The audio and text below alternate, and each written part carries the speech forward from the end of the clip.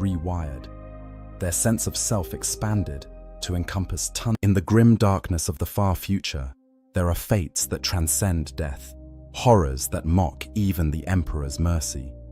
Among the countless tragedies that unfold across a million war-torn worlds, few compare to the nightmare of a captured Space Marine dreadnought. Today, we descend into one of the darkest corners of the galaxy's endless war, exploring what happens when the savage greenskin hordes of the Orcs manage to capture one of the Imperial Fist's most revered warriors, a hero entombed within a walking sarcophagus of ceramite and adamantium, a dreadnought. The sacred nature of the dreadnought. Before we can understand the true horror of capture, we must first comprehend what a dreadnought represents to the Space Marines, and particularly to the stoic sons of Rogel Dawn. A dreadnought is not simply a war machine. It is not merely a weapons platform or an armored walker. It is a living shrine, a breathing monument to sacrifice and duty that continues long past the point where mercy should have intervened. When a Space Marine suffers wounds so catastrophic that even their enhanced physiology cannot sustain them, when their body is shattered beyond the repair capabilities of the chapter's apothecaries, they face a choice. For most warriors, death would be a release, an end to suffering, and a passage to the Emperor's side. But for those few deemed exceptional, for heroes whose tactical knowledge and battlefield wisdom are simply too valuable to lose, the chapter offers something different. Not life, exactly, but continued service. They offer the dreadnought. The process of internment is both medical miracle and living nightmare. The Marine's broken body is carefully dissected by tech Marines and apothecaries working in concert. Everything unnecessary is removed with surgical precision. Limbs that can no longer move are severed. Organs that have failed are excised. What remains is reduced to the absolute minimum required to sustain consciousness. A torso, perhaps. The brain, certainly. Critical organs floating in life-sustaining amniotic fluid within an armored sarcophagus barely larger than a coffin. Then comes the true transformation. Neural interfaces are driven directly into the Marine's brain tissue. Sensory implants replace eyes that can no longer see, ears that can no longer hear. The Mind Impulse Unit, a relic technology dating back to the dark age of technology, creates a permanent bridge between organic consciousness and machine systems. The Marine's nervous system is effectively rewired, their sense of self expanded to encompass tons of ceramite, adamantium, and weapon systems that could level buildings. For the Imperial Fists, this process carries particular weight. The Sons of Rogel Dawn are known throughout the Imperium as masters of defense, as warriors who hold the line when others would break. Their Primarch fortified the Imperial Palace itself during the darkest days of the Horus Heresy, and his Gene Sons have inherited his unyielding nature. To be interred within a dreadnought is seen as the ultimate expression of this philosophy, a chance to serve beyond death, to hold the line for centuries or even millennia beyond a normal lifetime. The Imperial Fists maintain their dreadnoughts in the deepest vaults of their fortress monastery aboard the Phalanx, their massive, mobile space fortress. These vaults are sacred spaces, tended by tech Marines who perform daily rituals of maintenance and preservation. Each dreadnought is anointed with sacred oils, its systems carefully monitored, its machine spirit placated with prayers and incense. When not in battle, the entombed warriors sleep, their consciousness held in a state of suspended animation that can last decades or even centuries between awakenings. These ancient warriors serve multiple roles within the chapter. In battle, they are walking fortresses, capable of weathering fire that would obliterate lesser troops while delivering devastating firepower in return. Their weapons range from assault cannons that can shred infantry formations to las cannons that can pierce the armor of enemy tanks. Some carry massive power fists capable of tearing through reinforced bunkers, while others wield heavy flamers that can cleanse entire corridors of enemies. But their value extends beyond simple firepower. Each dreadnought contains the consciousness of a warrior who may have fought in battles centuries or even millennia past. They carry institutional memory, tactical knowledge, and strategic insights that would otherwise be lost to time. Chapter masters consult them on matters of doctrine. Captains seek their counsel before major campaigns. To the younger battle brothers, they are living legends, connections to the chapter's glorious past made tangible. The Imperial Fists have fielded dreadnoughts since their founding, and some of their most ancient warriors have served in this capacity for over 10,000 years. These venerable machines are walking archives of the chapter's history, bearing witness to countless battles, the rise and fall of empires, and the slow grinding progress of the Imperium's wars. They have seen heroes rise and fall, watched entire generations of battle brothers live and die, and continued their lonely vigil through ages that would break lesser warriors. This context is crucial to understanding what makes their capture so catastrophic. A dreadnought is not just military hardware. It is sacred to the chapter in ways that transcend mere sentiment. It represents an eternal oath, a promise that service to the Emperor never ends. To lose a dreadnought is to lose a piece of the chapter's soul, a fragment of its living history. And to have one captured by Xenos, by the savage and brutal orcs, is a violation that strikes at the very heart of everything the Imperial Fists hold sacred. The moment of capture. The circumstances that lead to a dreadnought's capture are almost always catastrophic. These walking fortresses are not easily overcome, and under normal circumstances, their destruction is far more likely than their capture. But the orcs are nothing if not unpredictable, and in the chaos of a full wah, the impossible can become reality. Picture a battlefield somewhere in the Imperium's war-torn frontiers. The Imperial Fists have deployed in response to an orc invasion, their yellow and black heraldry standing in stark contrast to the green tide that threatens to overwhelm an entire sector. The fighting has been brutal, lasting weeks or perhaps months, and the orcs have proven more numerous and better organized than initial intelligence suggested. This is not a simple raid or a minor incursion. This is a full-scale whack, led by a particularly cunning or powerful warboss whose presence has unified dozens of disparate orc tribes into a cohesive, if chaotic, fighting force. In the thick of combat, an Imperial Fist's dreadnought advances through the ruins of what was once an Imperial city. Perhaps it is a venerable dreadnought, its pilot having served the chapter for centuries. Its weapons systems are fully engaged, its assault cannon a constant roar as it tears through wave after wave of orc boys. Its power fist crushes the crude armor of orc vehicles like tin cans. Around it, tactical squads of Imperial Fists maintain formation, using the dreadnought as a mobile strongpoint from which to anchor their defensive line. But the orcs have numbers that defy comprehension. For every greenskin that falls, two more seem to take its place, bellowing their crude war cries and firing wildly with an enthusiasm that compensates somewhat for their poor marksmanship. And among the tide of boys are heavier assets. Death Dreads, the orc equivalent of Space Marine dreadnoughts, stomp forward on crude hydraulic legs, their weapons adding to the cacophony of battle. Battle wagons, massive ramshackle vehicles bristling with guns and boarding planks, plow through debris and bodies alike. The turning point comes when the Imperial Fist's formation is disrupted. Perhaps a coordinated artillery strike from Orc Lobos creates confusion in the Imperial lines. Perhaps a hidden force of commandos, led by a particularly sneaky nob, emerges from an unexpected angle. Or perhaps the sheer weight of numbers simply overwhelms the defensive position. Whatever the cause, the dreadnought suddenly finds itself separated from its supporting infantry, an island of resistance surrounded by a sea of green. The ancient warrior fights on, of course.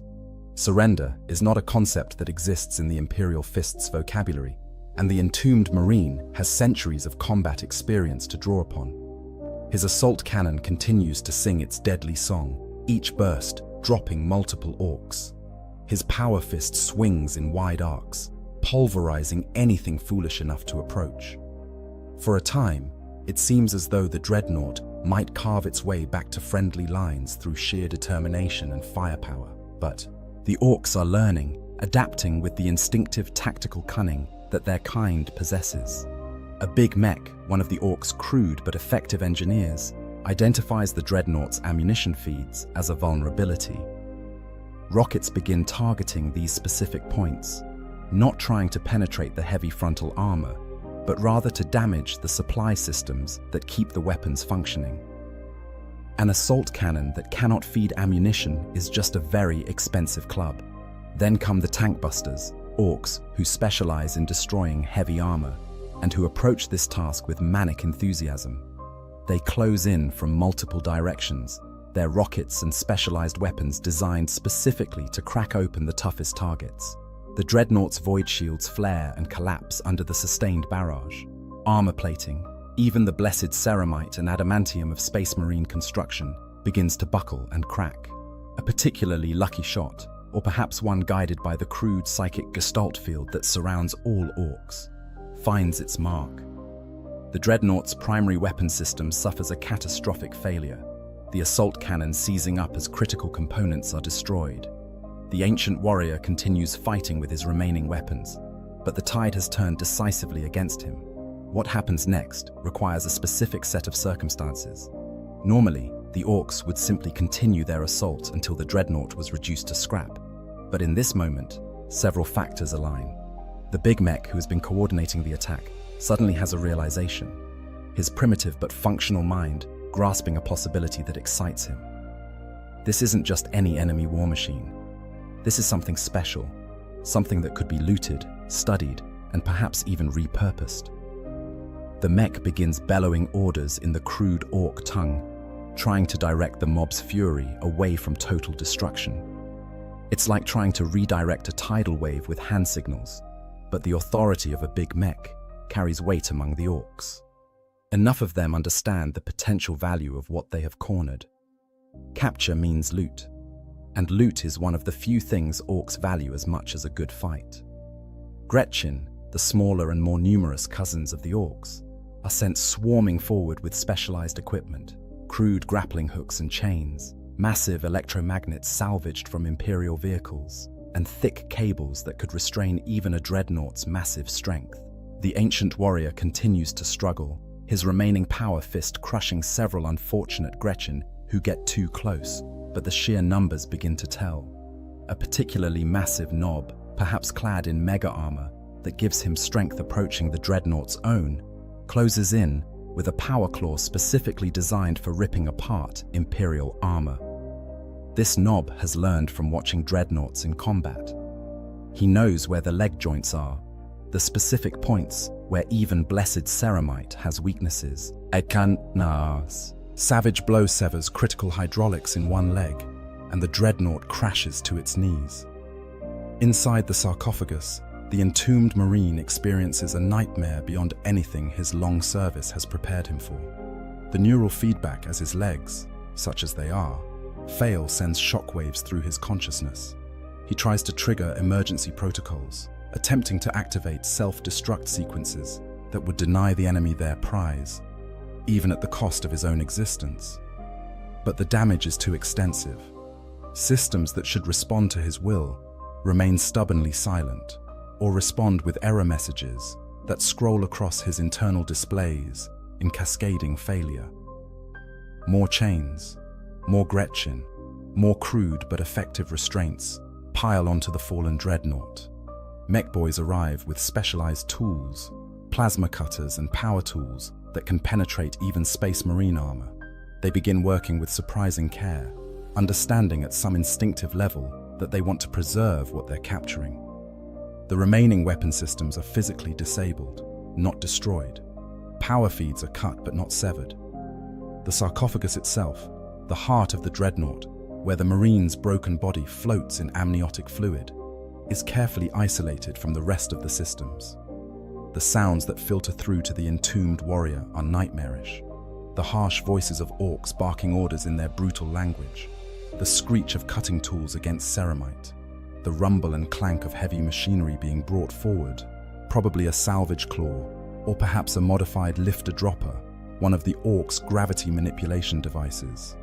The sensation of movement as the dreadnought is lifted, no longer under its own power, but suspended by crude orc technology. The last thing the Marine sees before his external sensors are disabled is a crowd of orcs gathering around, their brutal faces split by savage grins, their eyes gleaming with a mixture of triumph and anticipation. Then the visual feeds cut to static, and the warrior who has served the Emperor for centuries finds himself isolated, cut off from the outside world, a prisoner in his own metal tomb. The orc response. To understand what happens next, we must delve into the orc psyche, alien and brutal, yet possessing its own peculiar logic. The orcs are not mindless brutes, despite what imperial propaganda might suggest. They are a species genetically engineered for war, created during the ancient war in heaven as weapons by the old ones. Every orc possesses instinctive knowledge of combat, and among certain specialized castes, an innate understanding of technology that would take human engineers decades to acquire. The moment the dreadnought is secured, a change comes over the orc mob. The immediate bloodlust of combat begins to ebb, replaced by a different kind of excitement. They have won a prize, and in orc culture, prizes are to be celebrated, argued over, and ultimately fought over to determine rightful ownership. Several mech boys immediately begin claiming credit for the capture, each insisting that his particular contribution was the deciding factor. A particularly large and aggressive mech, his body more metal than flesh after decades of augmentation, establishes temporary dominance through the simple expedient of smashing anyone who disagrees with a massive power claw. This mech, let's call him Zagbolt, though his actual name would be an unpronounceable collection of guttural sounds, has been building and tearing apart machines for longer than most orcs in the warband have been alive. He knows opportunity when he sees it. Zagbolt circles the restrained dreadnought like a predator assessing prey, though in this case, the assessment is that of an engineer evaluating a new project. His crude, augmented eyes, a mix of orc bionic and scavenged imperial optics, scan every detail of the captured machine. He notes the thick armor plating, the sophisticated servo systems that allow such a massive construct to move with surprising agility, the weapon hardpoints that could mount an array of devastating armaments. But what truly captures Zagbolt's attention is the central sarcophagus. Through damaged armor plating, he can see the armored coffin where the Space Marine pilot resides. This is something beyond the mech's usual experience. Orc def dreads have pilots, certainly, but they are crude things. Orcs permanently wired into their machines through painful surgery. This Imperial technology is different, more sophisticated, maintaining not just life, but apparently some level of comfort and sustainability over extended periods. Orders are barked in the harsh orc tongue. Gretchen scrambled to obey, bringing tools and equipment. A massive transport arrives, probably a looted Imperial vehicle that has been orcified beyond recognition, its original purpose subsumed beneath layers of crude but functional modifications. The dreadnought is loaded onto this transport with surprising care, Zagbolt threatening to personally smash any orc whose enthusiasm risks damaging his prize. The journey back to the orc base of operations is a nightmare for the entombed Imperial Fist. His external sensors have been disabled, leaving him in near-complete sensory isolation. He can feel movement through the dreadnought's internal gyroscopes and accelerometers, sense the vibration of the transport's engine through his neural connections, but he has no visual reference, no way to determine where he is being taken or what is happening outside his metal prison. He attempts to catalog the damage, running diagnostic subroutines through systems that only partially respond. Life support is stable, thankfully, the amniotic fluids that preserve his broken body still circulating properly. but everything else reads as compromised or completely non-functional. His weapon systems are offline. Locomotion systems have been physically disabled. Even the self-destruct sequences remain frustratingly unresponsive. Time becomes meaningless in the darkness. Is the transport moving for hours or days? Without external input, without the normal sleep cycles that the Dreadnought systems would regulate, the Marine's sense of duration becomes warped and unreliable. He focuses on prayer, reciting the litanies of fortitude and the oaths of the Imperial Fists, drawing strength from traditions that stretch back 10,000 years to the time of the Primarch himself. The transport finally stops, and new sounds filter through the sarcophagus's limited audio sensors. The babble of countless orc voices, the clank and roar of heavy machinery, the crackle of poorly shielded power systems, and the screech of metal being cut or welded. This is an orc workshop, a place where the Greenskin's crude but effective technology is created, maintained, and constantly modified. The Dreadnought is unloaded and positioned in what seems to be a place of prominence. The Marine can hear orcs gathering around, their voices rising in excitement and speculation. Zagbolt's voice rises above the others, barking orders and threats in equal measure. Work begins almost immediately, and the entombed warrior braces himself for what is to come. The mech boys begin their work. Orc technology is a paradox that has baffled Imperial scholars for millennia. By all rights, it should not work. Their weapons are crude assemblies of scavenged parts, held together with poor welding and an alarming lack of standardization. Their vehicles routinely violate basic principles of engineering and physics. And yet, they work. They work because the orcs believe they work. Their collective psychic gestalt field subtly warping reality to match their expectations. Mech boys are orcs who possess an innate understanding of this principle, though they themselves would never articulate it in such terms. They are born with knowledge coded into their genetic structure, legacy programming from the old ones who created their ancestors. A mech looks at a pile of scrap and instinctively understands how the pieces can fit together, what functions they can serve, and how to make them operate. Zagbolt approaches the captured Dreadnought with the excitement of an artist presented with a new medium. He has worked with looted Imperial vehicles before, of course.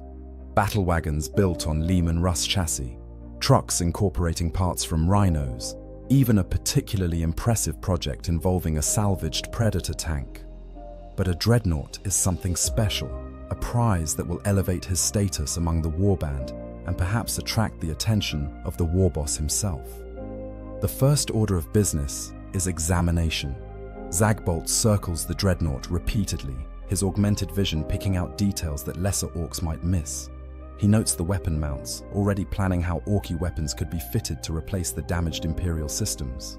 He studies the leg joints, understanding that these articulation points represent both strength and potential weakness. His hands, more metal than flesh, run over the armor plating, feeling the quality of the ceramite, the sophisticated composite materials that the Imperium uses. Other mech boys gather to assist or simply to observe and learn. In Orc society, knowledge is not hoarded, but shared through direct demonstration. Younger mechs, their bodies less augmented and their understanding less refined, watch as Zagbolt begins issuing instructions. Gretchen are sent scurrying for tools, specific implements that Zagbolt has modified for his own use over years of tinkering. The external armor is carefully removed, panel by panel. This is not the brutal salvage operation that might be expected from orcs, but something approaching genuine care. Zagbolt wants to understand how this machine works before he begins modifying it. Each piece of armor is examined, its mounting points noted, its composition tested with crude but effective tools. As the outer layers come away, the Dreadnought's internal systems are gradually exposed. The mech's excitement grows as they see the sophistication of Imperial engineering. Servo systems that respond to neural impulses with millisecond precision. Power distribution networks that can redirect energy to damaged areas automatically. cooling systems that prevent weapons from overheating even during sustained fire. For the entombed Marine, this process is a unique form of torture. He can feel every cut into his body, not as pain exactly, but as violation. The dreadnought is his body now, has been for decades or centuries, and having it disassembled by Xenos feels like being flayed alive while conscious. He attempts to maintain his mental fortitude, reciting battle prayers and focusing on his training, but the psychological strain is immense. Zagbolt's attention eventually focuses on the sarcophagus itself. This is the heart of the mystery, the component that most fascinates him. Through the damaged outer armor, he can see the armored coffin, can perceive the amniotic fluids that preserve the pilot, can detect the neural interfaces that create the connection between man and machine. This is technology beyond anything the Orcs routinely employ, even accounting for their own deaf dreads. The mech makes a decision. He will keep the Space Marine alive. Not out of mercy, certainly not from any sense of compassion, but because the living pilot represents the key to truly understanding how this machine operates. Orc deaf dreads work because the pilot is permanently wired in, his mind becoming one with the machine through crude but effective surgery. This Imperial system is more elegant, more sophisticated, and Zagbolt wants to understand it. Gretchen are dispatched to acquire specific components. Medical equipment, such as the Orcs possess, which mostly consists of tools used by painboys, the Orc equivalent of surgeons. Power sources to keep the sarcophagus's life support functioning even when disconnected from the Dreadnought's main systems. Monitoring equipment, salvaged from various Imperial sources and orcified to the point where only someone familiar with their modifications could read the displays. The sarcophagus is carefully isolated from the rest of the Dreadnought's systems. Power feeds are cut, but immediately replaced with Orc equivalents, crude cables that nonetheless successfully carry the necessary electrical current. The amniotic fluid circulation is maintained, though the mechs add their own improvements, chemical additives that they believe will keep the human alive longer, though what these substances actually are remains a mystery even to them. Throughout this process, Zagbolt maintains a running commentary in the Orc tongue, explaining his reasoning to the gathered mechs and Gretchen. He points out clever aspects of the Imperial design, notes where Orc engineering could improve upon, or simply replicate the functionality, and occasionally grunts in approval when he encounters a solution that even he finds elegant. The other mechs begin forming theories about how to proceed. One suggests simply stripping out all the Imperial components and replacing them with Orc equivalents, building essentially a new war machine around the captured sarcophagus. Another proposes keeping most of the Imperial systems intact, but adding Orcy weapons and armor, a hybrid that would combine the sophistication of human engineering with the raw power of greenskin innovation. A third, more ambitious plan involves studying the neural interface technology with an eye toward improving Orc deaf dread designs. Arguments break out, as they inevitably do among Orcs. Voices are raised, threats are made, and occasional violence erupts before Zagbolt restores order through the simple expedient of being bigger and more heavily armed than anyone willing to challenge him. The big mech makes his decision. They will attempt a full Orcification of the Dreadnought, replacing damaged systems with Orc equivalents, while trying to maintain the basic functionality that makes the machine so effective. Inside his sarcophagus, the Imperial Fist listens to the incomprehensible babble of Orc speech, trying to pass meaning from tone and cadence, even though the words themselves are alien. He knows that his life hangs by a thread, dependent entirely on whether the Orcs can keep his life support functioning while they tear apart and rebuild his body.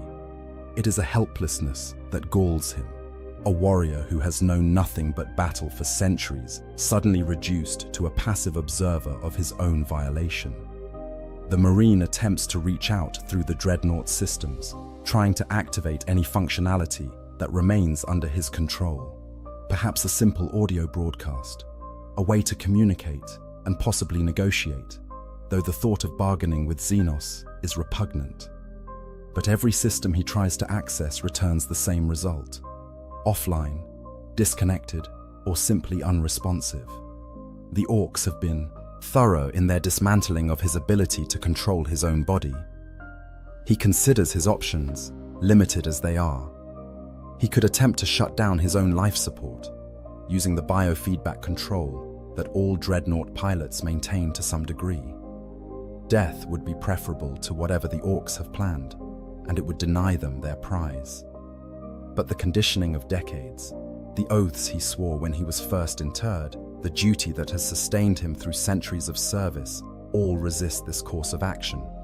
An Imperial fist does not surrender, not even to death, while there remains the slightest possibility of continued service. And so the Marine endures, conscious and aware, as the orcs begin the process of transforming his sacred dreadnought into something that will serve the enemies of mankind. The process of orcification. What follows over the next period of time, days, or perhaps weeks, is a transformation that would horrify any tech marine or member of the Adeptus Mechanicus who witnessed it. The careful, reverent maintenance protocols that Space Marine dreadnoughts receive are replaced with the enthusiastic butchery of orc engineering. And yet, impossibly, it works. Zagbolt begins with the locomotion systems, the legs that allow the dreadnought to walk and maintain balance.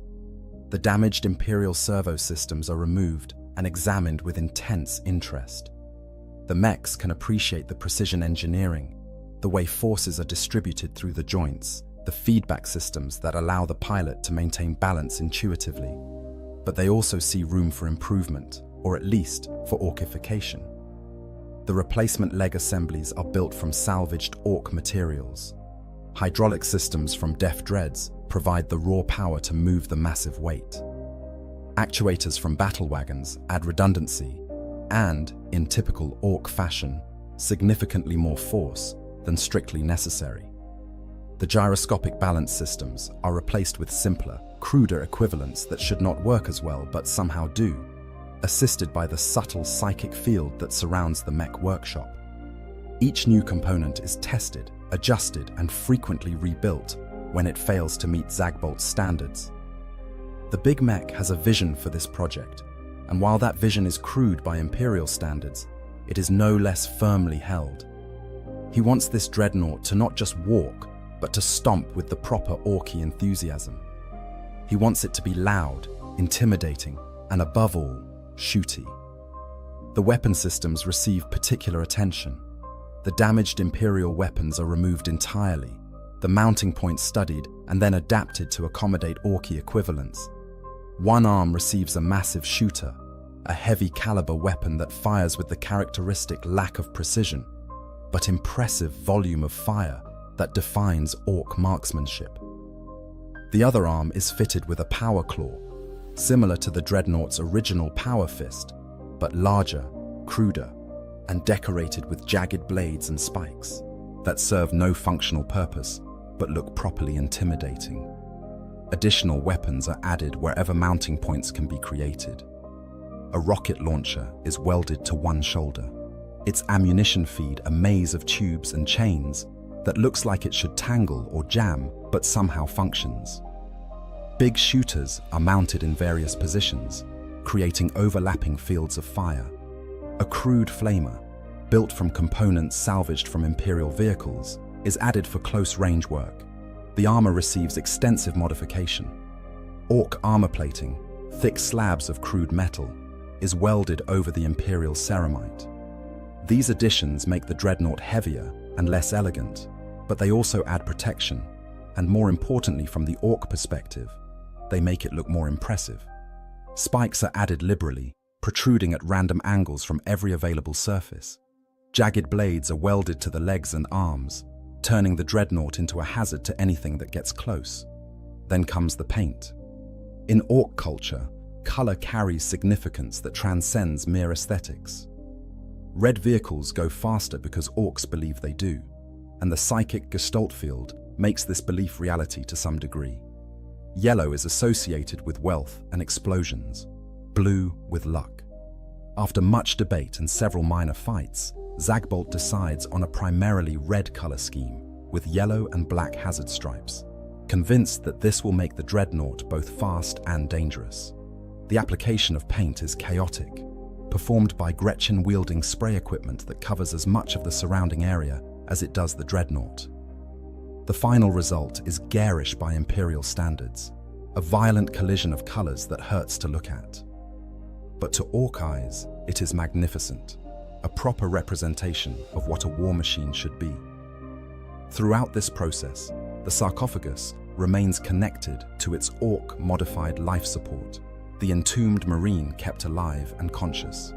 The mechs periodically check the monitoring equipment, making adjustments when readings seem wrong, though their understanding of human physiology is limited at best. That the Space Marine survives at all is a testament to the robust design of dreadnought life support systems, and perhaps to the Emperor's own providence. The Marine himself experiences the transformation in fragments. Without visual sensors, he must piece together what is happening from vibrations, sounds, and the occasional neural feedback. When the Orcs activate systems connected to his sarcophagus, he feels new weight distribution as armor is added, senses the different power draw patterns as Orc weapons are connected, experiences moments of disorientation when balance systems are modified or replaced. The psychological impact is profound. This dreadnought has been his body for decades or centuries.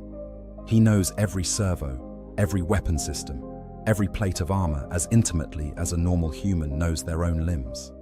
Having it violated and modified by Xenos is a form of torture beyond the merely physical. It is an assault on his identity, his sense of self, everything that defines him as a warrior of the Imperial fists. He tries to maintain his sanity through prayer and meditation, the mental disciplines that all Space Marines master during their training, but which become even more critical for dreadnought pilots.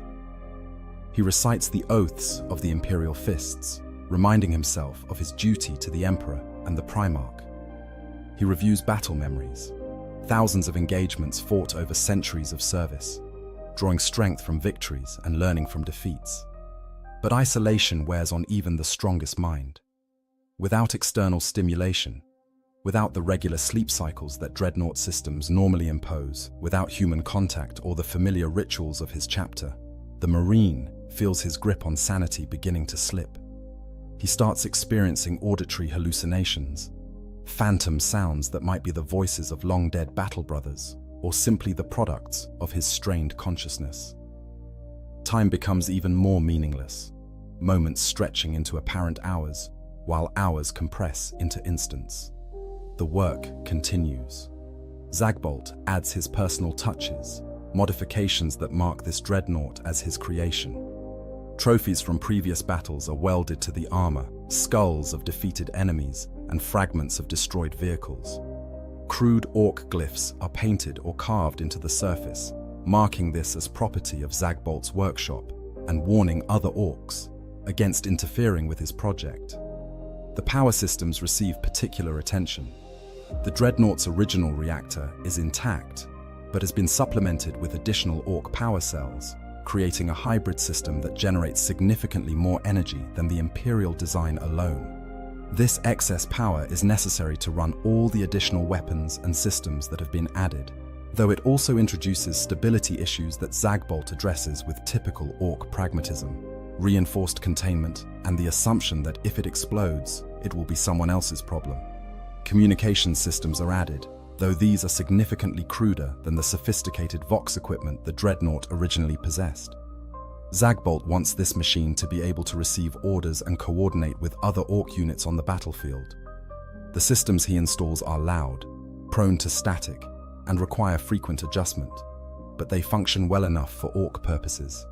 Finally, after what might be weeks of constant work, interrupted only by occasional fights among the mechs and regular visits from other Orcs who want to see Zagbolt's prize, the Orcified dreadnought is complete.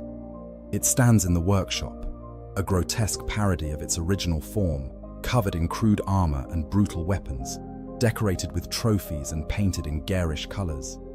It is larger than it was, heavier, louder, and objectively uglier. but it is also, in its own horrible way, impressive. Zagbolt circles his creation with obvious pride, noting each modification and explaining to the gathered orcs how each improvement makes the machine more effective. The other mechs offer grudging respect, acknowledging that Zagbolt has created something worthy of recognition. Plans are already forming for how this war machine will be employed, what role it will play in future battles, and how much status Zagbolt will gain from its success. Inside the sarcophagus, the Imperial Fist prepares himself for what comes next. He knows that the orcs will eventually activate the systems, attempting to make this abomination walk and fight. When that happens, he will have choices to make, decisions that could determine not just his own fate, but potentially the outcome of battles yet to be fought. For now, he prays, he remembers, and he waits. The awakening and first tests. The day comes when Zagbolt decides his creation is ready for activation. The entire workshop falls into relative quiet. Dozens of orcs and hundreds of Gretchen gathering to watch as the big mech prepares to bring his masterwork to life. This is a moment of both triumph and risk, and every orc present understands that the next few minutes will either validate Zagbolt's status as a master mech or result in a catastrophic failure that might kill everyone nearby. The big mech approaches the power systems with surprising caution, his augmented hands moving over controls with something approaching delicacy. Primary power is routed from the workshop's generators, massive assemblies that provide energy for dozens of concurrent projects. The Dreadnought's own reactor is brought online slowly, monitored by Gretchen, who read displays that they only partially understand, but know enough to recognize dangerous readings. Inside the sarcophagus, the Imperial Fist feels the change immediately. Systems that have been dormant suddenly surge to life. Power flows through neural pathways that have been inactive, creating sensations that are almost painful in their intensity. For the first time since his capture, he experiences input from external sensors, though the feed is distorted, filtered through orc modifications that were never designed to interface properly with Space Marine neural implants. What he sees is disorienting.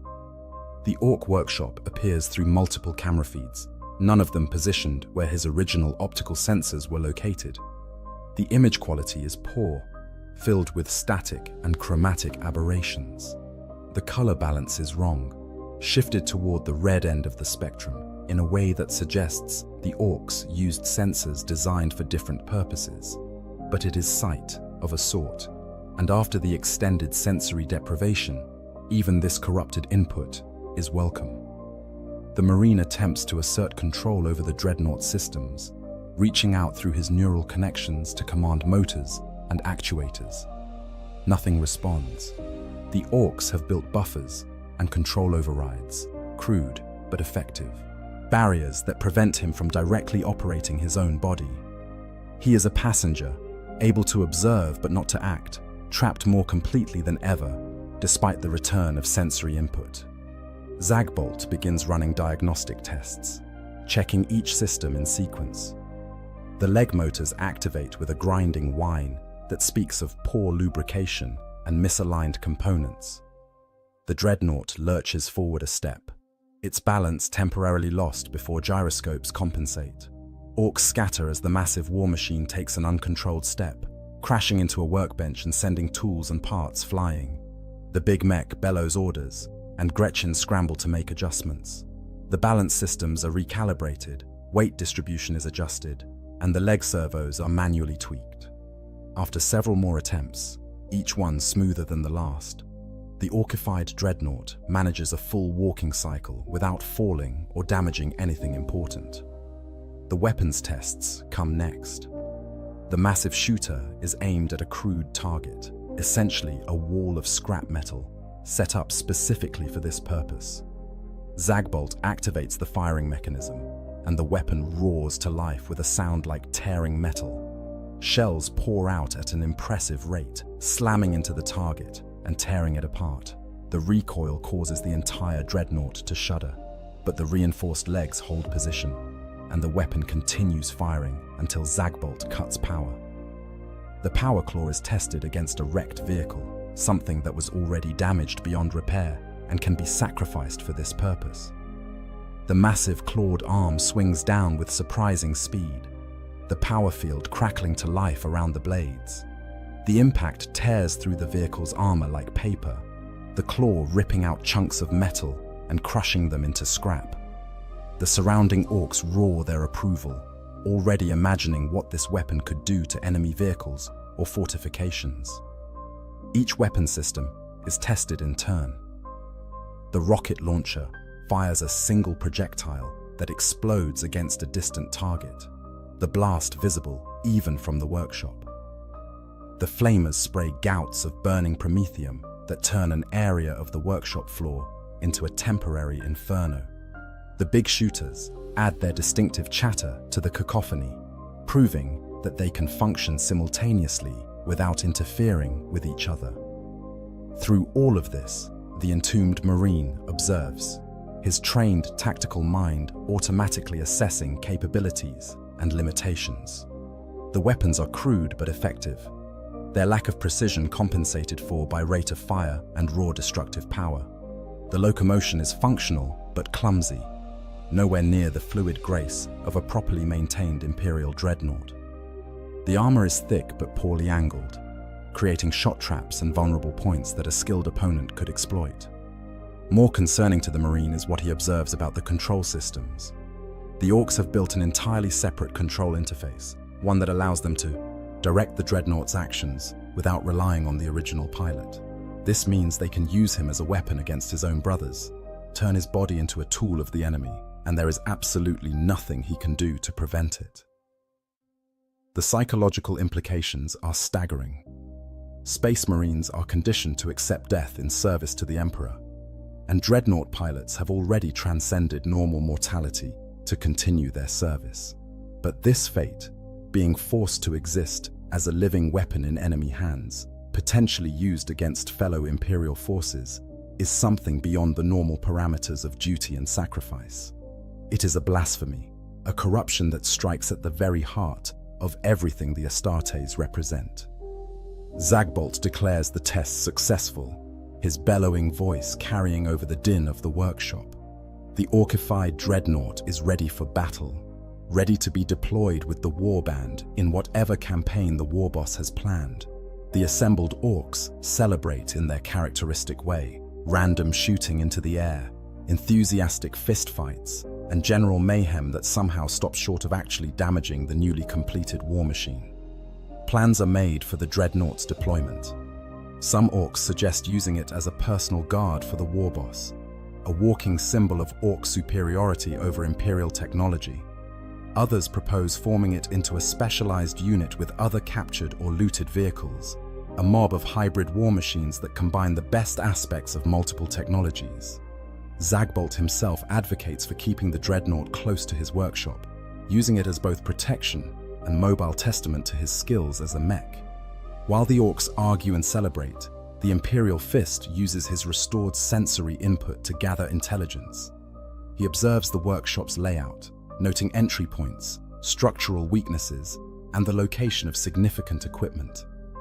He catalogues the orcs present, identifying which ones appear to be leaders or specialists who might be priority targets if an opportunity arises. He listens to their crude speech, trying to parse meaning from patterns, even though he does not understand their language. Most importantly, he begins probing the control systems that the orcs have installed, testing them with subtle inputs, looking for weaknesses or exploitable flaws. If he can find a way to regain even partial control of his body, he might be able to influence events, sabotage the dreadnought at a critical moment, or perhaps self-destruct in a way that would take numerous orcs with him. It is a long shot, but it is the only option available to a warrior who refuses to accept helplessness. Living as an orc war machine. The following period is perhaps the darkest chapter in the Imperial Fist's long service. The orcified dreadnought is deployed in battle, and the Marine inside is forced to witness atrocities committed with his own body, unable to intervene, unable to resist, a prisoner screaming silently in a metal tomb. That has become his hell. The first battle comes sooner than expected. The Orc warband launches an assault on an Imperial Guard position, one of the countless small engagements that define the eternal war between the Imperium and the Xenos hordes. The dreadnought is transported to the battlefield in a massive battle wagon, surrounded by orcs who treat the war machine with a mixture of respect and possessive pride. When the battle wagon's assault ramp drops, the dreadnought strides forth into a scene of absolute chaos. The battlefield is a nightmare of smoke and fire, tracer rounds cutting through the air like lethal stars, explosions throwing up plumes of dirt and debris. The Imperial Guard are dug in behind fortifications, their laser fire creating a constant crackle of energy discharge, their heavy weapons teams targeting Orc vehicles with admirable precision. Zagbolt's voice crackles through the crude communication system, ordering the dreadnought forward. Orc boys surge around the war machine, using it as mobile cover as they advance toward the Imperial lines. The Marine inside watches through distorted sensors as his body walks toward fellow servants of the Emperor, every step a betrayal that he is powerless to prevent. The order comes to open fire, and the dreadnought's weapons activate without any input from the pilot. The massive shooter roars, pouring fire into the Imperial fortifications. The entombed Marine experiences the firing as neural feedback, feeling each shot as though he were pulling the trigger, even though his will has nothing to do with the action. He watches as guardsmen die, good and loyal servants of the Emperor cut down by weapons mounted on what was once a Space Marine dreadnought. The power claw is brought to bear against a defensive wall, the massive arm swinging in an arc that ends in devastating impact. Rockcrete and plasteel crumble under the assault, the power field disrupting molecular bonds and turning solid matter into rubble. Guardsmen behind the wall are buried or crushed, their screams barely audible over the general din of combat.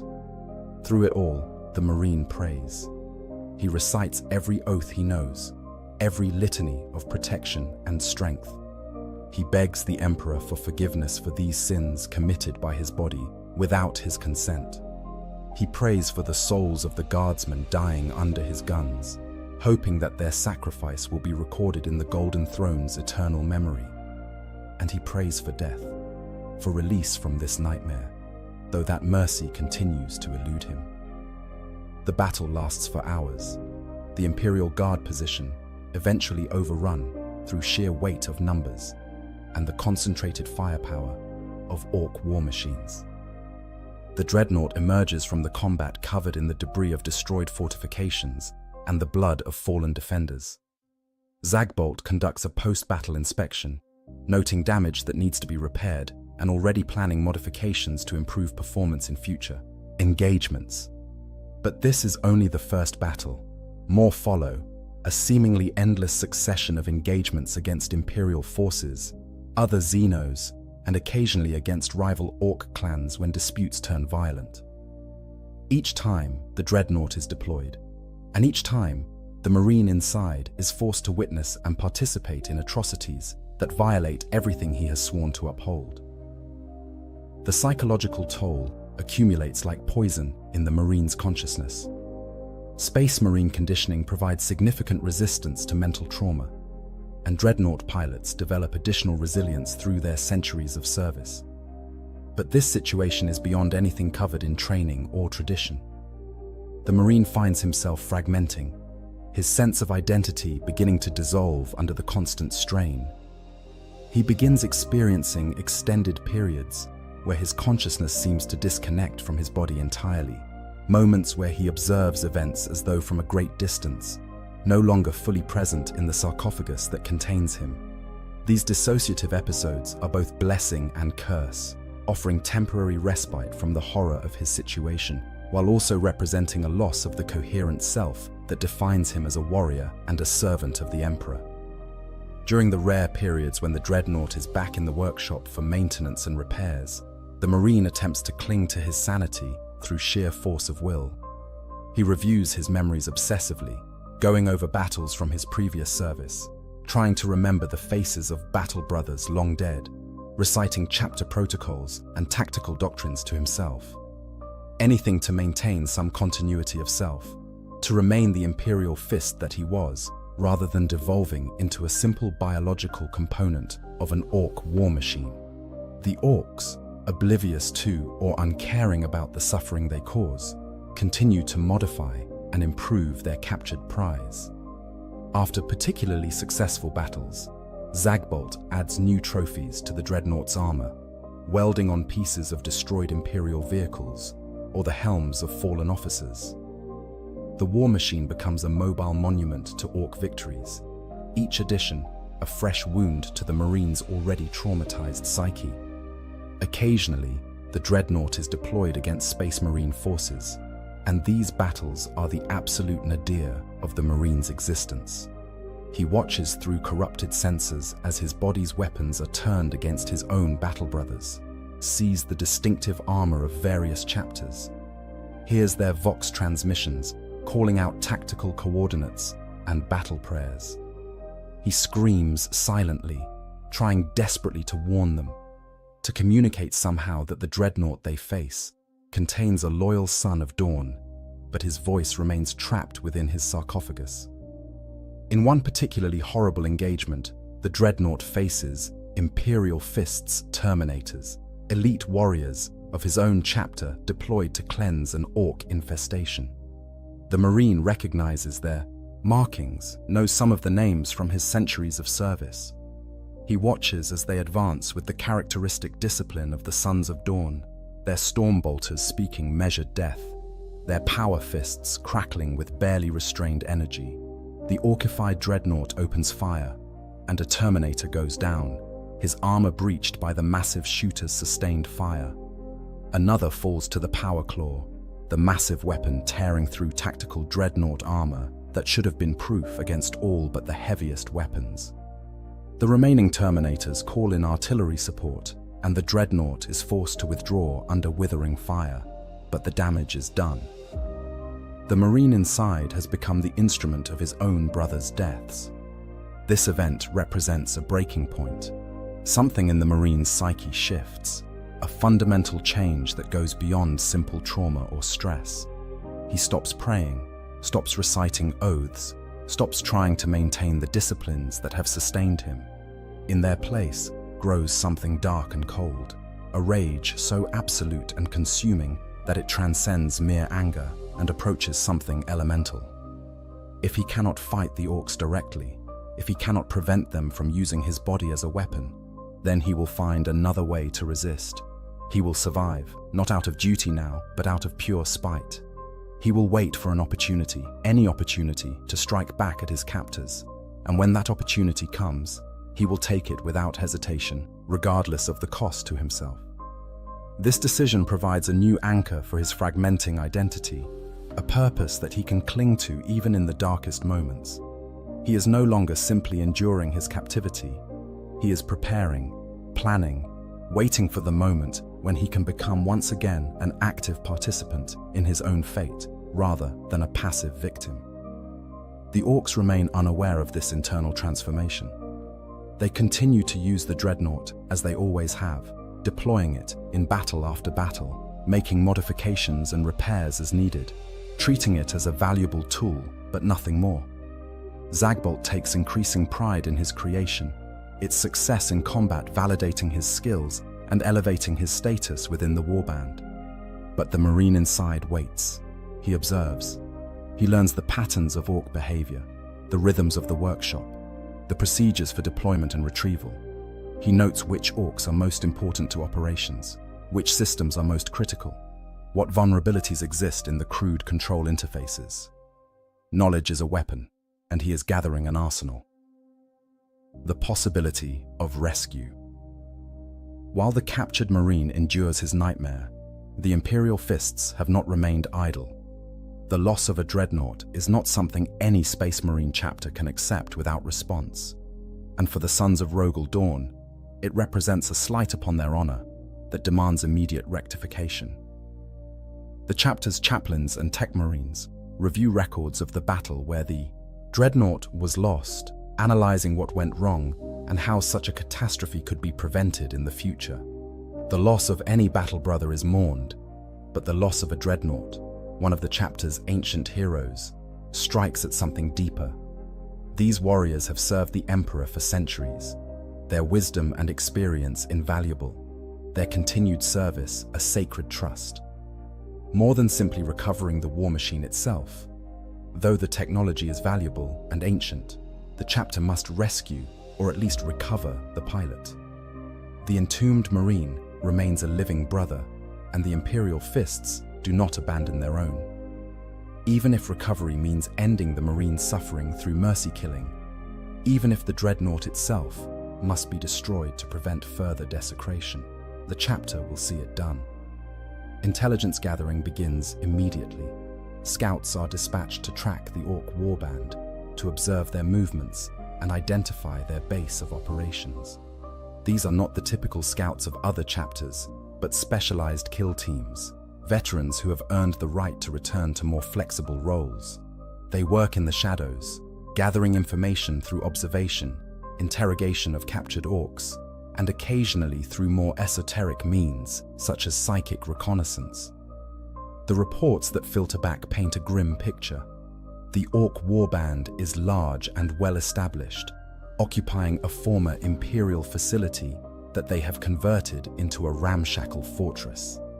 The captured dreadnought has been seen in multiple engagements, its distinctive yellow and black Imperial Fists, colors now covered by garish Orc paint, but still identifiable to those who know what to look for. Most concerning, the dreadnought appears to be functioning effectively under Orc control, suggesting that the pilot may still be alive inside.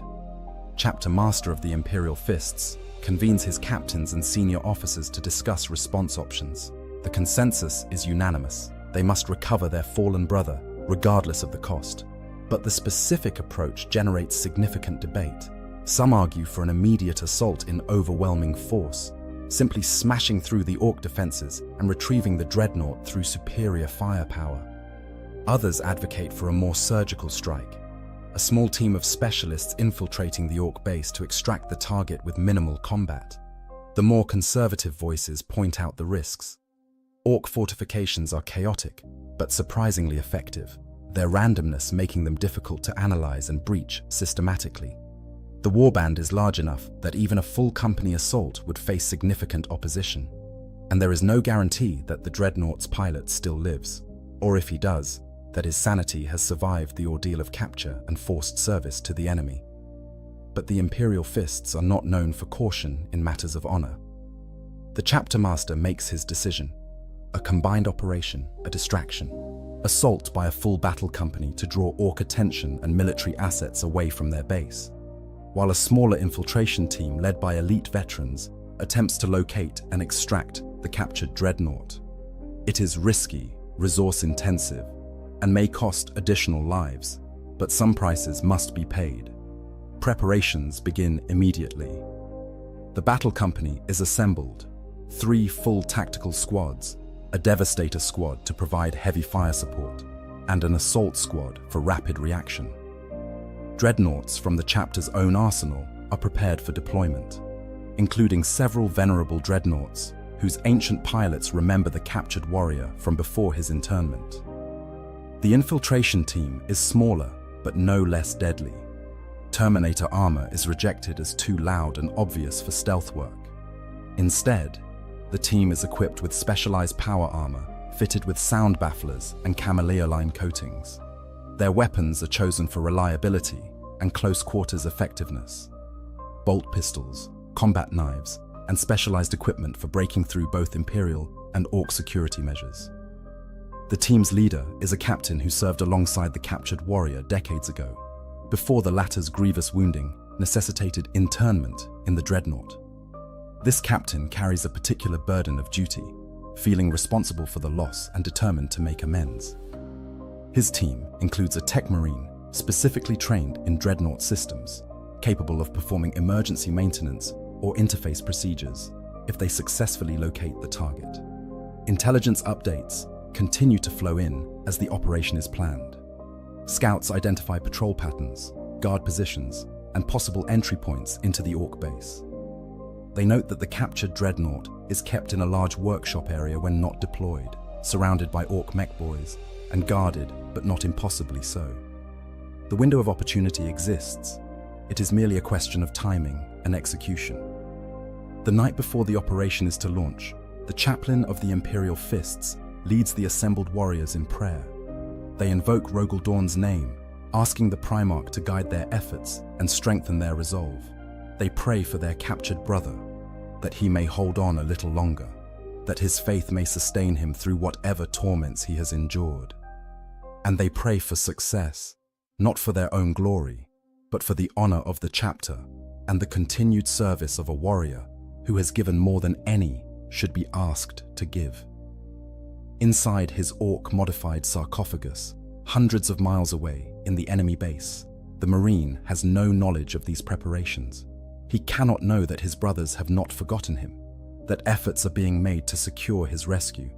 He can only continue his solitary vigil, maintaining his will to resist, waiting for whatever fate the Emperor has prepared. The rescue mission. The attack begins at dawn, the Imperial Fist's preferred time for offensive operations. The Firmus Battle Company strikes at the Orc base's main defenses, a thunderous assault of bolt rounds and heavy weapons fire that announces their presence with unmistakable clarity. Drop pods slam into the ground around the Orc fortifications, their hatches blowing open to release squads of power-armored warriors who advance with the methodical discipline that defines the Imperial Fist's tactical doctrine. The Orcs respond with characteristic enthusiasm, pouring out of their base in a green tide that seems endless. Boys mob together in large units, their crude weapons adding to a wall of fire that would shred lesser troops. Deft Dreads stomp forward, their weapons blazing. Battle wagons rev their engines, preparing to charge into the Imperial lines. The battle quickly escalates into the kind of large-scale engagement that the Orcs live for and that the Imperial Fists excel at managing. While the main assault draws Orc attention and military assets, the infiltration team moves in from an unexpected angle, exploiting a weakness in the base's defenses that scouts identified. They advance through rubble and debris, staying low and moving with practiced stealth. Their armor's chameleon coating shifts, colors to match their surroundings, making them effectively invisible to casual observation. The team encounters their first real obstacle at the base perimeter, a wall of scrap metal and crude fortifications that looks ramshackle but is actually surprisingly sturdy. The Tech Marine steps forward, examining the structure with both his human eyes and the sensors built into his servo harness. He identifies a weak point, a section where different pieces of metal are joined with particularly poor welding. Melter charges are placed with precision, their timers synchronized to create simultaneous breaches. The explosion is loud but localized, creating an opening just large enough for the team to slip through. They move quickly, knowing that stealth is now compromised and speed is their ally. The workshop area where the captured dreadnought is kept lies deep within the base, requiring them to navigate through passages and chambers that have been modified by years of Orc occupation. They encounter the first Orc patrol in a corridor lined with stolen Imperial equipment. The greenskins barely have time to register the presence of intruders before bolter fire cuts them down. The team moves on immediately, leaving the bodies where they fall. Every second counts, and there is no time for thoroughness. More Orcs appear, drawn by the sound of combat. The team's assault specialist steps forward, his chainsword screaming to life as he tears into the Xenos with brutal efficiency. His brothers provide covering fire, their bolt pistols barking controlled bursts that drop Orcs with practiced accuracy. The Orcs are numerous but disorganized, their response hampered by the confusion of fighting an enemy within their own base. The infiltration team reaches the workshop area, breaching the crude blast doors with melter charges that turn the thick metal into glowing slag. Beyond lies a scene of typical Orc industry, dozens of projects in various states of completion, mech boys working on vehicles and weapons, Gretchen scurrying about with tools and parts. And there, in a place of prominence, stands the captured dreadnought. The team's leader recognizes it immediately, despite the Orc modifications. The basic shape is still identifiable, the stance that of an Imperial Castroferrum pattern, despite the crude armor and weapons that have been added. He orders the Tech Marine forward, while the rest of the team establishes a defensive perimeter, their bolters tracking the mech boys and workers who are beginning to realize something is wrong. The Tech Marine approaches the dreadnought with reverence, despite the urgency of the situation. His augmented eyes scan the modifications, identifying Orc additions and estimating how difficult they will be to remove or work around. His primary concern is the sarcophagus, confirming that the pilot lives and that life support systems remain functional. His instruments detect power draw patterns consistent with active life support, and biological sensors pick up a human life sign within the armored coffin. He activates his Vox, transmitting directly to the sarcophagus using codes that only Imperial Fist's dreadnoughts would recognize. "Brother, this is Tech Marine Galen. We have come for you. Hold on." Inside the sarcophagus, the Marine's consciousness, fragmented and traumatized after so long in captivity, barely comprehends the message. Is this real or another hallucination? Has rescue truly come, or is his damaged mind creating false hope? But then he recognizes the voice, recalls serving alongside Galen decades ago before his internment. This is real. The Emperor has not abandoned him. The Tech Marine begins the process of interface override, attempting to bypass the Orc control systems and restore command to the sarcophagus's original pilot. It is delicate work, made more difficult by the crude but extensive modifications the Orcs have implemented. Every system he attempts to access is corrupted or replaced, requiring him to trace power feeds and data connections through mazes of Orc wiring. The workshop erupts into chaos as the mech boys realize what is happening. Zagbolt himself appears, bellowing orders and charging toward the dreadnought with his massive power claw raised. The defensive perimeter opens fire, bolters and plasma weapons cutting through Orcs and Gretchen with ruthless efficiency. But more enemies pour in, drawn by the noise and the obvious importance of what the Imperial Fists are attempting. The team leader makes a critical decision. They cannot extract the entire dreadnought, not with the time and resources available, but they can potentially extract the sarcophagus itself, separating the pilot from the Orc modifications and denying the enemy their prize even if the war machine itself cannot be recovered. He orders the Tech Marine to proceed with emergency separation protocols. Galen acknowledges and adjusts his approach. Emergency separation is a last resort procedure designed for situations where a dreadnought has suffered catastrophic damage, but the pilot might still be saved. It involves cutting through mounting brackets and severing connections while maintaining life support, then physically removing the sarcophagus from the chassis. It is dangerous, requires precision under pressure, and has a significant failure rate even under ideal conditions. The Tech Marine's servo arms go to work, cutting through Orc welds and Imperial mounting brackets with equal efficiency. His power-armored hands work controls with surprising delicacy, rerouting power feeds and isolating systems to prevent feedback that could kill the pilot. Around him, his battle brothers fight with desperate intensity, holding back the Orc tide through superior marksmanship and tactical discipline. Inside the sarcophagus, the Marine feels the separation beginning. Connections that have sustained him for so long are being severed, creating sensations that his traumatized consciousness struggles to interpret. He tries to help, using what little control he has retained to shut down non-critical systems, to make Galen's job easier. It is the first active contribution he has made to his own fate in far too long. The battle intensifies. Zagbolt reaches the perimeter and crashes into it like a tidal wave of green muscle and crude metal. His power claw smashes aside a battle brother's defense, the massive weapon tearing through ceramite and the flesh beneath. Other Orcs follow, some wielding power weapons looted from Imperial casualties, others simply relying on their brute strength and inhuman durability. The team leader engages Zagbolt directly, his power sword meeting the Orc's claw in a shower of sparks. They trade blows with shocking speed, the Space Marine's superior skill and training matched against the Orcs' raw power and augmented strength. Around them, the battle devolves into a vicious melee, bolt pistols used at point-blank range, combat knives finding gaps in crude Orc armor. Galen completes the final connections, the sarcophagus now operating on internal power reserves that will last only a limited time. He activates the extraction mechanisms, and with a hiss of releasing pressure, the armored coffin separates from the dreadnought chassis.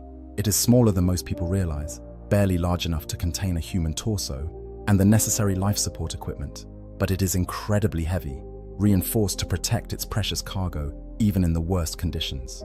Two battle brothers move to assist, activating their armor's enhanced strength servos to lift the sarcophagus between them. The Tech Marine performs a final diagnostic check, confirming that all critical systems remain functional. The pilot lives. The mission's primary objective is achieved. Now comes the extraction, potentially more dangerous than the infiltration. The team must fight their way back out of the Orc base while carrying a burden that limits their mobility and combat effectiveness. The team leader orders a fighting withdrawal, and the Imperial fists begin moving back toward their entry point, maintaining disciplined fire even as they retreat. The running battle that follows is among the most intense combat any of the team members have experienced.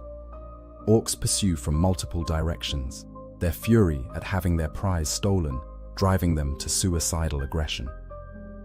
The team's assault specialist serves as rearguard, his chainsword and bolt pistol never still, his armor bearing damage from dozens of near misses and glancing hits. They reach the perimeter breach to find more Orcs waiting, having circled around to cut off the escape route. The team leader makes another critical decision. They will have to punch through rather than find an alternate route. He orders maximum aggression, and the Imperial fists charge into the waiting Orcs with the shocking violence that only Space Marines can deliver. The battle at the breach is apocalyptic in its intensity. Bolt rounds and rocket explosions turn the area into a killing ground. The team leader falls, his armor breached by sustained fire from multiple Orc weapons, but his brothers press on, carrying both the sarcophagus and their fallen commander. One by one, they make it through the breach and into the rubble beyond. The team's pre-positioned extraction point lies half a mile away, requiring them to cross open ground under fire. They move in bounding advance, some providing covering fire, while others advance with the sarcophagus. Orc Death Dreads pursue, their crude weapons churning the ground around the fleeing Space Marines into a moonscape of craters and debris. A Thunderhawk gunship appears, its arrival perfectly timed, strafing the pursuing Orcs with its heavy bolters and providing a mobile extraction platform. The team reaches the designated coordinates, and the gunship settles into a hover, its assault ramp lowering. The survivors stumble aboard, carefully securing the sarcophagus while the pilot opens throttles and pulls the aircraft into a steep climb. Orc anti-aircraft fire follows them, rockets and crude missiles arcing through the air, but the Thunderhawk's pilot executes evasive maneuvers that push the aircraft to its design limits. They break free of the engagement zone and level off, heading toward the Imperial Fist's staging area and safety. Inside the Thunderhawk's cargo bay, the Tech Marine performs an emergency assessment of the sarcophagus and its occupant. Life support remains stable. The pilot shows signs of consciousness, his vital readings indicating awareness, despite the trauma of extraction and transport. But there are concerning indications as well. Neural activity patterns that suggest significant psychological trauma, stress hormone levels that approach toxic, concentrations, and a dozen other metrics that paint a picture of a mind pushed beyond normal endurance. The Tech Marine activates the sarcophagus's external vox, speaking directly to the pilot within. "Brother, you are safe. We are returning you to the chapter. The enemy cannot harm you now." He doesn't know if the words reach the traumatized warrior's consciousness, but he offers them anyway, hoping that somehow they provide comfort. Back at the Orc base, Zagbolt surveys the aftermath of the raid with fury that approaches madness. His prize is gone, stolen by the same Imperial fists who originally possessed it. The workshop where he lavished so much attention on the captured dreadnought is a shambles, several of his best mech boys dead or wounded. The orcified dreadnought chassis remains, stripped of its pilot but otherwise intact, a monument to failure rather than triumph. Other mechs approach cautiously, aware that Zagbolt's rage makes him even more dangerous than usual. But the big mech is already planning, his primitive but functional mind working through possibilities. The Humies have taken back the pilot, but the chassis remains. Perhaps something can be salvaged, some new project begun, and there will be revenge to take, additional battles to fight. The war continues, as it always does. The aftermath and recovery.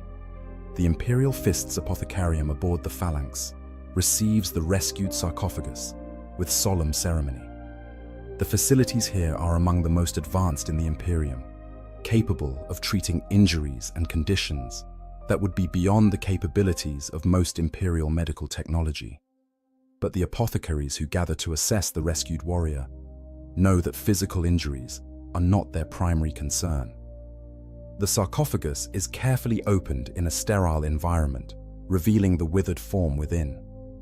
The Marine's body has atrophied even beyond the normal level for dreadnought pilots, suggesting that the Orc life support systems, while effective enough to preserve life, did not maintain optimal conditions. More concerning are the neural interface points, some of which show signs of crude modification or damage from Orc tampering. But the Marine lives. His eyes, when they open, show consciousness and awareness, though what they have witnessed and experienced is impossible to fully know. The attending apothecaries perform their initial assessments with practiced efficiency, checking vital signs and confirming that no immediate interventions are required. The pilot's body remains viable, capable of supporting continued service if a new dreadnought chassis can be prepared. The psychological assessment begins immediately, though everyone involved understands that this will be a long process. A chaplain of the Imperial Fists arrives, his skull-faced helm left aside to reveal a weathered face marked by countless battles. He speaks to the rescued Marine in low tones, offering prayers and reassurance, trying to establish what level of coherent communication is possible. The responses are fragmented at first. The Marine struggles to articulate experiences that transcend normal language, to convey the horror of being used as a weapon against his own brothers, the helplessness of captivity, the slow erosion of sanity under conditions that no one should endure. The chaplain listens patiently, offering no judgment, simply bearing witness to a brother's suffering. Over the following days and weeks, a clearer picture emerges. The Marine's ordeal has left deep psychological scars, trauma that will require extensive intervention to address. He experiences periods of dissociation where he seems to lose touch with present reality, regressing to moments of his captivity. He shows signs of survivor's guilt, particularly regarding the Imperial Fists Terminators, who died in combat against the orcified dreadnought. He struggles with questions of faith and purpose, wondering if his continued existence serves any useful purpose after such profound violation. But beneath the trauma, the core of the warrior remains. The Imperial Fist who entered the dreadnought centuries ago, the brother Marine who has served the Emperor through countless battles, has not been destroyed. Damaged, certainly. Changed forever by experiences that no one should endure. But not broken, not utterly lost. The chapter's senior leadership debates the appropriate next steps. Some argue that the Marine should be granted rest, the final piece of death that he has more than earned through his suffering. Others insist that if he can be recovered, if his mind can be healed and his service continued, then that opportunity must be pursued. The decision, ultimately, must come from the Marine himself. The chaplain poses the question with characteristic directness. Brother, you have served the Emperor and the Primarch for more than 2 centuries. You have endured trials that would break lesser warriors. The chapter offers you rest if you desire it, honored death, and a place in memory. But if you wish to continue, if service still calls to you, We will do everything in our power to make that possible. The choice is yours. The Marine considers the question for a long time, reviewing his centuries of service, weighing duty against suffering, honor against personal cost. When he finally responds, his voice is rough from disuse, filtered through life support systems that render it mechanical, but the conviction is unmistakable. I wish to serve, but not in the same way. I cannot face internment again, cannot risk capture and violation. If there is another way, any other way to continue fighting, I will take it. The chaplain nods, having expected this response. He confers with the chapter's tech marines and apothecaries, and together they develop an alternative. The marine's body, while atrophied, retains enough function that with extensive augmentation and rehabilitation, he might be able to serve in a different capacity, not as a dreadnought pilot, but perhaps as an advisor, a keeper of chapter lore, or even as a modified servitor, if that is what he chooses. The rehabilitation process begins, painful and slow, but showing gradual progress. The Marine relearns how to experience direct sensory input rather than filtered sensor feeds. He practices speech with his own vocal cords rather than synthesized vox systems. He works to rebuild atrophied muscles, understanding that he will never fight as a regular Space Marine again, but determined to regain whatever function is possible. Psychological therapy continues in parallel, the chaplain working to help the Marine process and integrate his traumatic experiences. They discuss duty and sacrifice, the difference between serving and being used, the nature of honor when circumstances deny the possibility of heroic action. Slowly, painfully, the Marine begins to reclaim his identity, to see himself as something other than simply a victim or a weapon. The chapter's librarians also become involved, using their psychic abilities to help heal mental trauma and reinforce positive neural pathways. This is delicate work, as the Marine's mind has been profoundly affected by his experiences, but the librarians are skilled practitioners of their arts. They help establish mental defenses against the recurring nightmares and flashbacks, create anchors to keep him grounded in present reality, rather than slipping into memories of captivity. Months pass, then a year. The Marine makes slow but steady progress, regaining function and stability.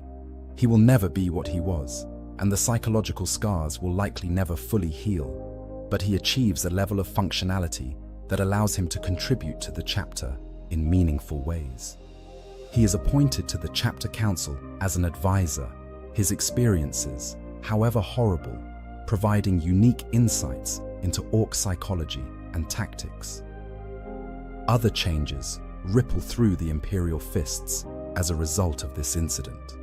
Dreadnought deployment protocols are revised to ensure that ancient warriors are never isolated from supporting infantry in ways that leave them vulnerable to capture. Self-destruct systems are reinforced and made more reliable, ensuring that they will function even under catastrophic damage. And psychological screening is enhanced for dreadnought pilots, recognizing that mental resilience is as important as tactical knowledge.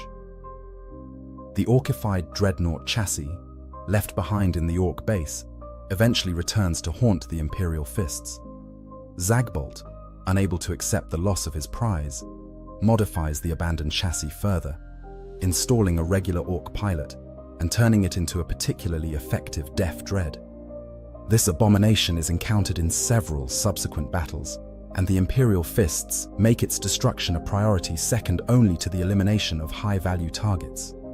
When the corrupted war machine is finally destroyed in a battle several years later, the Imperial Fists recover what remains of the chassis. It is brought back to the phalanx with full honors, the desecration it suffered recognized, but not allowed to diminish the service it provided before its capture. The remains are ceremonially interred in the chapter's halls of remembrance, a monument to both triumph and tragedy. The rescued Marine attends the ceremony, his first public appearance since his recovery. He stands before the interred remains of what was once his body, his new augmented form, steady, despite the emotions that surely rage within. He speaks a brief eulogy, his voice still carrying traces of the mechanical rasp that characterized his time as a dreadnought. He speaks of service and sacrifice, of duty that extends beyond death, of honor that can survive even the most profound violations. Lessons and reflections. The story of this captured dreadnought and its pilot carries lessons that extend beyond the specific tragedy of one warrior's suffering. It illuminates aspects of the eternal war that defines Warhammer 40,000's setting, the brutal realities that lurk beneath the surface of heroic narratives and glorious victories. First, it demonstrates the true nature of Orc technology and the greenskin threat to the Imperium. The Orcs are often dismissed as simple brutes, primitive savages whose only real danger lies in their numbers. But this incident reveals a more complex picture. The Orcs possess genuine engineering capabilities, the ability to understand and modify sophisticated Imperial technology, and a pragmatic approach to warfare that includes capturing and repurposing enemy equipment. They are not mindless, not simply targets to be destroyed, but a genuine threat that requires respect and careful tactical planning. The incident also highlights the particular genius and horror of the dreadnought concept itself.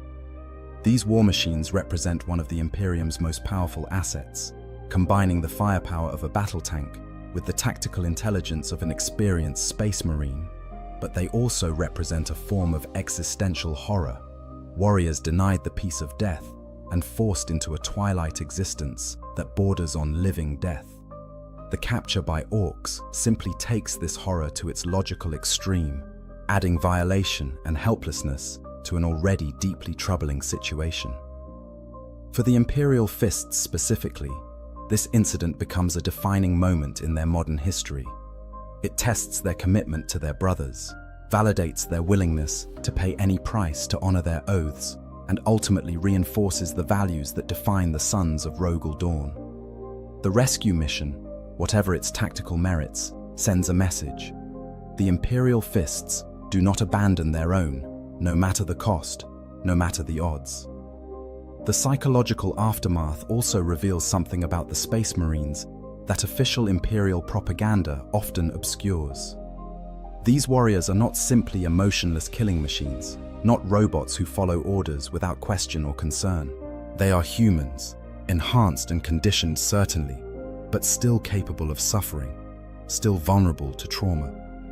The Marine's long recovery process, his struggle to maintain sanity and identity, his ultimate choice to continue serving despite everything he has endured, all speak to a humanity that persists even in the most extreme circumstances. The fate that befell this particular warrior is rare, but not unique in the grim darkness of the 41st millennium. Other chapters have lost dreadnoughts to various enemies, have faced the nightmare of seeing their ancient heroes corrupted or destroyed or simply lost. The Imperium's eternal war against chaos, xenos, and internal threats creates countless opportunities for tragedy, and dreadnoughts, for all their power, are not immune. Some captured dreadnoughts face fates even worse than Orc captivity.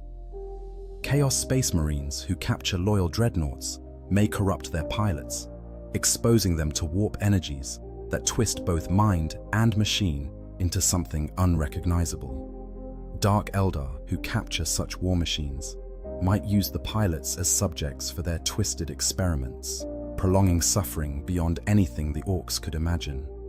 Tyranids simply consume everything, reducing both pilot and machine to raw biomass.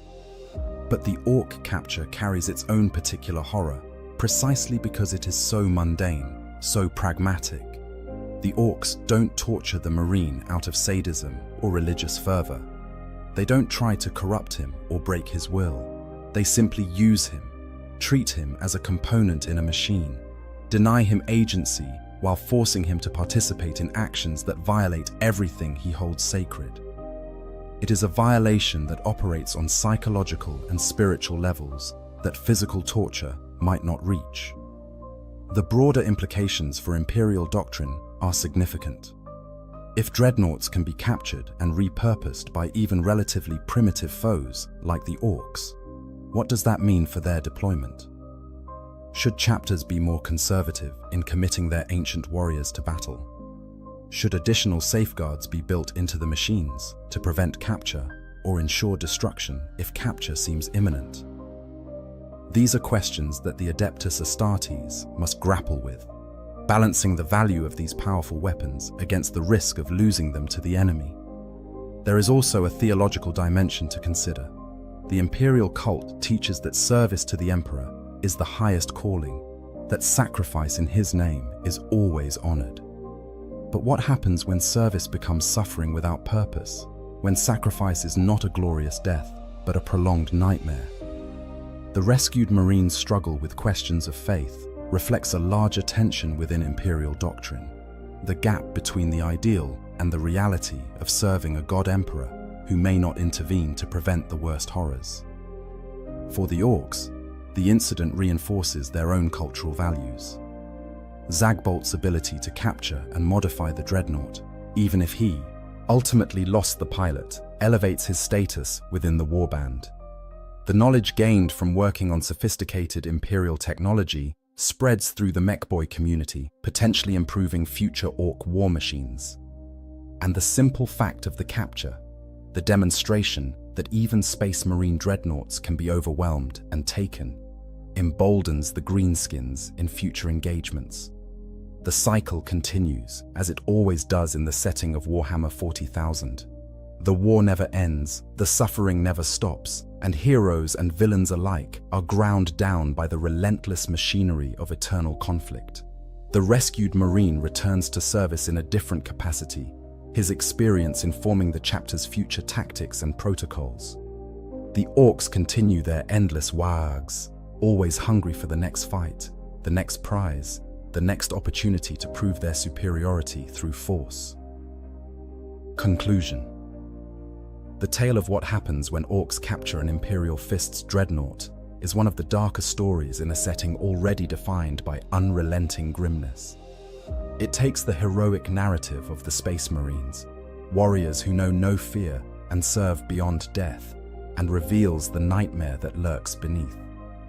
It shows that there are indeed fates worse than death, that service to the Emperor can demand prices that strain the limits of human endurance, and that even the mightiest warriors can be reduced to helpless victims by the right combination of circumstances. But it is also a story of resilience, of a warrior who refuses to break even when breaking would be understandable, of a chapter that honors its oaths regardless of cost, and of duty that transcends personal suffering. The rescued Marine's choice to continue serving, to find new ways to contribute even after experiences that would have destroyed lesser beings, speaks to the extraordinary nature of the Space Marines and the Imperial Fists in particular. In the grim darkness of the far future, there is only war. But there is also duty, honor, brotherhood, and the stubborn refusal to surrender to despair even in the darkest moments. These qualities do not make the suffering less, do not erase the horror of what was endured, but they provide meaning and purpose that allow continued service. The captured dreadnought's story will be remembered in the Imperial Fist's halls, another chapter in the long history of the Sons of Rogel Dawn. It will be studied by future generations of battle brothers, analyzed for its tactical lessons and its insights into orc capabilities. It will serve as a cautionary tale and as an inspiration, a reminder that even the worst situations can be survived, that rescue is possible, and that the bond between Space Marines transcends any violation that enemies might inflict. And somewhere in the galaxy, in countless workshops and battlefields, other dreadnoughts continue their service, ancient warriors who have already transcended normal lifespans to continue fighting for the Emperor. They are walking testaments to duty and sacrifice, living weapons that embody 10,000 years of Space Marine tradition. Some will fall in glorious battle, their pilots finally granted the rest they have earned. Some will continue serving for centuries or millennia more, witnessing the rise and fall of civilizations, while they maintain their eternal vigil. And some, inevitably, will face capture by enemies who recognize their value as prizes. The war continues, the cycle repeats, and new horrors await. But so too does continued service, continued resistance, and the stubborn refusal to accept defeat that defines the Imperium of Man in its darkest hour. If you found this deep dive into the fate of a captured dreadnought fascinating, consider liking this video and subscribing to the channel. We explore the darkest corners of the Warhammer 40,000 universe, examining the stories that official sources often gloss over, the tragedies and horrors that make this setting so compelling. Join us as we continue to uncover the grim reality behind the glorious propaganda, one story at a time. The Emperor protects, but knowledge is its own kind of armor. Until next time. In the grim darkness of the far future, there are few sights more terrifying than a Space Marine dreadnought striding across the battlefield. These towering war machines represent the pinnacle of the Imperium's military technology, walking fortresses that combine the fury of a tank with the tactical awareness of a veteran warrior. But what happens when one of these revered machines falls into the hands of the Imperium's most unpredictable and numerous enemy? What becomes of a dreadnought when orcs capture it mid-battle? To understand this horrifying scenario, we must first understand the fundamental nature of both the prize and those who claim it. This is not a story of simple destruction or quick salvage. This is a tale of technological desecration, cultural collision, and the ultimate degradation of one of the Imperium's most honored warriors. When an orc warband manages to capture a dreadnought, they don't just acquire a piece of military hardware. They gain a trophy that will be fought over, torn apart, rebuilt, and paraded as a testament to their superiority over the Imperium's finest. The capture of a dreadnought by orcs is vanishingly rare, but when it occurs, it represents one of the darkest moments imaginable for any Space Marine chapter. These are not just machines. They are living tombs, sacred reliquaries containing the remains of heroes who have served for centuries or even millennia.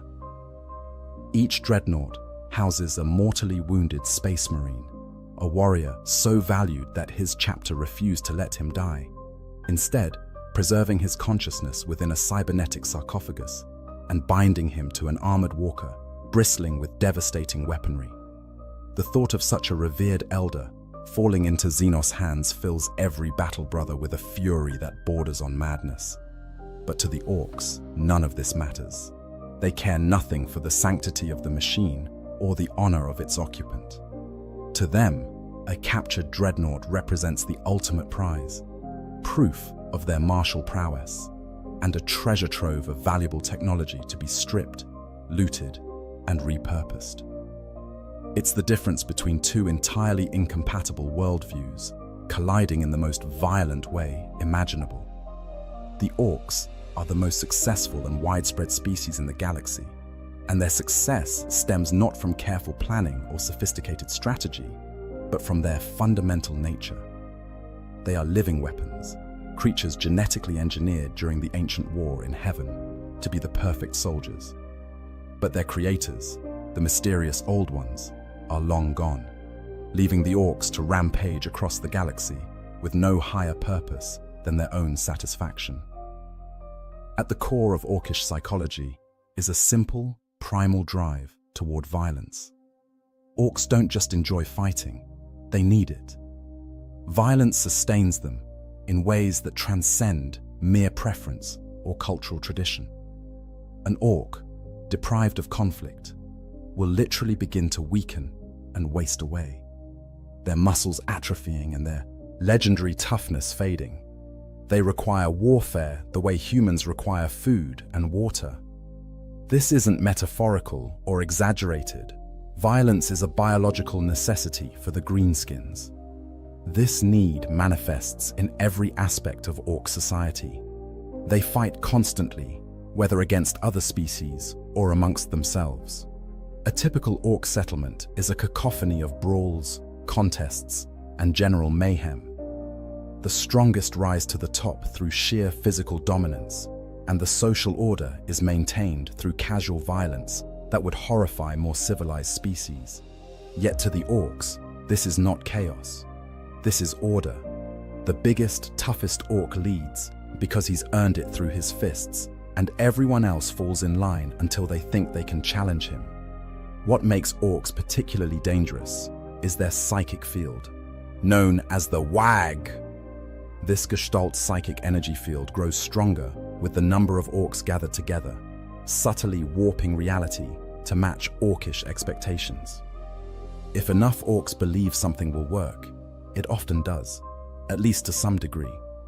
This is why orc technology functions despite often appearing to be little more than scrap metal held together with wishes and violence. The machines work because the orcs believe they will, and the WAG field makes that belief reality. This psychic phenomenon also governs orc social hierarchy. They instinctively recognize who is bigger and therefore in charge. Size matters tremendously in orc society because it's a visible manifestation of success. Orcs grow throughout their entire lives, and those who survive longer through victory after victory become physically larger. The biggest orcs, the war bosses, can reach truly enormous proportions, standing taller than even space marines and possessing strength that allows them to tear ceramite armor with their bare hands. But violence and size aren't the only aspects of orc culture. They're also inveterate looters, scavengers who see battlefield salvage as one of the great rewards of warfare. After every engagement, orc mobs descend upon the dead and dying, stripping anything of value or interest.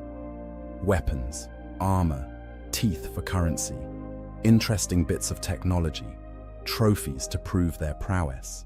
Everything gets taken. This isn't mere greed. It's a fundamental part of how orcs view the world.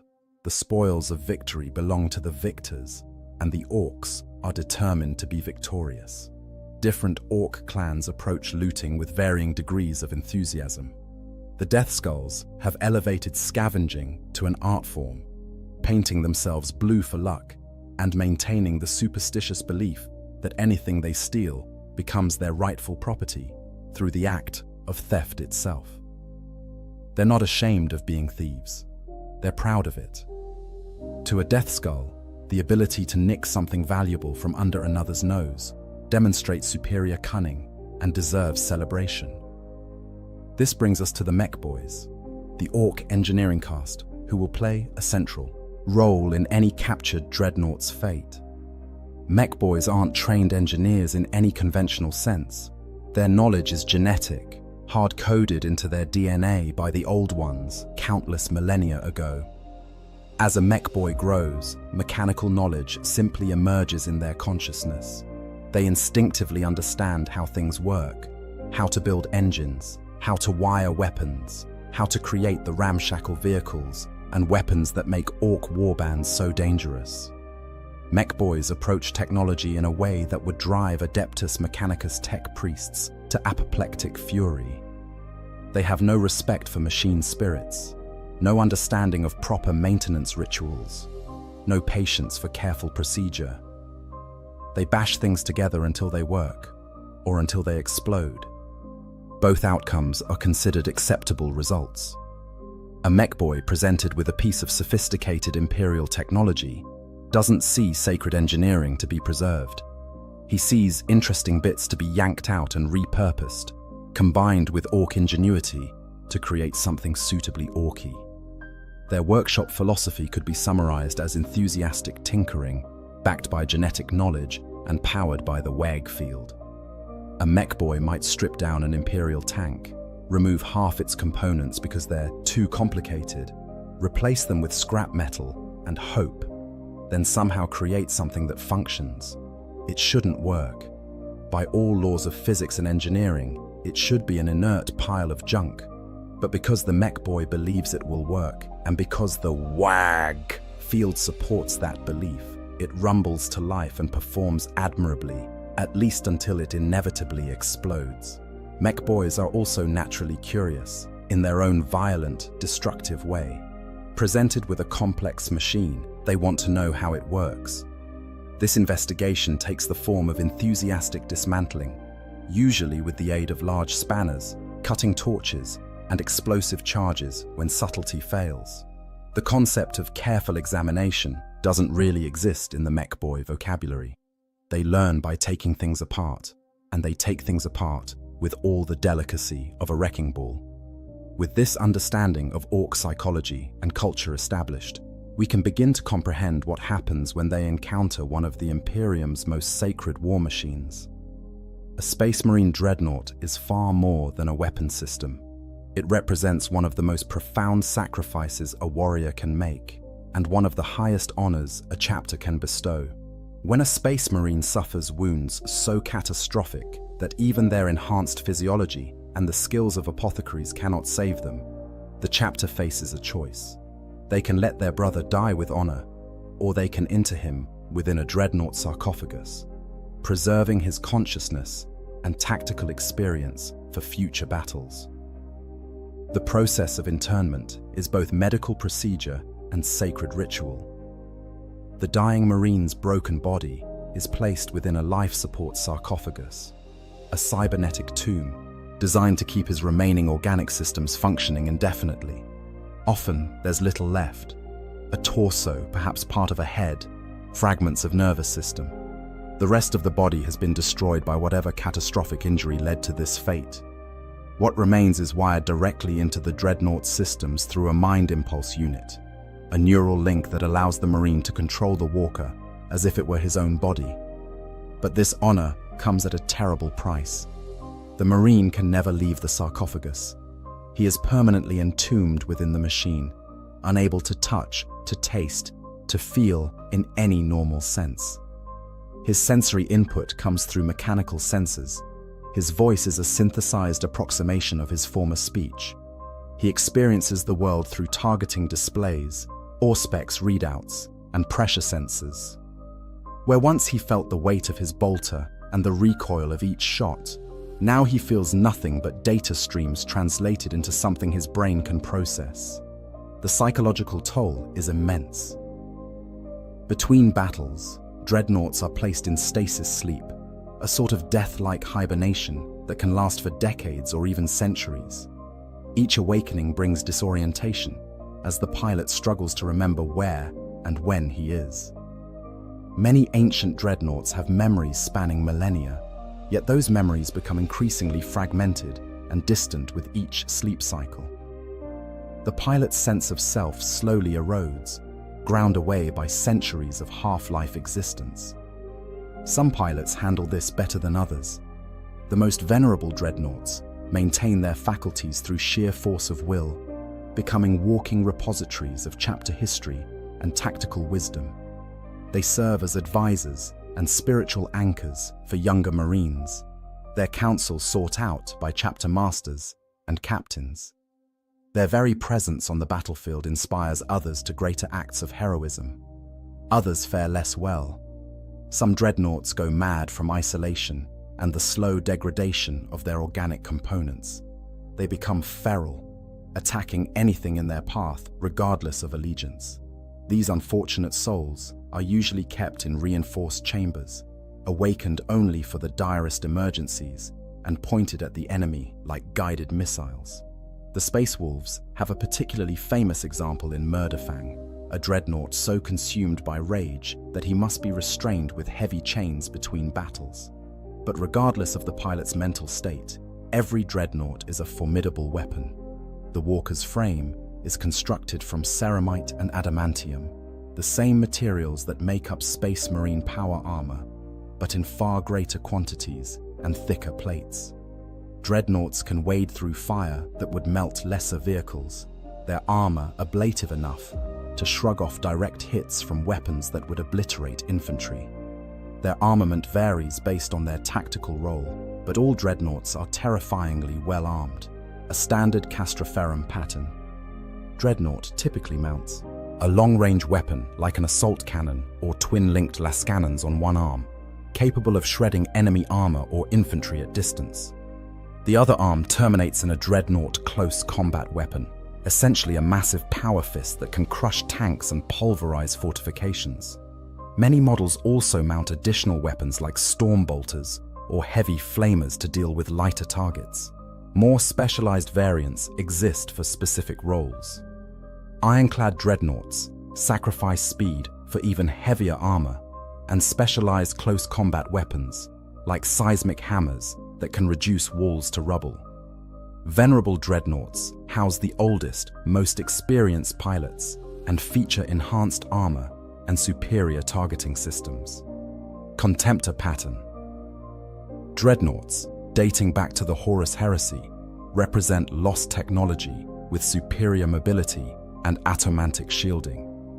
The newer Redemptor pattern, designed for Primaris Marines, trades longevity for raw power, burning out its pilot faster but delivering incredible firepower. In battle, a dreadnought serves multiple roles simultaneously. It provides heavy fire support, laying down devastating barrages to suppress enemy positions. It acts as a mobile fortress, providing cover for advancing infantry. It serves as a spearhead for assaults, smashing through enemy lines with overwhelming force. And perhaps most importantly, it serves as a symbol of the chapter's history and honor, a physical manifestation of their eternal nature. Battle brothers fight harder in the presence of a dreadnought, knowing that one of their ancient heroes watches over them. This combination of sacred status, military power, and historical significance makes dreadnoughts incredibly valuable to their chapters.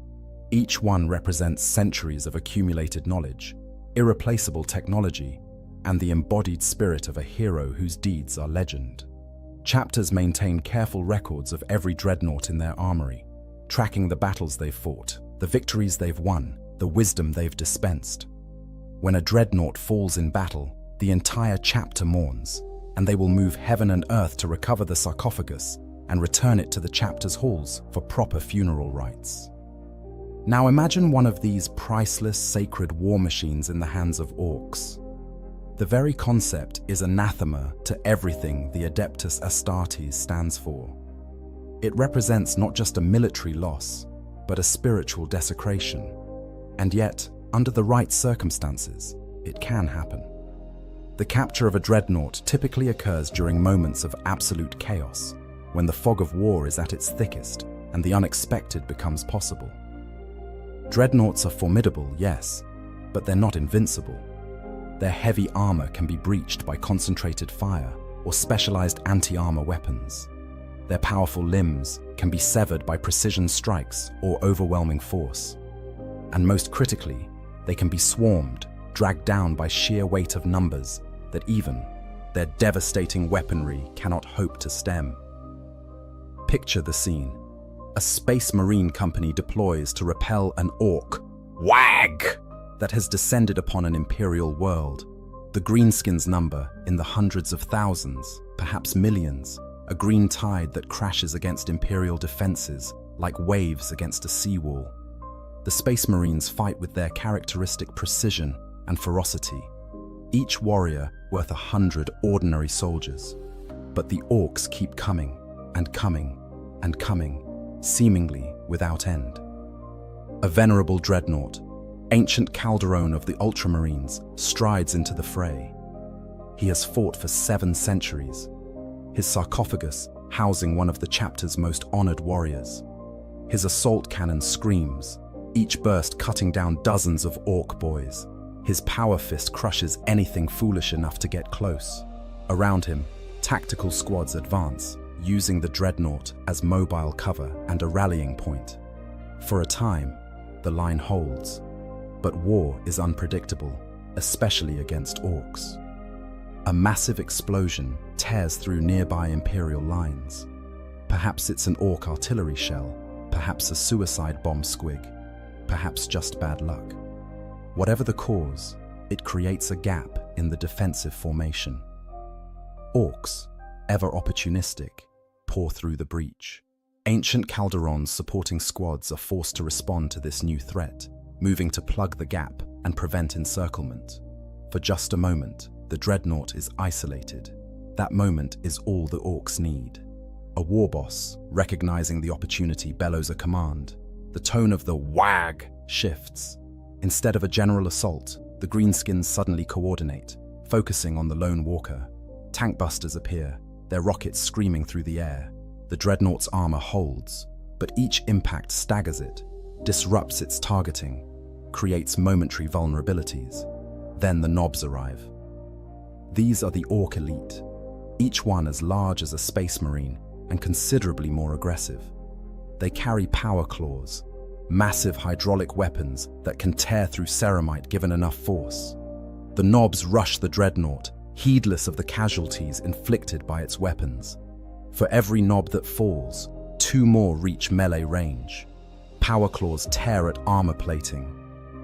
Rockets impact at point-blank range, seeking weak points in joints and seals. Inside his sarcophagus, ancient Calderon fights with the fury of centuries, but he's overwhelmed. His assault cannon jams from sustained fire, its barrel glowing red. His power fist crushes orcs, but there are always more. A lucky shot from a rocket launcher finds the joint connecting his left arm, and the limb tears away in a shower of sparks and hydraulic fluid. Another explosion rocks his chassis, and he staggers. The orcs sense weakness like sharks scenting blood. More of them pile on, climbing over each other in their eagerness to be part of bringing down this mighty foe. Weight of numbers begins to tell. The dreadnought crashes to one knee, its servos screaming. In protest, Calderon tries to rise, but massive chains wielded by mech boys wrap around his remaining limbs. Dozens, then hundreds of orcs grab the chains, their collective strength overwhelming even the dreadnought's power. Ancient Calderon goes down, crashing into the mud and debris of the battlefield. Orcs swarm over him immediately, like ants covering a fallen titan. They pound on his armor with hammers, shoot at close range, searching for any way to breach the hull or disable his remaining systems. Calderon fights still, his remaining weapons firing until the end, crushing orcs beneath him, even as he falls. But it's too late.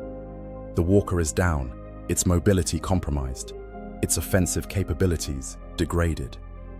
And the orcs are very good at disabling dangerous things once they have them pinned. From Calderon's perspective, the experience is a nightmare made real.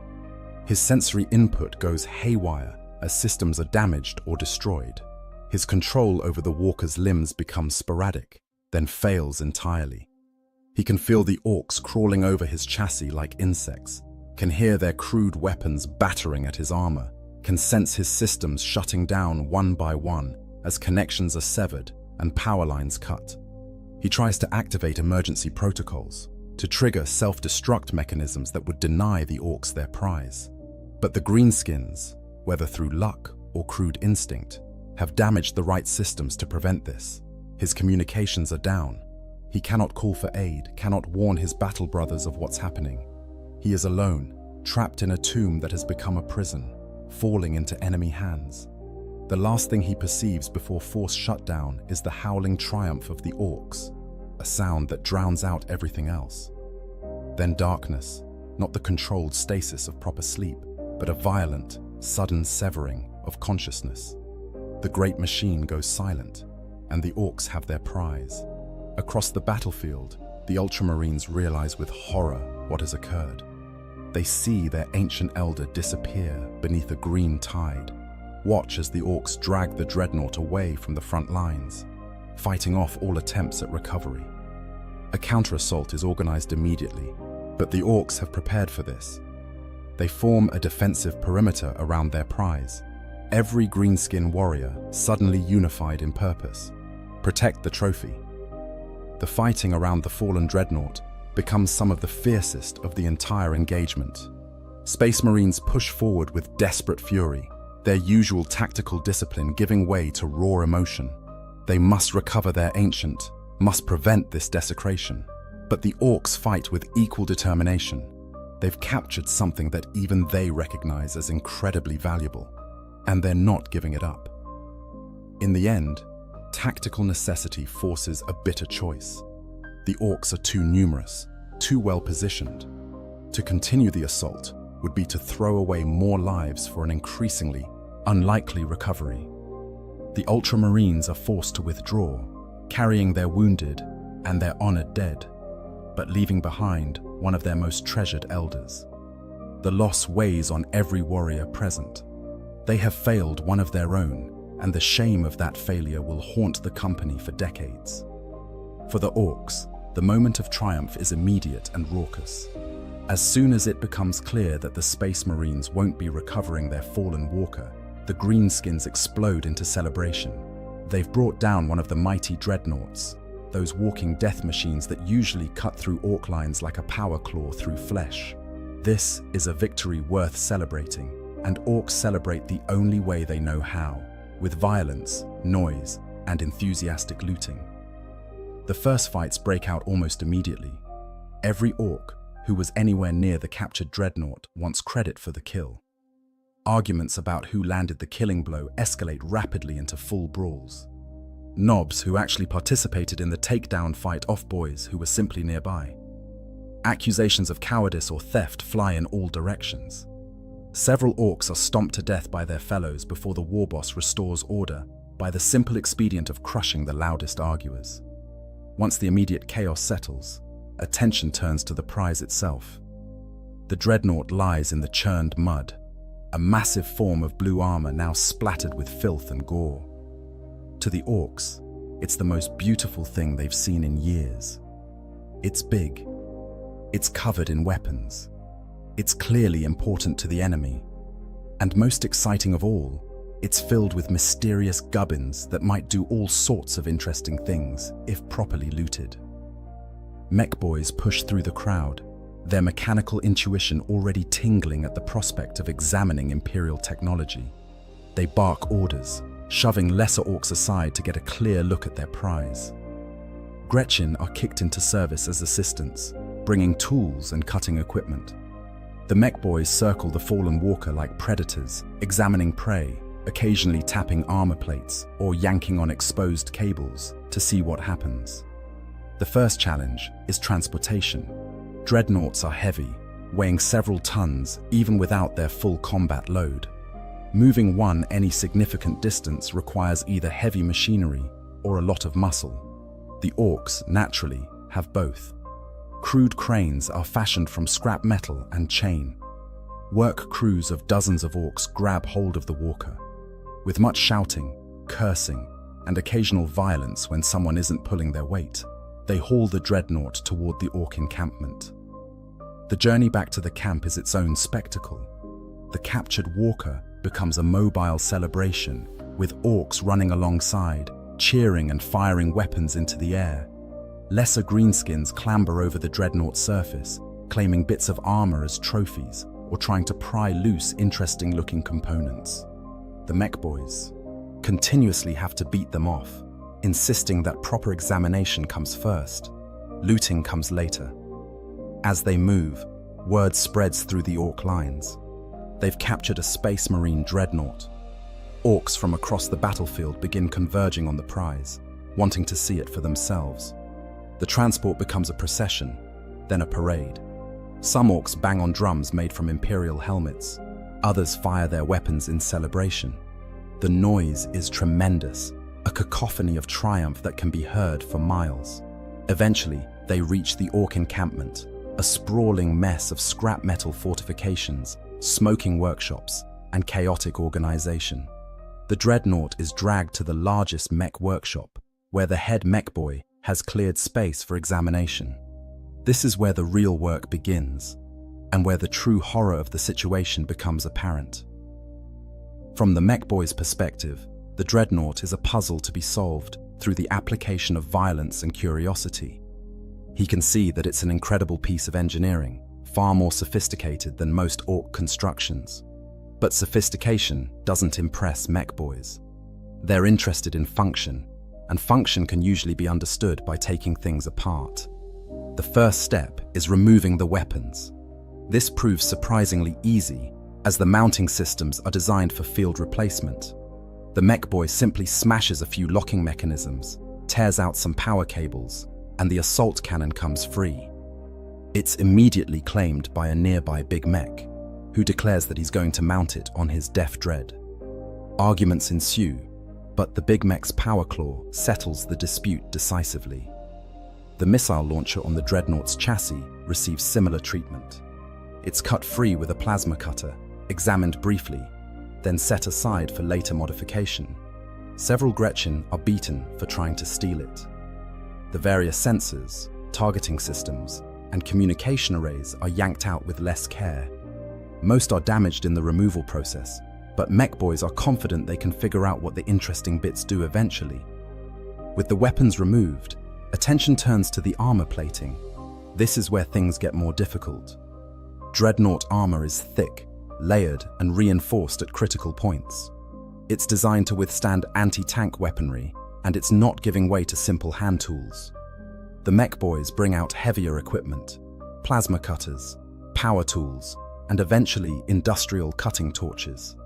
They work their way around the walker, cutting through seals and removing plates. It's hot, dangerous work. One Gretchen is incinerated when a plasma cutter malfunctions. Another loses a hand when he gets too close to a power saw. The mech boys don't even pause, simply kicking the injured aside and continuing their work. Slowly, painstakingly, the Dreadnought's outer shell comes apart. As armor plates are removed, the mech boys get their first look at the internal mechanisms. They're fascinated and confused in equal measure. The level of precision engineering, the compact arrangement of systems, the redundant power distribution, it's all far more complex than anything they'd build themselves. To a mech boy, this complexity is both impressive and wasteful. Why use 10 components when one would do? Of course, one component might explode more often, but that's part of the fun. They begin yanking out systems they don't understand or don't think they need. Hydraulic lines are cut. Power cells are removed. Cooling systems are dismantled. With each removal, the Dreadnought becomes less functional, reduced from a sophisticated war machine to its component parts. The mech boys sort everything into rough categories. Shoot-in bits, move-in bits, power bits, and weird bits what we'll figure out later. Finally, they reach the sarcophagus at the walker's core. This is the moment when the nature of the Dreadnought becomes clear, even to the orcs. Up until now, they might have thought it was just an unmanned vehicle or some kind of robot. But when they cut through the final layers of protection and expose the life support chamber, they discover the truth. There's something alive inside. The sarcophagus is a marvel of imperial technology, a sealed unit designed to sustain life for centuries. It's covered in biological monitoring equipment, nutrient feeds, neural interface ports, and redundant life support systems. Through the armored viewing port, if it hasn't been damaged, the mech boys can see the occupant. What remains of a space marine reduced to a brain, spinal cord, and essential organs floating in amniotic fluid. The sight provokes different reactions from different orcs. Some are disappointed, having expected more loot or perhaps a fully intact space marine they could torture or fight. Others are fascinated by the grotesque nature of the setup. A few, those rare orcs with enough intelligence to grasp the implications, feel something approaching respect. The Space Marine has been kept alive in this diminished state, forced to fight on long past natural death. It's a kind of brutality they can appreciate, even if they don't fully understand it. The question becomes, what to do with the pilot? The sarcophagus is still sealed, still maintaining its occupant. Opening it would likely kill the Marine inside, if he's even conscious. Some orcs vote for immediate execution, seeing no point in keeping an enemy alive. Others argue for keeping him as a prisoner, maybe to trade back to the Space Marines, or just to have around as a trophy. The mech boys want to study the life support systems, which might be useful for their own projects. In many cases, the decision becomes moot through accident rather than design. The orcs are not gentle in their examination, and life support systems are delicate. A cut power line here, a damaged nutrient feed there, and the systems begin to fail. Alarms sound, though the orcs either don't recognize them or don't care. Inside the sarcophagus, if the pilot has regained any degree of consciousness, he experiences his final moments with terrible clarity. Ancient Calderon, if he's aware, knows what's happening. He can feel his life support failing, can sense the foreign presence of Xenos around him, can understand that his chapter will not recover him. For a warrior who has served for centuries, who has known glory and honor and the brotherhood of the Astartes, this is a bitter end. There's no final battle, no heroic last stand, just a slow, undignified death at the hands of creatures he spent his life fighting. Some pilots, in these final moments, choose to end it themselves if they have any control left over their systems. They'd rather die by their own decision than at Orc convenience. Others fight until the very end, struggling against their bonds, trying futilely to activate weapons that no longer exist or call for aid through communication systems long since destroyed. A few, the oldest and most weary, accept their fate with resignation. 700 years of war is enough. Perhaps death is not an enemy, but a long-delayed friend. When the pilot finally expires, the Orcs notice primarily because several monitoring systems shut down or the sarcophagus fluid begins to darken with decay. They shrug and move on. The dead Space Marine holds little interest compared to all the technology they've uncovered. The body, such as it is, might be kept as a trophy. The skull particularly would make an excellent addition to someone's armor or vehicle. But the Orcs' real prize is everything else: the weapons, the armor plates, the mechanical systems, and the knowledge they've gained from tearing it all apart. The looting process can take days or even weeks, depending on how thorough the mech boys want to be. Every component is examined, tested, and sorted. The really good bits go to the most important mechs or war bosses. Lesser pieces get distributed throughout the warband based on a combination of need, fighting skill, and who can grab them quickest without getting caught. The Dreadnought's armor plating is particularly valuable. It's thick, durable, and can be bolted onto Orc vehicles or fortifications. A battle wagon might gain a Dreadnought's chestplate as additional protection. A war boss might claim a section of armor to improve his mega armor.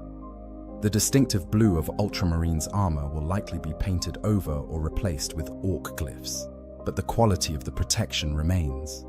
In some cases, Orcs deliberately keep the Imperial colors visible, wanting their enemies to see that they're being shot at with reclaimed Imperial technology. The weapons are similarly distributed. That assault cannon might end up mounted on a Def Dread or Killer Khan. The Power Fist could be adapted with significant modification for use by a war boss or nob. The missile launcher might become part of a looted wagon's arsenal. In each case, the mech boys will make modifications, stripping out what they consider unnecessary components and adding their own improvements. The weapons will no longer look Imperial by the time they're finished. They'll be covered in plates, spikes, and crude Orc glyphs, barely recognizable as their original form. The internal systems prove most interesting to the mech boys from a technical standpoint. The power systems, for instance, are far more efficient than typical Orc generators. With some study and adaptation, mech boys can create improved power plants for their own vehicles. The hydraulic systems, properly understood, might improve the strength of Def Dread limbs. The targeting computers, while impossibly complex, might offer insights into building better gun sights. Of course, understanding Imperial technology doesn't mean the same thing to a mech boy as it would to an Adeptus Mechanicus tech priest. The mech boy doesn't care about machine spirits, proper maintenance rituals, or preserving the sanctity of the design. He cares about what works and what makes things more killy. If that means jamming an Imperial power cell into an Orc engine with no regard for compatibility, so be it. If it works, great. If it explodes, well, that's why you stand back a bit when you flip the switch. This rough and ready approach to technology means that the knowledge gained from the Dreadnought spreads through the mech community in unpredictable ways. One mech boy might figure out how to make better armor from studying the Dreadnought's ceramite composition. Another might create a new type of power claw inspired by the dreadnought's close combat weapon. A third might just bolt pieces of the dreadnought onto random vehicles and call it done. All of these are considered equally valid approaches in Orc society.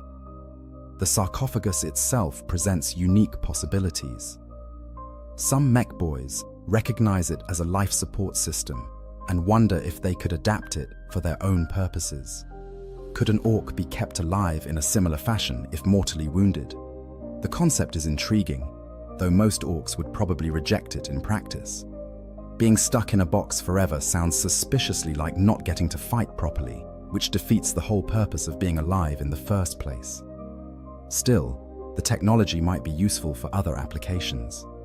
In some rare cases, particularly creative mech boys will attempt to build their own version of a dreadnought, using the captured machine as a template.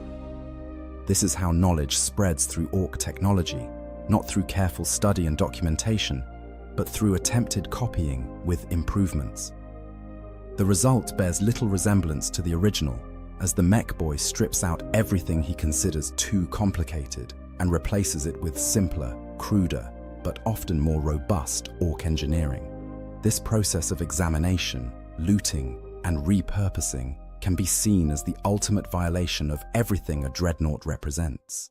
These machines are sacred to the Space Marines, venerated as honored ancestors, and treated with the utmost respect. To see one torn apart by greenskins, its components scattered across an Orc warband, its pilot's remains displayed as a trophy, it's a desecration that goes beyond simple destruction. It's the complete erasure of dignity, the reduction of honor to salvage. But there are fates potentially worse than death and dismemberment. In some exceptionally rare cases, the pilot survives the initial capture. Perhaps the Orcs are unusually careful in their disassembly. Perhaps the life support systems are more robust than expected. Perhaps the mech boys realize they have a live prisoner and decide to keep him that way out of curiosity or cruelty. Whatever the reason, some pilots endure days or even weeks in Orc captivity, fully conscious, fully aware of what's being done to their sacred machine. For these unfortunate souls, the psychological torment is immense. They must lie helpless while Orcs crawl over their chassis, tearing apart the walker piece by piece. They hear the crude jokes, the arguments over who gets which trophy, the casual violence of Orc society. They can do nothing but observe through whatever senses remain functional, watching their sacred duty end in mockery and degradation. Some pilots in this situation try to reason with their captors, broadcasting messages through their Vox systems, attempting to negotiate or warn of imperial reprisal. These efforts universally fail. Orcs either can't understand High Gothic or simply don't care what their prisoner is saying. The Vox speakers might get torn out mid-sentence, ending the attempt at communication with sudden silence. Others rage and threaten, promising that their battle brothers will come, that the Orcs will face the Emperor's wrath, that this violation will be avenged tenfold. These threats produce nothing but laughter from the greenskins. They've already beaten this supposedly mighty warrior. Why would they fear his friends? The day a Space Marine dreadnought becomes genuinely frightening to Orcs is the day the WAG has gotten very, very desperate. A few pilots fall into a kind of resigned meditation, drawing on centuries of experience and mental discipline to insulate themselves from the horror of their situation. They recite prayers to the Emperor, review memories of past glories, mentally compose reports of what they're observing, so that if somehow the information gets back to their chapter, future warriors might benefit from the knowledge. It's a thin shield against despair, but it's something. Eventually, whether through system failure, deliberate execution, or the cumulative effects of multiple injuries, these pilots die. Their final moments are rarely heroic or meaningful.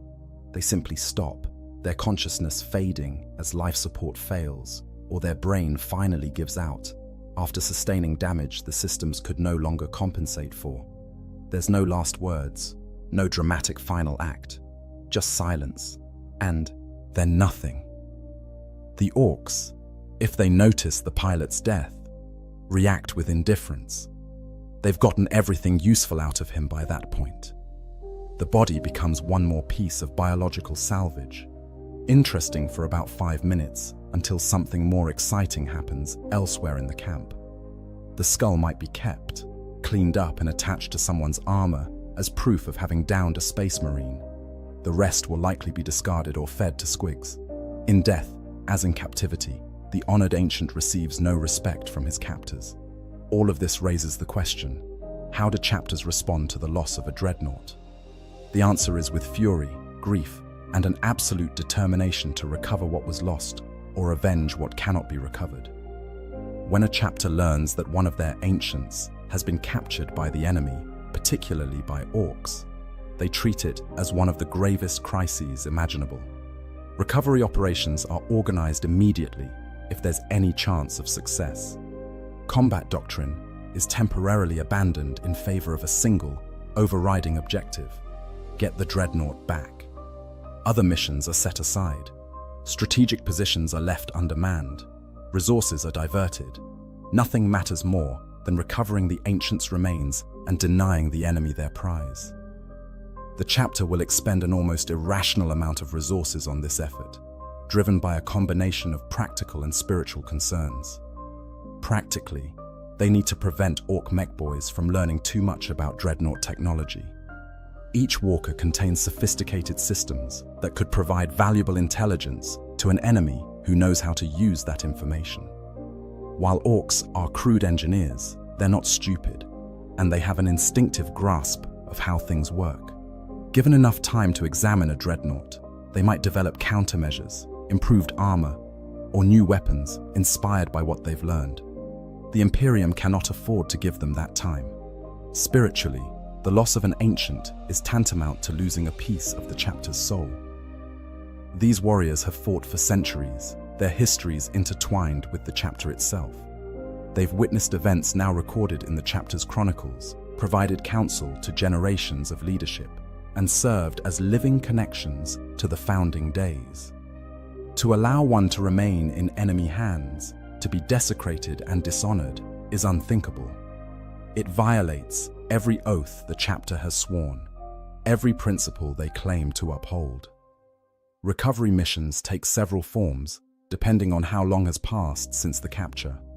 If the recovery can be attempted within hours or days of the initial loss, the focus is on speed and overwhelming force. A strike force of multiple squads, possibly backed by armor and air support, will assault the orc position with one goal: smash through to the dreadnought, secure it, and extract before the orcs can organize a coherent defense.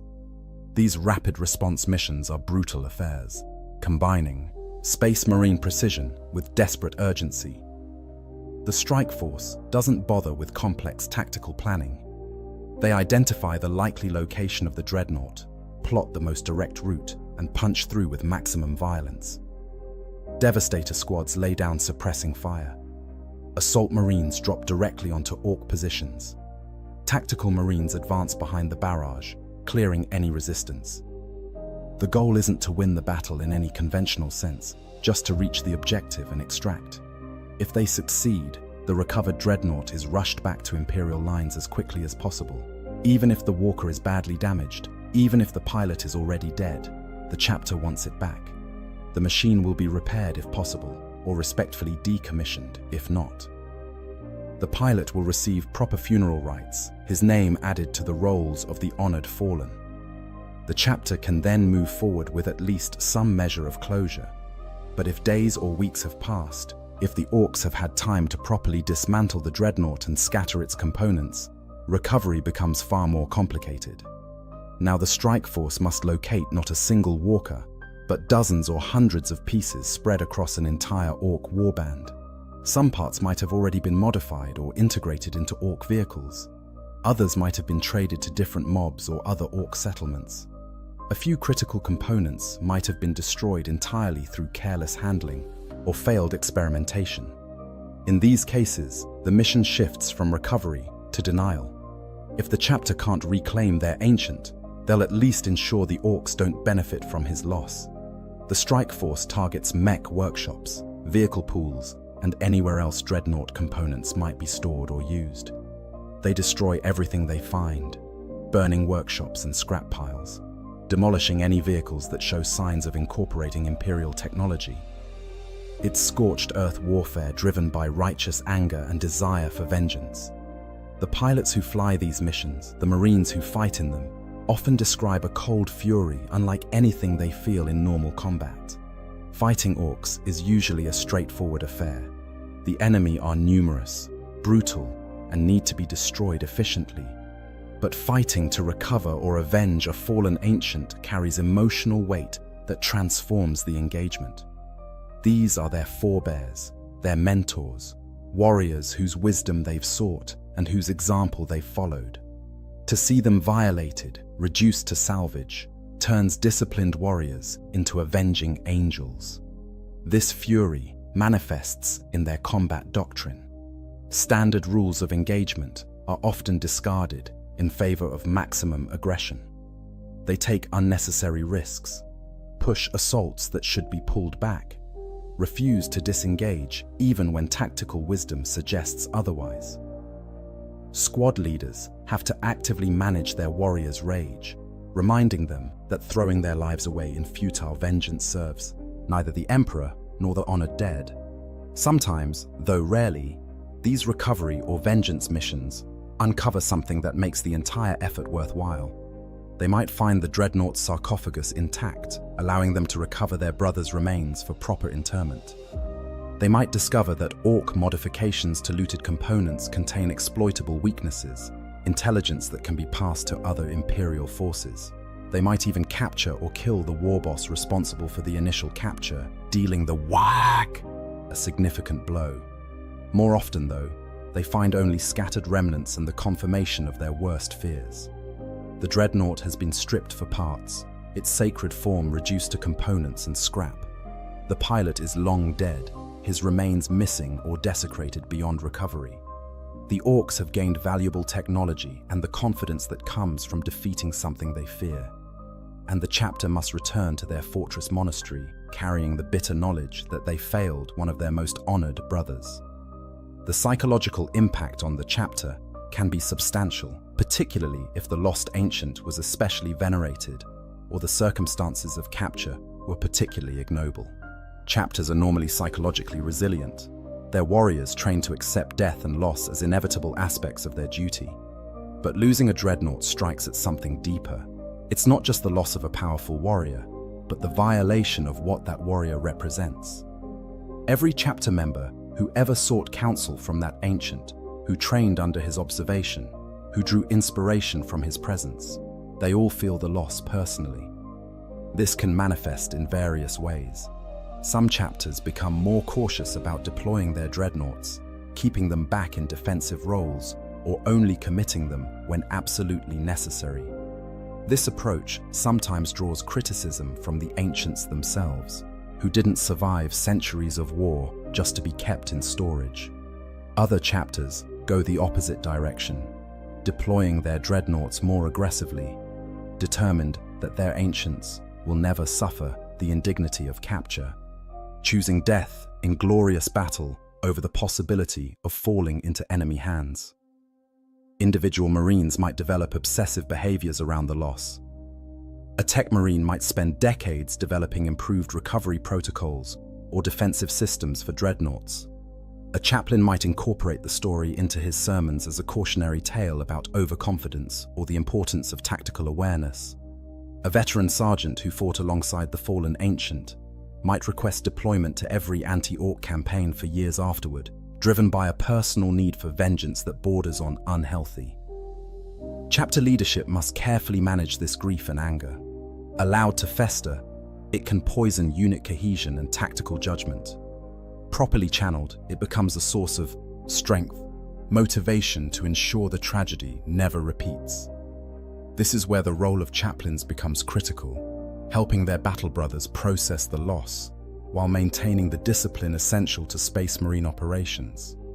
From a broader Imperial perspective, the capture of a dreadnought by orcs is usually noted but doesn't rise to the level of strategic concern. the Imperium faces countless threats across millions of worlds. The loss of a single walker, however sacred to its chapter, barely registers among the daily catastrophes that demand attention. Administratum officials file reports, update records, and move on to the next crisis. Inquisitors might take note if they're operating in the relevant sector, but unless there's broader implications, they're unlikely to intervene personally. The Adeptus Mechanicus takes a different view. To them, the loss of sophisticated technology to Xenos hands represents a failure of security protocols and a potential intelligence breach. Tech priests might dispatch their own recovery teams, though their motivations differ from the Space Marines. Where Marines seek to honor their dead and protect chapter heritage, Mechanicus adepts want to prevent technological contamination and recover valuable data. These parallel recovery operations can lead to cooperation or conflict, depending on the relationship between the chapter and local Mechanicus factions. For the orcs involved, the capture and looting of a dreadnought represents a high point in their collective experience. The story will be told and retold across the warband, with each telling adding embellishments and exaggerations. The nobs who participated become legendary, their status in the hierarchy cemented by their role in the great victory. The mech boys involved gain prestige for their handling of the salvage and any useful innovations they developed from studying Imperial technology. This increased prestige has practical effects on the warband's effectiveness. The boost to morale makes the orcs fight harder in subsequent engagements, confident that if they could bring down a dreadnought, they can handle anything else the Imperium throws at them. The technological improvements, crude though they may be, genuinely enhance orc capabilities. Vehicles with better armor, weapons with improved reliability, defenses with stronger fortifications. These advantages can make a significant difference in future battles. There's also a psychological element to consider. Orcs respect strength and accomplishment, and defeating a dreadnought is both. Warriors from other warbands hear about the capture and want to join this successful mob. The WAG grows larger, attracting more greenskins who want to be part of something impressive. This snowball effect is one reason why early victories against orcs are so critical. Let them gain momentum and they become exponentially more dangerous.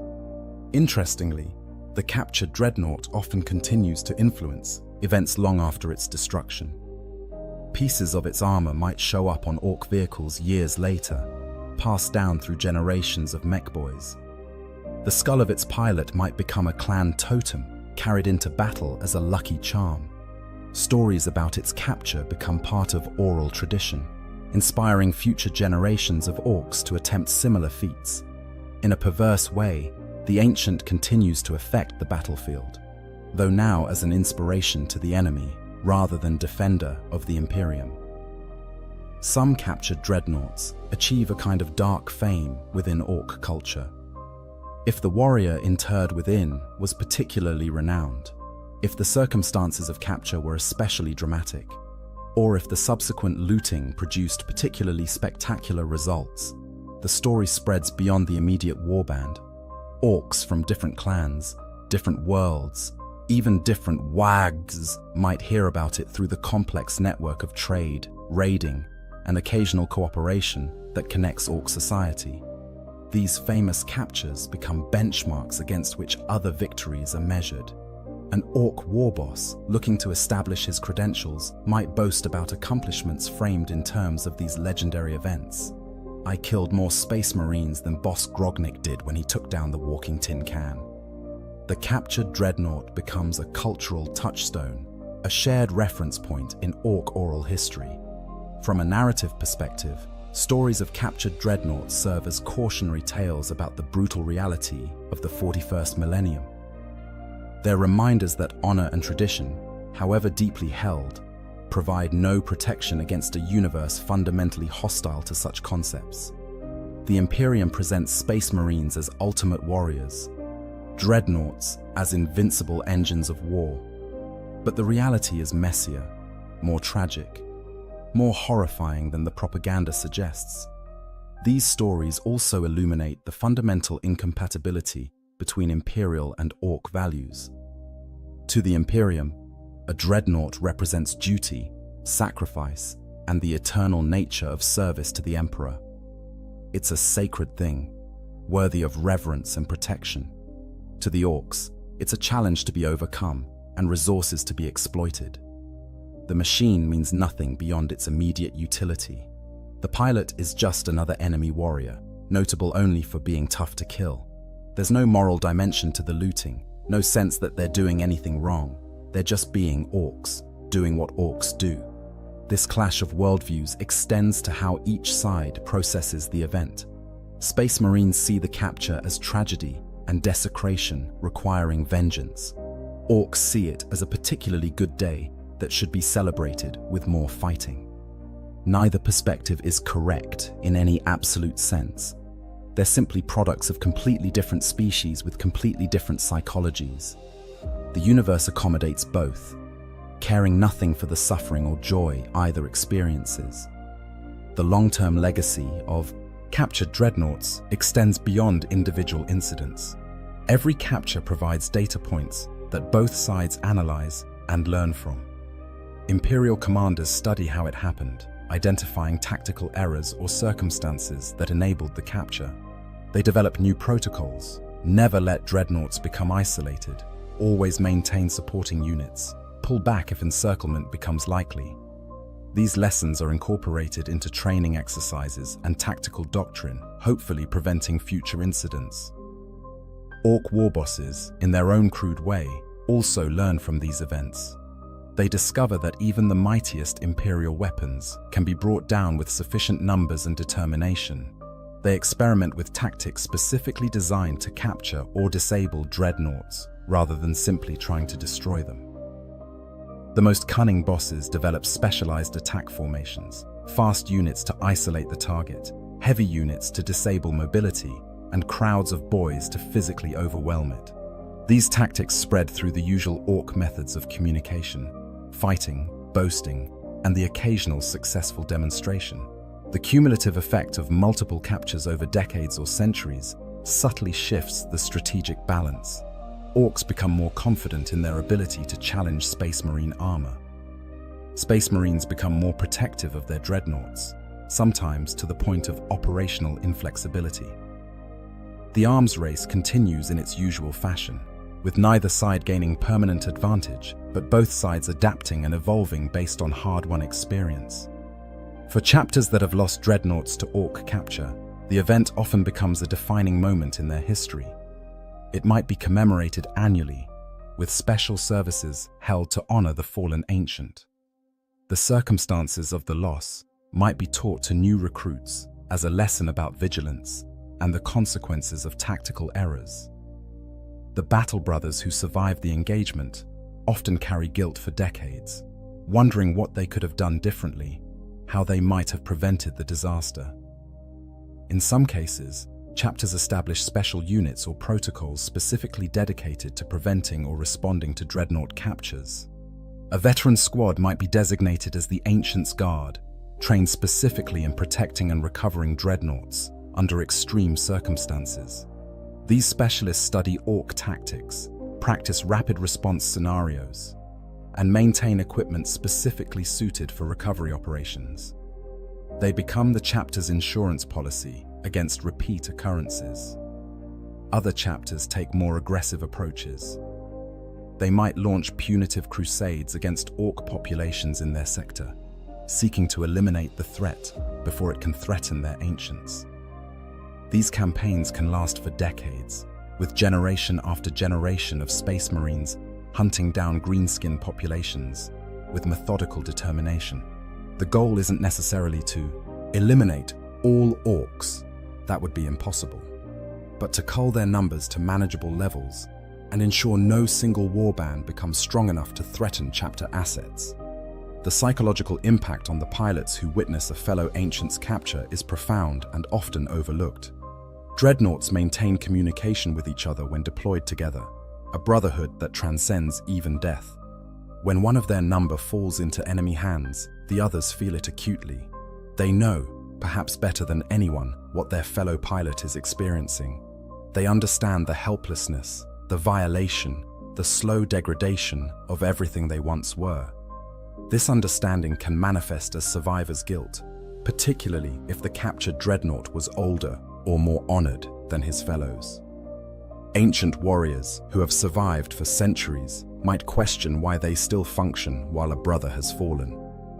Some become more aggressive in combat, seemingly courting their own destruction rather than face the possibility of similar capture. Others withdraw mentally, their combat effectiveness declining as they struggle with depression and existential dread. Chapter chaplains and librarians work to address these issues, but there are limits to what even they can accomplish. A dreadnought pilot's psychology is fundamentally altered by their condition. They exist in a state that's neither fully alive nor truly dead, cut off from normal human experience. The usual tools for treating trauma and grief don't always apply.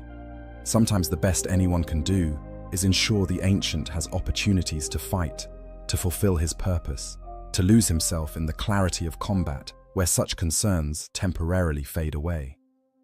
From the perspective of the captured pilots themselves, those few who maintain consciousness through part of their ordeal, the experience often produces a unique and terrible understanding.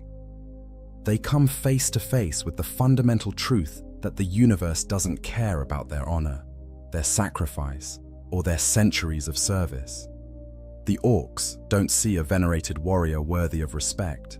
They see metal and weapons and interesting gubbins. The pilot's entire identity, everything that made him who he was, becomes irrelevant the moment capture occurs. This realization can be either liberating or devastating, sometimes both. Some pilots report, in those rare cases where they're recovered before death, a strange sense of peace in their final moments. If the universe truly doesn't care, if honor is merely a human construct without objective reality, then perhaps there's no shame in this ending. They served as best they could for as long as they could. That the ending was undignified changes nothing about the centuries of honorable service that preceded it. Others find the realization unbearable. Their entire existence post-interment has been justified by the belief that their sacrifice matters, that their continued service has meaning beyond simple utility. To discover that meaning is subjective, that it exists only within the narrow context of their chapter's beliefs, can shatter whatever psychological defenses sustained them through centuries of half-life. Some pilots effectively give up in these final moments, surrendering to death not because systems are failing, but because they've lost the will to continue. The broader question these incidents raise is whether the practice of interring mortally wounded Marines in dreadnoughts is truly merciful, or merely another form of exploitation. The Imperium presents it as an honor, the ultimate way for a warrior to continue serving the Emperor. But the pilot's subjective experience suggests something more ambiguous. They exist in perpetual isolation, their bodies destroyed, their sensory experience reduced to mechanical inputs, their periods of consciousness separated by decades or centuries of forced sleep. Is this really an honor worth pursuing? Or is it simply the Imperium's way of extracting every last bit of utility from its warriors? The question has no clean answer, and different chapters approach it differently.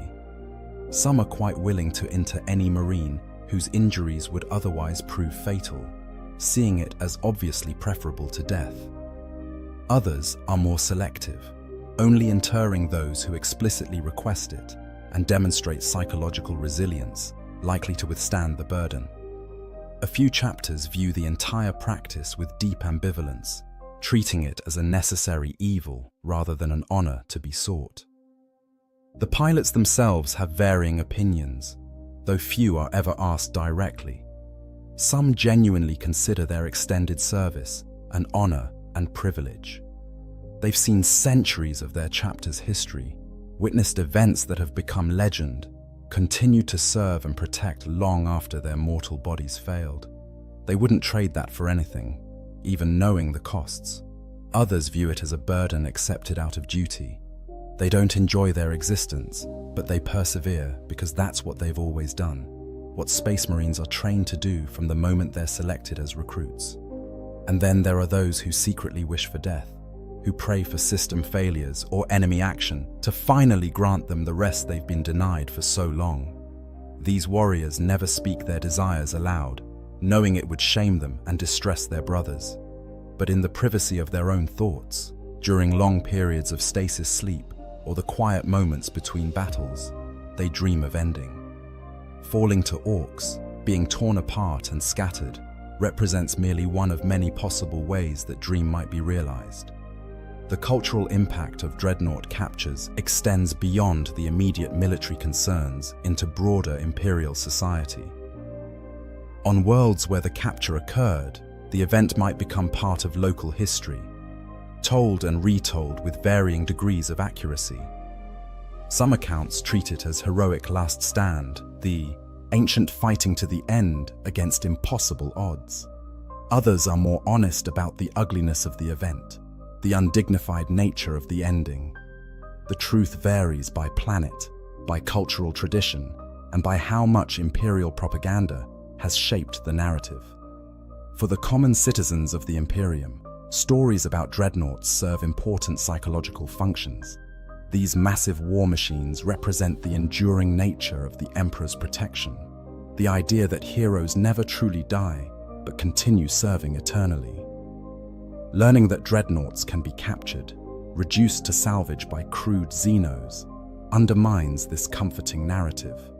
It introduces doubt about Imperial invincibility and raises uncomfortable questions about what happens when the Emperor's finest fail. Planetary governors and ecclesiarchal officials usually respond to these doubts with increased propaganda, emphasizing other aspects of Imperial power. If citizens are worried about Space Marine vulnerabilities, redirect their attention to the billions of loyal guardsmen, the might of the Imperial Navy, the divine power of the Emperor's saints. The goal isn't to address the specific concern, but to ensure faith in the Imperium's ultimate victory remains unshaken. Among more educated or cynical Imperial citizens, the occasional dreadnought capture serves as a useful reality check.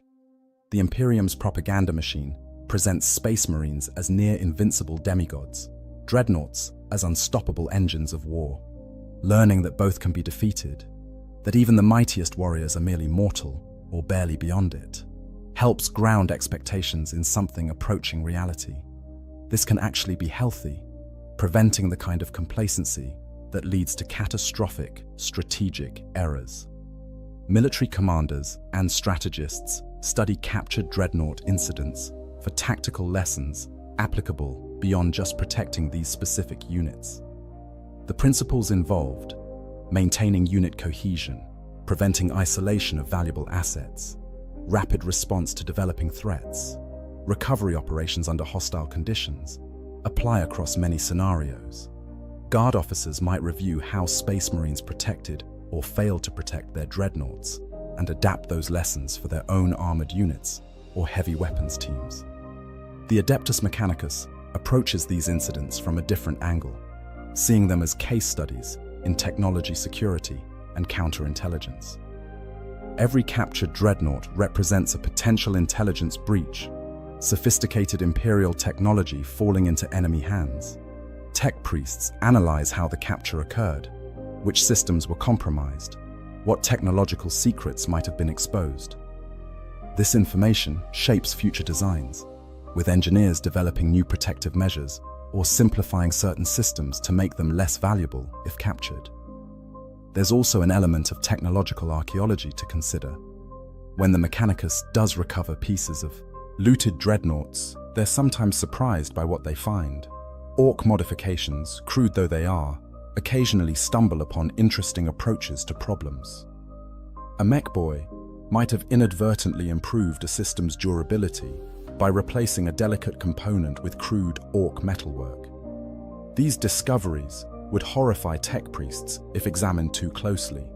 The idea that orc engineering could improve Imperial designs is near heretical. But pragmatic engineers quietly note what works and why. incorporating useful principles into future iterations.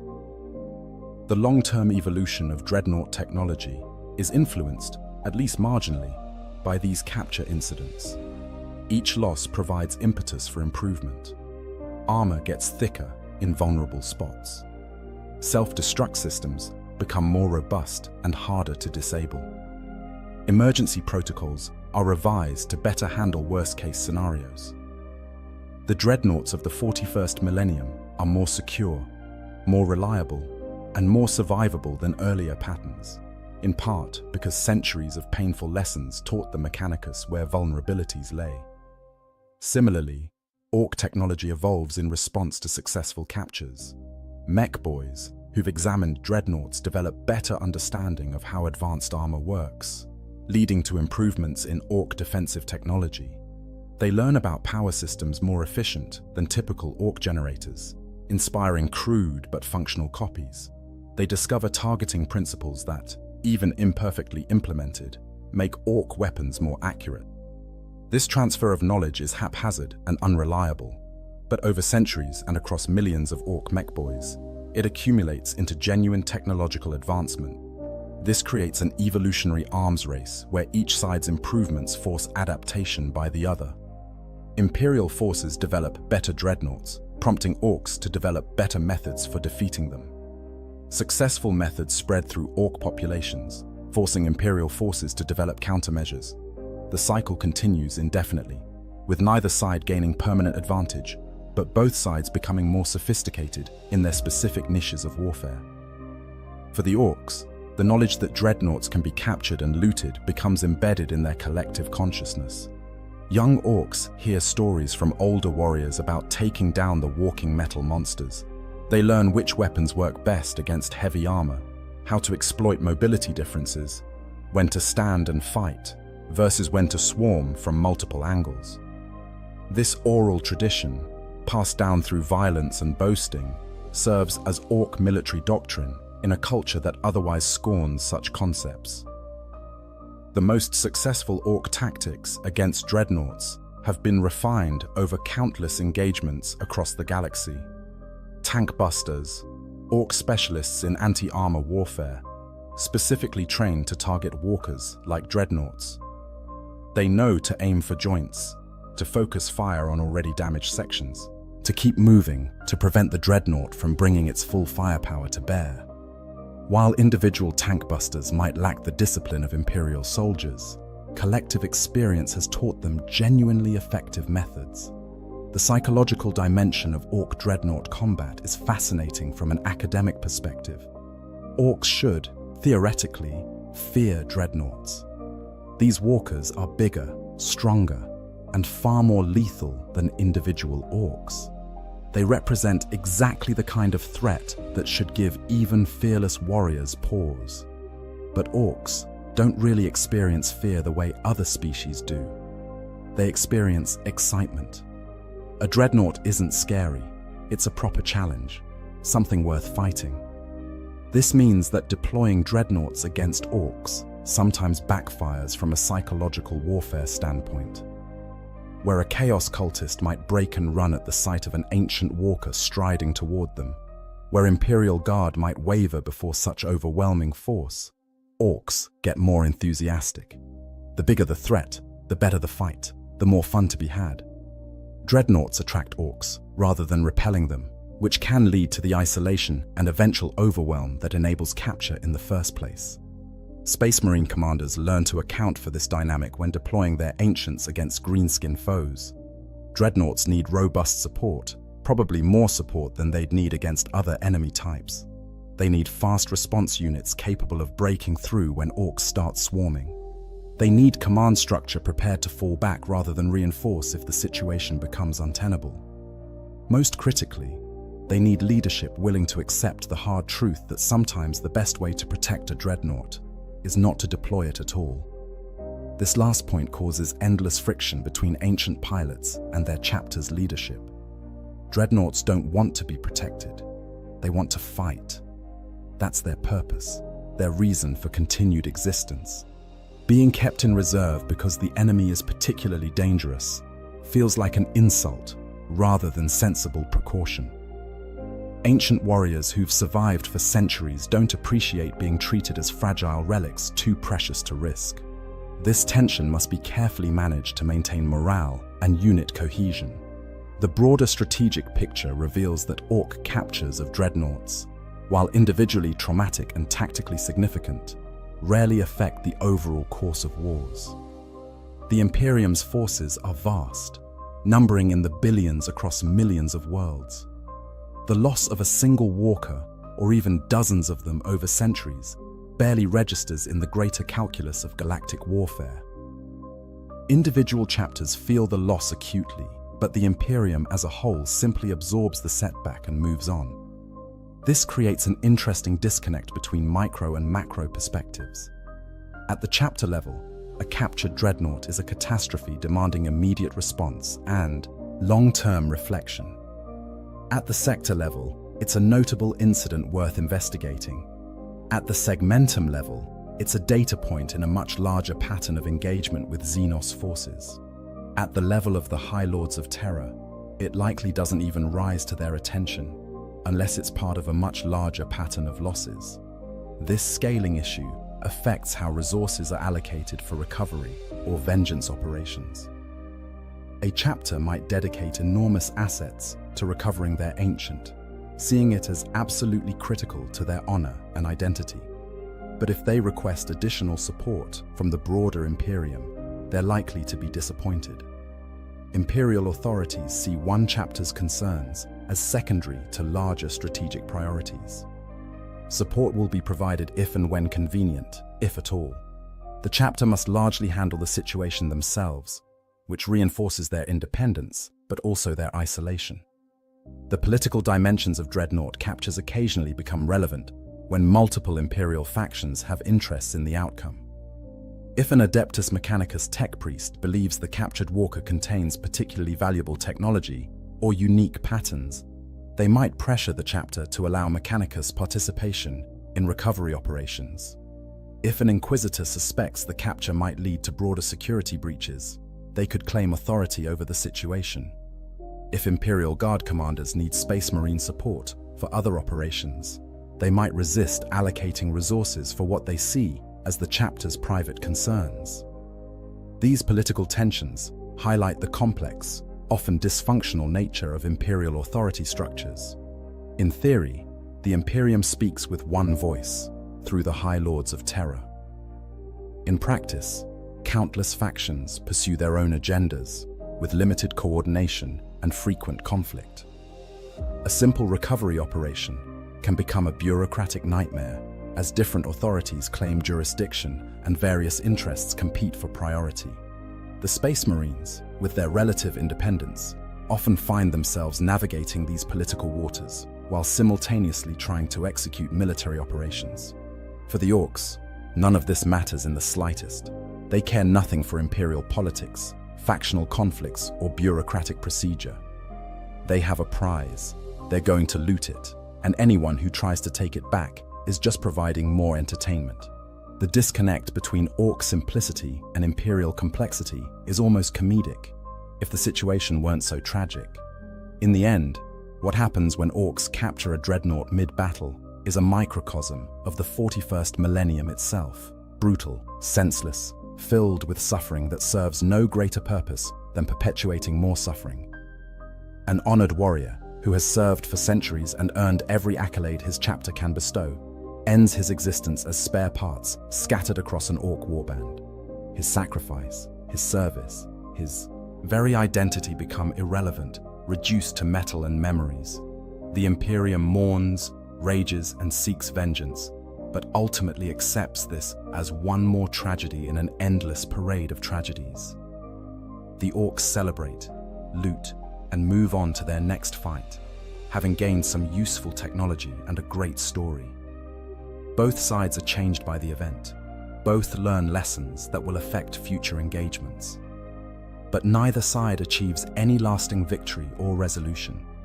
They simply continue the eternal war, because in the grim darkness of the far future, that's all anyone can do. The captured dreadnought's legacy lives on in multiple ways. The technology salvaged from its frame will appear in Orc constructions for decades, bolted onto vehicles or integrated into weapons. The story of its capture will be told around Orc campfires, embellished and exaggerated until it becomes legend. The Space Marine chapter will carry the memory of its loss, using it as motivation and warning for future generations. And somewhere, in the chapter's halls of remembrance, a name will be carved alongside countless others, honored dead, who served until there was nothing left to serve with. This is the reality of war in Warhammer 40k. There are no clean endings, no satisfying resolutions. Just endless conflict grinding on across countless worlds, consuming lives and machines and hope with equal efficiency. The capture and looting of dreadnoughts is merely one small part of this larger horror, a particular kind of tragedy among infinite tragedies. It matters tremendously to those directly involved, and barely at all to the universe as a whole. And so the war continues. Dreadnoughts will march into battle, ancient warriors guiding their mechanical forms toward whatever enemies dare face the Emperor's wrath. Most will survive, their armor holding against impossible odds, their pilots' centuries of experience turning the tide of engagement after engagement. But some will fall, brought down by overwhelming force, or terrible luck, or simple attrition. And of those that fall, a handful will face the particular horror of capture by enemies who see only salvage where the Imperium sees sacrifice. For these fallen ancients, there will be no glorious last stand, no heroic death remembered in song and story. Just darkness and pain and the slow dismantling of everything they were. Their brothers will mourn them, will rage against their fate, will swear oaths of vengeance that might never be fulfilled. And then, eventually, they'll return to war, because that's what Space Marines do. The war doesn't stop for grief or anger or loss. It simply continues, grinding forward inexorably, consuming everything in its path. If you enjoyed this deep dive into one of the Grimdark's darkest scenarios, make sure to like this video and subscribe to the channel. There are countless more stories to tell from the 41st millennium, each one revealing another facet of this terrible, fascinating universe. What other scenarios would you like us to explore? What other questions about life in the far future keep you up at night? Let us know in the comments, and we'll see you in the next one, for the Emperor and for the honored dead who serve him still. In the grim darkness of the far future, there exist horrors beyond mortal comprehension. Among these countless terrors, few are as deeply personal, as intimately cruel, as what occurs when the green-skinned Xenos known as Orcs get their crude, brutal hands on the sacred war machines of the Adeptus Astartes. Today, we explore one of the darkest fates that can befall a Space Marine. Not death in glorious combat, not even capture and torture by the forces of chaos, but something perhaps worse. The desecration, the violation, the transformation of one of the Ultramarines' most revered warriors, entombed within his dreadnought sarcophagus, as Orc mechboys tear apart everything he once was and rebuild it into something grotesque. This is the story of what happens when Orcs capture an Ultramarines dreadnought on the worlds of Ultramar. Before we descend into the specifics of this nightmare scenario, we must first understand the players in this tragedy. The Ultramarines. Chapter of the Adeptus Astartes stands as perhaps the most famous, most exemplary of all Space Marine chapters. Sons of the Primarch Robuta Guilliman, they are the ultimate expression of order, discipline, and tactical excellence. Their realm, Ultramar, is not merely a single fortress monastery world like most chapters claim, but an entire stellar empire. Once encompassing 500 worlds during the Great Crusade, even after the Horus Heresy reduced their domain, Ultramar remains a shining beacon of imperial civilization in the eastern fringe. Within these carefully administered worlds, citizens live better lives than almost anywhere else in the Imperium. They know genuine justice, reasonable governance, and the protection of their superhuman guardians.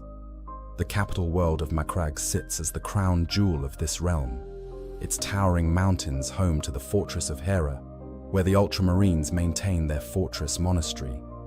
Other worlds like Calth, with its vast underground cities built after the word-bearers poisoned its sun during the heresy, Talassar with its violent seas, Espandor with its endless forests, and Ajax, the garden world of legendary fertility, each contribute to making Ultramar a functioning empire rather than merely a military installation.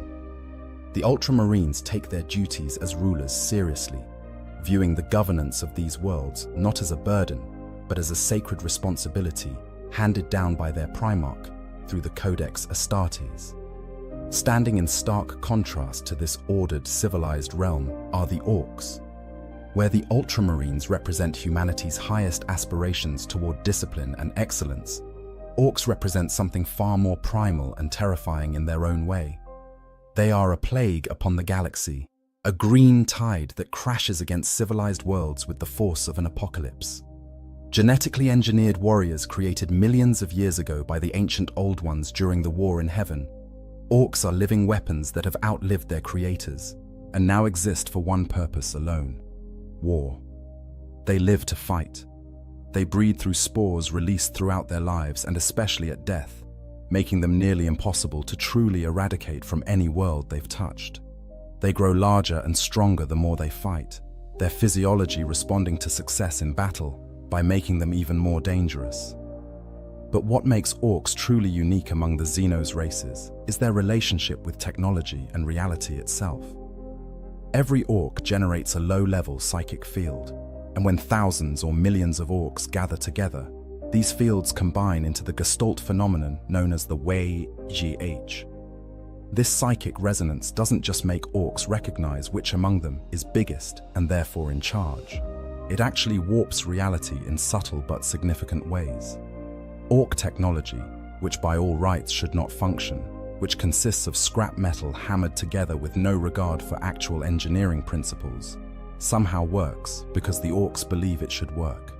The Wayag field fills in the gaps, makes the impossible possible, turns junk into functional weapons through sheer collective belief. Red vehicles go faster simply because Orcs think they should. Guns fire when they shouldn't be able to. Armor protects when by rights it should collapse. Within Orc society, certain individuals called Odd Boys are born with specialized instincts. The Mech Boys, also called Mechs, possess an innate genetic understanding of engineering and construction. They don't learn how to build things through education. The knowledge simply exists in their genes, placed there by the Old Ones countless ages ago. A mech can look at a pile of scrap and instinctively know what each piece is and how it could be used. Give them materials and tools, and they'll start building, creating ramshackle but surprisingly effective weapons and vehicles. The best and biggest mechs become big mechs, masters of Orc technology, who can create truly impressive and devastating war machines. Among the various Orc clans, none epitomize the looting mentality quite like the Death Skulls. Their entire culture revolves around the acquisition of other races' technology and equipment. They're the quintessential scavengers and thieves of Orc society, painting everything they own in blue, because they believe blue is lucky, and covering their acquisitions in looted symbols and icons. But the truth is that all Orcs loot. It's fundamental to how they operate. After every battle, Orcs swarm across the battlefield, taking everything they can carry. Weapons, armor, ammunition, food, vehicles, even buildings get dismantled and carried off. Entire Orc warbands called looters specialize in grabbing the best weapons from dead enemies and getting mechs to rebuild them into shoulder-mounted gun platforms. Now imagine these two forces colliding. The ordered, disciplined Ultramarines defending their carefully maintained realm against the chaotic, barely organized but overwhelming tide of an Orc. Wow! Such conflicts have occurred throughout history. Espandor itself saw a brutal Orc invasion in the late 41st millennium, requiring the sacrifice of the dreadnought Barcus to ensure the survival of the Ultramarines' forces. The world of Prandium, once considered the crowning glory of Ultramar for its natural beauty, was completely stripped bare by Tyranids, but Orcs too have threatened these worlds countless times. When an Orc wag gains momentum, when the psychic field grows strong enough, orcs will pour forth from every corner of space, drawn to the promise of the best fighting, the biggest battles, the most glorious carnage. To understand the true horror of what we're about to discuss, we must first comprehend exactly what a dreadnought is, for it is far more than simply a weapon. It is a walking tomb. It is a prison. It is both salvation and damnation, wrapped in adamantium and ceramite. When a space marine suffers wounds so catastrophic that even the advanced medical capabilities of the chapter's apothecaries cannot save him, when his body is broken beyond repair, but some spark of life remains, the chapter faces a choice. They can grant him the Emperor's peace, a quick death, and the honor of having his gene seed harvested for the next generation.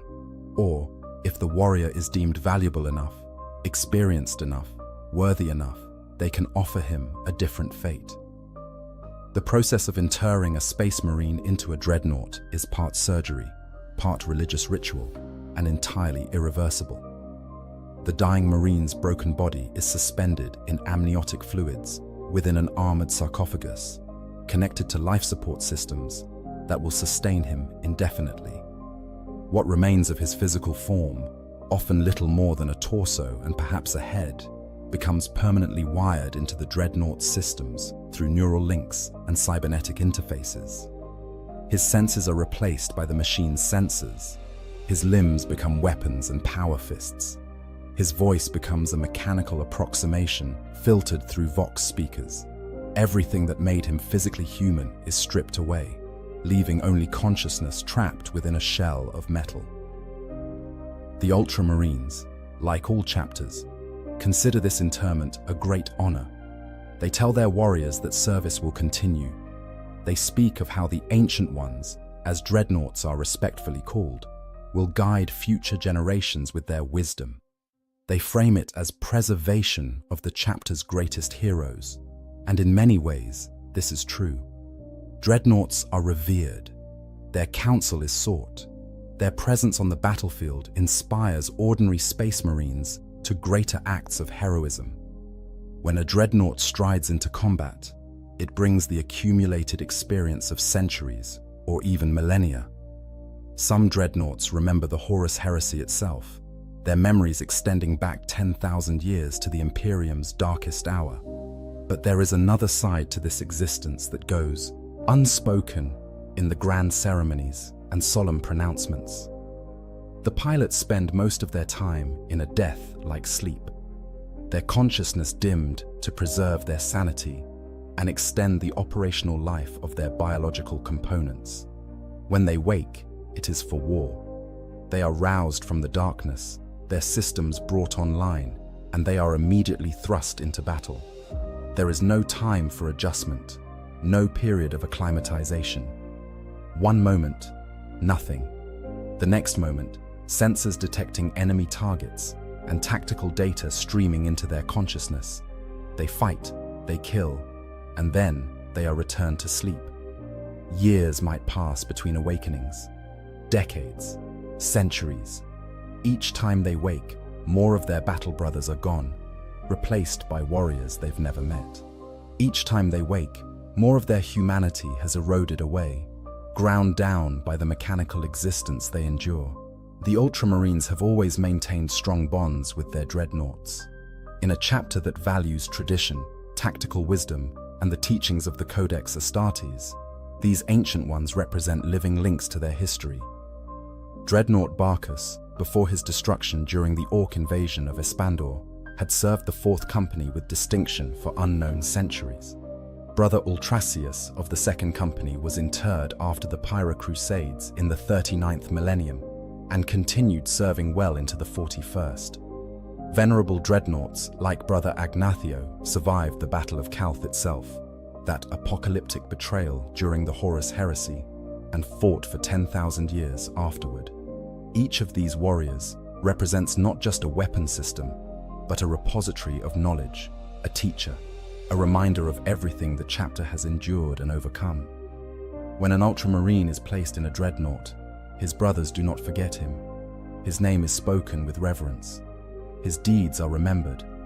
The Tech Marines and Tech Marines maintain his sarcophagus with religious devotion, treating the war machine not merely as equipment, but as a shrine to a living saint. They paint it in the blue and gold of Ultramar. They adorn it with honor markings and campaign badges.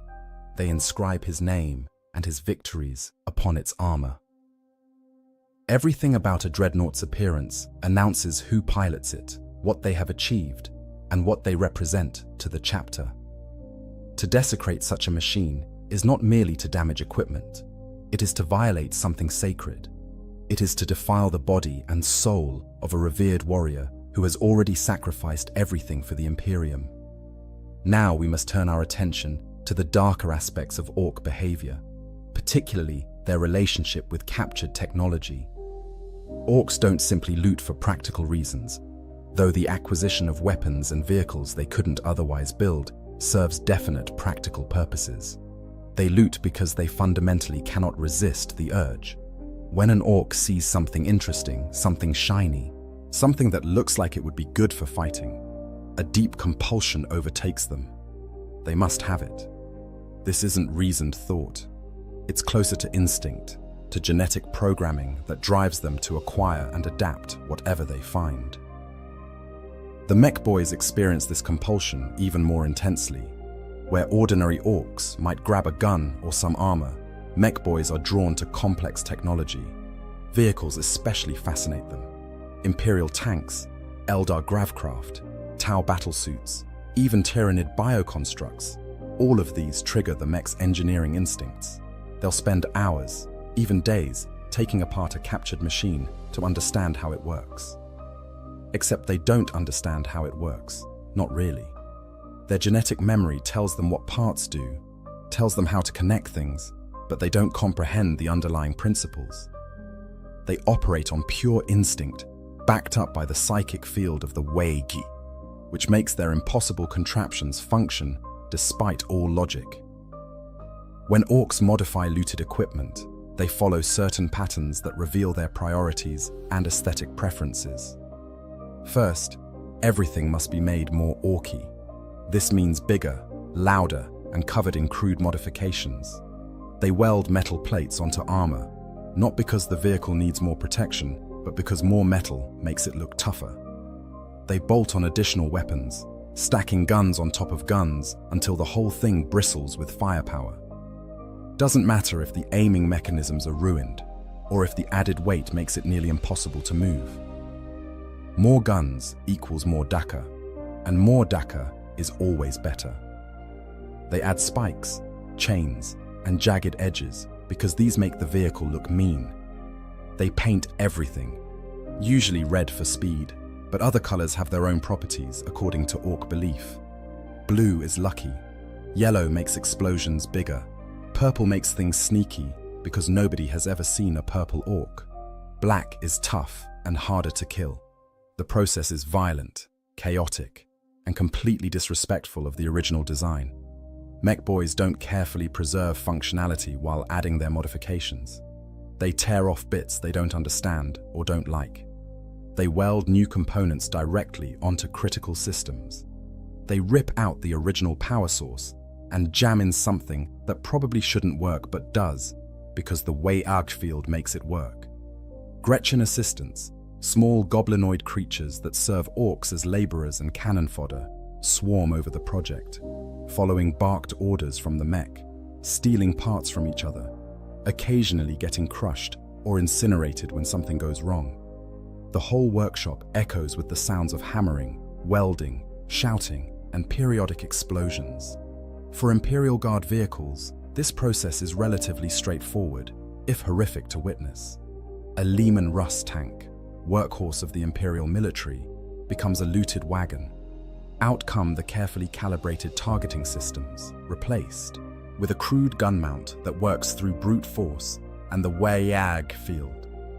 Off comes the camouflage paint, replaced with garish red and yellow. On go the spikes, the rams, the additional armor plates. The original crew compartment gets modified to fit Orc physiology, which usually means tearing out seats and controls, since Orcs don't need such luxuries. Within days or even hours, depending on how many mechs and grots are working, the tank no longer resembles its original form. It's still recognizable as having once been a Lehman Russ, but now it's something else, something crude, something that screams its new allegiance to anyone who sees it. But Space Marine equipment represents a different challenge entirely. Astartes wargear is not mass-produced like Imperial Guard equipment. Each piece is a work of craftsmanship, blessed by the Mechanicus, inscribed with prayers and purity seals. The materials alone are far superior to standard Imperial equipment. Ceramite armor, adamantium structural components, advanced power sources that have sustained war machines for thousands of years. The machine spirits that the Mechanicus believes inhabit all technology are particularly strong in Space Marine equipment. From an Orc perspective, this means the loot is even better. From a practical standpoint, it means the equipment is more resistant to their modifications, though this never stops them from trying. Space Marine vehicles rarely fall into Orc hands intact simply because Space Marines rarely lose battles so catastrophically that they abandon functioning equipment. When a Rhino transport or a Predator tank falls to enemy fire, the Space Marines typically recover it after the battle, or destroy it themselves if recovery proves impossible. The chapter simply cannot allow sacred wargear to be captured, but in the chaos of battle, especially against overwhelming numbers, even Space Marines can be forced into full retreat.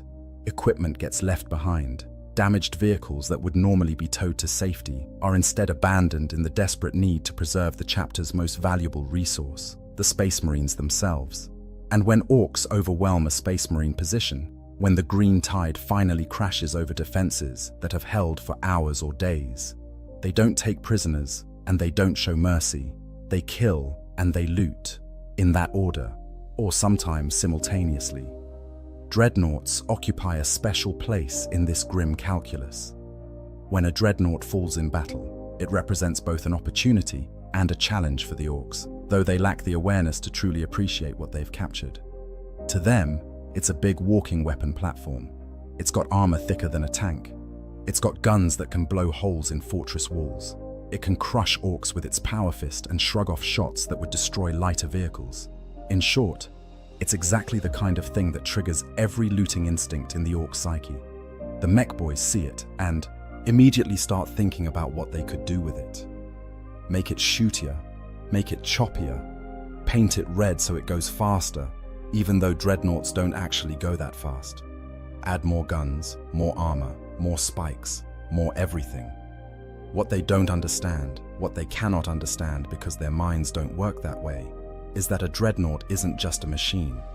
There's someone inside, a living, conscious being trapped within that sarcophagus, kept alive by systems the Orcs will blunder through with all the delicacy of an avalanche. They don't grasp the sacred nature of what they've captured, the centuries or millennia of service represented by the warrior inside, the bonds of brotherhood connecting him to his chapter. To them, it's just loot. Really good loot, but just loot. Now let us construct the scenario that leads to capture. Picture Espandor, that forested cardinal world on the edge of Ultramar's territory. Its two continents are covered in ancient trees, broken only by carefully planned cities that blend into the natural landscape according to Guilliman's principles of harmonious development. The population is smaller than the more developed core worlds of Ultramar, but they are proud people, descendants of explorers who settled here during the Age of Strife and have maintained their independence and unique culture even while embracing their place in Ultramar's order. The Orcs arrived without warning, as they often do. Perhaps they were drawn by the psychic wake of a nearby Weg that had ravaged other systems. Perhaps they were simply wandering warbands that stumbled upon Espandor and decided it looked like a good place for a fight. Perhaps a war boss had specifically targeted the world as part of a larger campaign against Ultramar. The reason doesn't particularly matter. What matters is that thousands, then tens of thousands, then hundreds of thousands of Orcs descended upon Espandor in crude spacecraft and rock transports, massive asteroids, hollowed out and filled with Orcs that were simply dropped from orbit to crater into the surface. The Ultramarines responded with their characteristic efficiency and tactical brilliance. The fourth company, perhaps led by a captain who had studied the Orc invasion scenarios detailed in the Codex Astartes, deployed to reinforce the planetary defense forces. With them came several ancient ones, dreadnoughts, whose experience with Orc combat stretched back centuries. Among them, let us imagine, was Brother Castus, a venerable dreadnought who had served the chapter for 600 years since his interment, after suffering catastrophic wounds fighting word-bearers during a border war in the Galactic East. He had walked through the fires of a dozen campaigns. His assault cannon had spoken the Emperor's wrath to countless enemies. His power fist had crushed the skulls of alien war bosses and heretic commanders. He was, by any measure, a hero of the chapter. The initial battles went well.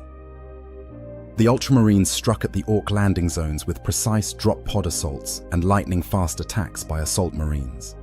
They targeted the biggest Orcs, knowing that removing leadership would fracture the horde into infighting mobs.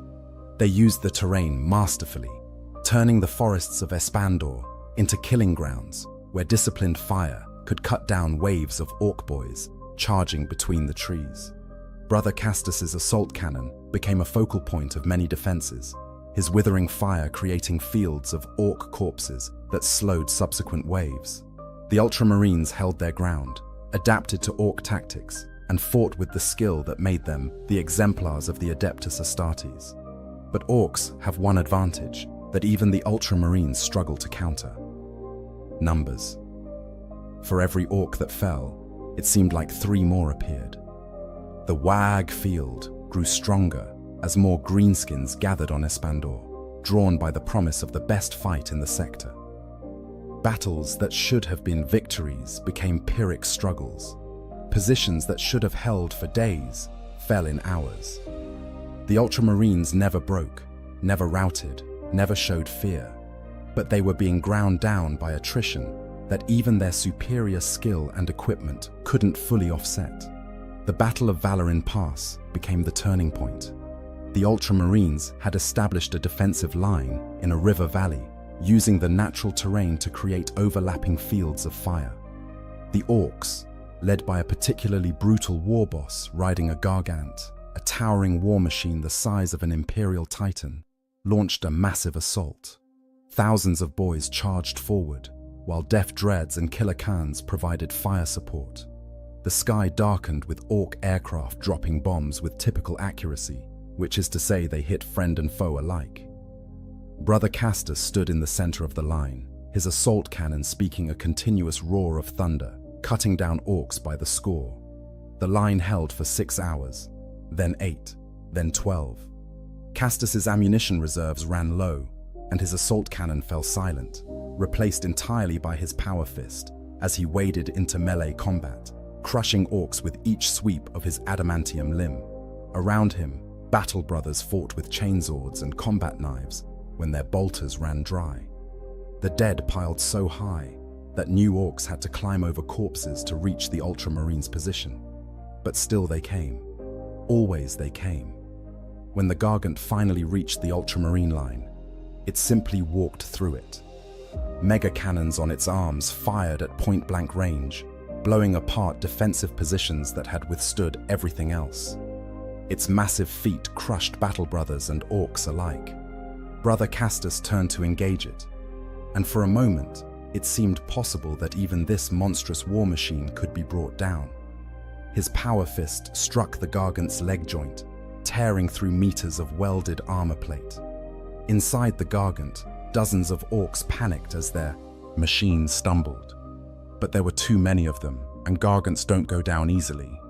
The Gargant kicked. It wasn't sophisticated. It wasn't tactical. It was just a massive metal foot swinging at the thing that had hurt it. Brother Castus, despite 600 years of combat experience, despite superhuman reflexes enhanced by his connection to the Dreadnought systems, despite everything, couldn't dodge.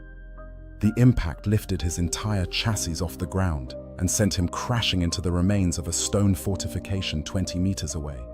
His armor cracked, his systems screamed warnings, his neural link flickered, and then the Orcs were on him, dozens of them, stabbing and hacking and wrenching at his armor, trying to pull him apart.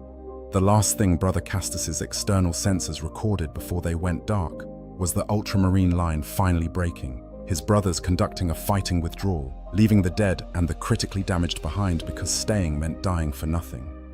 In his mind, through the pain and the system failures, he tried to cry out, "Don't leave me, brothers, please." But his Vox was offline, his weapons were offline, everything was offline. He felt the orcs dragging him, felt them hooking chains to his broken armor, felt them hauling him like a prize animal. And then, mercy of mercies, his consciousness faded into the emergency hibernation that occurs when a dreadnought systems suffer catastrophic damage. Darkness claimed him, and for a time, there was nothing. When awareness returned, it came in fragments. First, sound. The crash and clang of metal on metal. Orc voices, guttural and loud, barking orders and insults in their crude tongue. The whir of power tools, the hiss of welding torches. Then, sensation. Not physical sensation, because he had no physical body to speak of anymore, but the data his remaining sensors provided. He was in a large space, hot, the air thick with smoke and oil. His chassis was stationary, held in place by crude but effective restraints. Then, vision. His optical sensors came partially online, providing grainy, flickering images. He could see. Emperor help him, he could see where he was. The workshop of an orc mech boy. Scrap metal everywhere. Vehicles in various states of disassembly and reconstruction. Gretchen running between piles of parts, carrying tools and components, and around him, dozens of orcs. Some were working on him directly, others were just watching, pointing and laughing and shouting suggestions. And at the center of it all, a big mech, identifiable by his larger size and the wealth of mechanical augmentations covering his body. Brother Castus tried to access his systems, tried to activate weapons, tried to move, tried anything. Nothing responded. The orcs had been thorough in their initial assessment, disabling everything that could threaten them while they worked. He couldn't fight. He couldn't escape. He couldn't even speak to tell them what they had, what they were doing, though they wouldn't have understood or cared. He could only watch, only observe his own desecration with the detachment of his mechanical senses. The big mech circled Castus's chassis, examining it from every angle with an expression that might have been appreciation or might have been hunger. It was hard to tell with orcs. The greenskin reached out with a crude mechanical claw that replaced one of his hands and tapped the sarcophagus housing Castus's body. The sound reverberated through Castus's audio sensors. Then the mech started barking orders. The Gretchen swarmed forward with tools. The work began. They started with the iconography, the ultramarine symbols, the ultima, the proud blue and gold livery. All of it had to go in the orc aesthetic. Grots with sanders and grinders assaulted his armor, removing paint in harsh strokes that left scratches in the ceramite beneath. Others followed with brushes and buckets of paint, slapping on colors with no technique or care. Red dominated, because red goes faster, though Castus's dreadnought chassis had never been designed for speed. Yellow accents for bigger booms, the mech had decided. Blue symbols for luck. They didn't remove everything evenly. Patches of ultramarine blue remained, showing through the crude paint job like bruises. His name, carefully inscribed in high Gothic on his sarcophagus, disappeared under layers of red paint and crude orc glyphs. The purity seals that had adorned his chassis, each one placed there by a chaplain and blessed with prayers, were simply torn off. The grots threw them into a pile of other useless bits, all the sacred items that meant nothing to orcs. Servo skulls that had hovered near him during battles, destroyed in the fighting at Valorin Pass, were replaced with crude orc totems and trophies.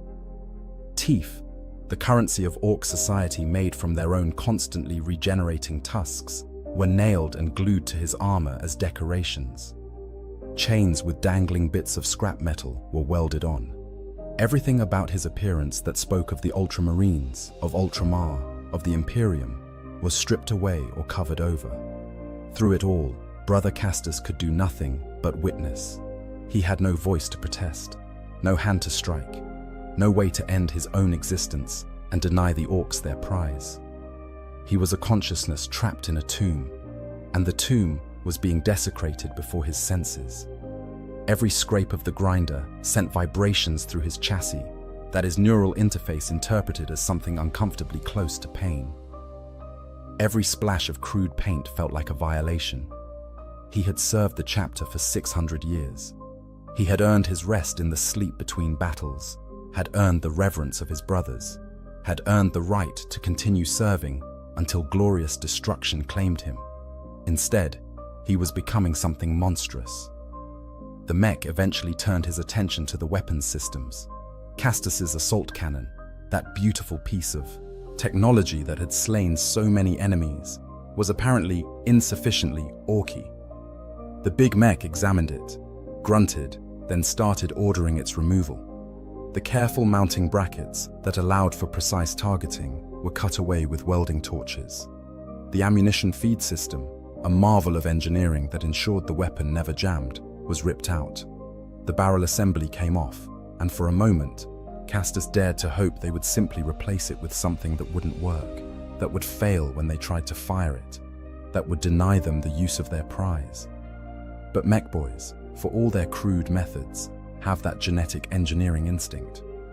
The big mech selected a massive orc weapon, something that looked like it had been built from a dozen different guns welded together, with ammunition belts crisscrossing its surface and what might have been a flamethrower attached to the bottom. With brutal efficiency, the orcs modified Castus's weapon mount to accept this monstrosity. They didn't bother with targeting systems or fire control. They just bolted it on, rigged up a crude firing mechanism, and called it good. When they tested it, firing a burst into the ceiling of the workshop and bringing down a shower of debris that sent Gretchen scurrying for cover, it worked. Orc technology at its finest. The Power Fist proved more resistant to their modifications, simply because it was a solid piece of adamantium that even orcs couldn't easily take apart. But they could add to it. Spikes got welded onto the fingers. A buzzsaw blade was attached to the forearm. Additional armor plates, torn from some other vehicle and covered in orc glyphs, were bolted onto the fist's housing. They even attached a small scorcher, a crude flamethrower, to the wrist. Because why not have more weapons? The elegant, brutal simplicity of the original Power Fist disappeared under layers of orc improvements. Days passed, maybe weeks. Castus had no way to track time with his chronometer systems offline. The work continued. They opened panels in his chassis, poked around in his internal systems with Gretchen hands and mech tools, not understanding what they were looking at, but making changes anyway. They found his power source, a plasma reactor that had hummed quietly for 600 years, with minimal maintenance. The big mech stared at it for a long time, clearly recognizing that it was important, but not entirely understanding how it worked. He left it mostly intact, but added supplementary power feeds from orc sources, just in case. These feeds were inefficient, prone to overloading, and fundamentally incompatible with Castus's systems, but the WAG field would make them work regardless. The worst moment, the absolute nadir of this nightmare, came when the mech discovered the sarcophagus itself. He'd clearly been wondering what was in the armored box at the center of the chassis, and eventually curiosity overcame whatever caution he possessed. With a massive pry bar, the big mech forced open the outer casing. Castus felt the pressure on his tomb, felt the seals breaking, felt the sanctity of his final resting place being violated. His audio sensors picked up the hiss of escaping preservative fluids, felt the temperature change as the carefully controlled internal environment was exposed to the filthy air of the workshop. The orcs stared at what they found. Castus couldn't see himself, but he knew what they were looking at. What remained of his body, sustained by the sarcophagus's systems. A torso, perhaps part of his head, wrapped in neural interface cables and life support tubes. What might have once been recognizable as human, as a space marine, now reduced to biological components necessary to house the consciousness that piloted this machine. The orcs made sounds that might have been disgust, or might have been fascination. The mech reached in with a crude instrument, poking at the cables, and Castus felt it through his whole being. Not physical pain, because those nerve endings no longer existed or no longer functioned in the traditional sense, but awareness of violation, of something fundamentally wrong occurring to the most intimate part of his existence. The big mech seemed to understand, in his limited way, that the thing in the box was important. He didn't rip out the cables or smash the life support systems. Instead, he had his Gretchen clean up the spilled fluids, seal some of the gaps with crude welding, and patch the sarcophagus back together.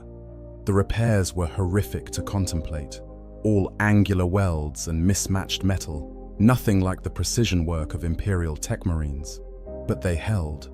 The systems continued functioning, kept functioning, would keep functioning for the Emperor only knew how long.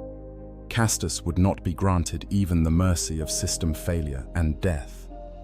He would continue, trapped, aware, as these monsters completed their work.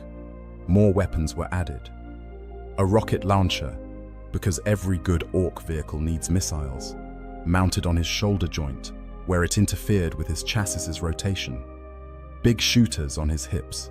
A grabbing claw, essentially a giant mechanical hand, attached to the spot where another weapon might have gone.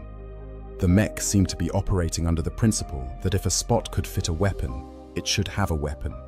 That the systems would be impossible to use simultaneously, that the targeting would be a nightmare, that the added weight would make movement difficult. None of these concerns mattered.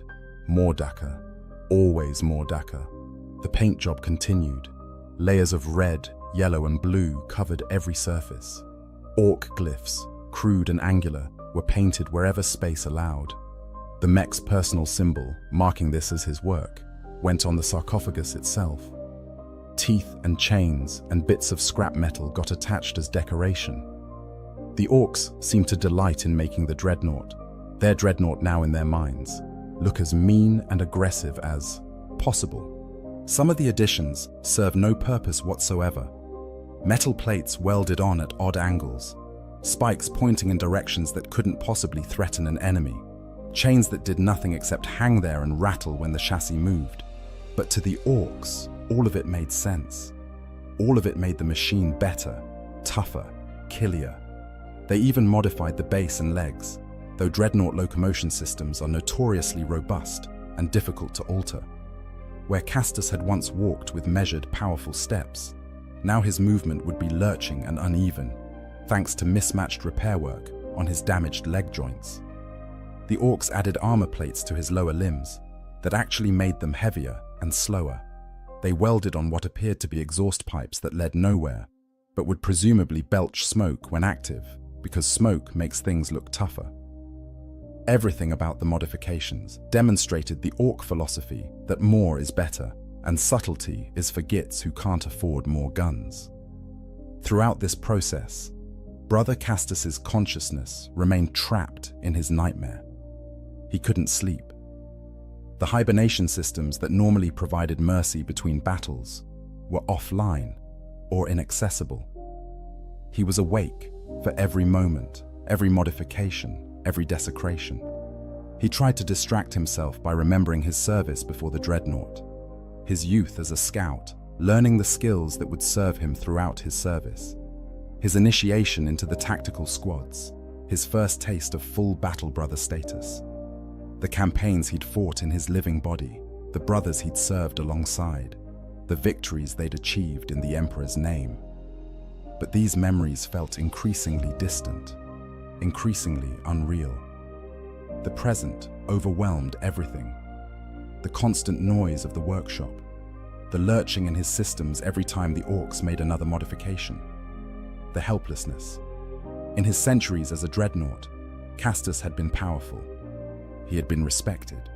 He had been a hero, an ancient one whose counsel was sought and whose mere presence inspired. Now he was reduced to this, a toy for monsters who couldn't even comprehend what they had, a prize so thoroughly violated that he didn't know if he could ever be recovered, even if rescue came. How could he return to his brothers looking like this? How could he face them knowing he'd been made into this obscenity? He tried to hold on to his faith. The Emperor protects, the old saying went. But the Emperor had not protected him from this. He tried to remember the teachings of the Codex Astartes, that sacred text penned by his own Primarch. But the Codex said nothing about enduring conscious entombment in a defiled shell, while orcs turned you into a weapon against your own kind. He tried to think of Guilliman, that exemplar of rationality and tactical genius. What would the Primarch say about this situation?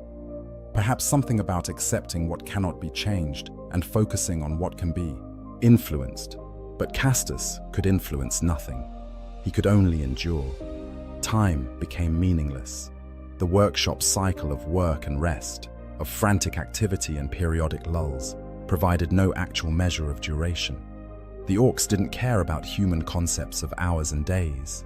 They worked when they felt like working, slept when they felt like sleeping, and stopped to eat or fight amongst themselves when the mood struck.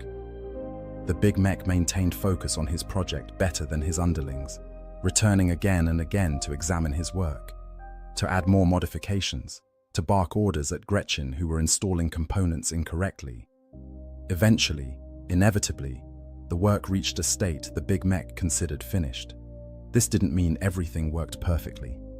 Orc construction is never perfect. There would be pieces left over that nobody could identify, parts that didn't quite fit but were forced into place anyway, systems that probably shouldn't be connected but were. None of that mattered.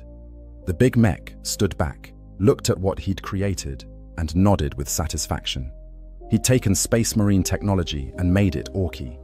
He'd created something that would smash and blast and stomp, and everyone would know it was his creation.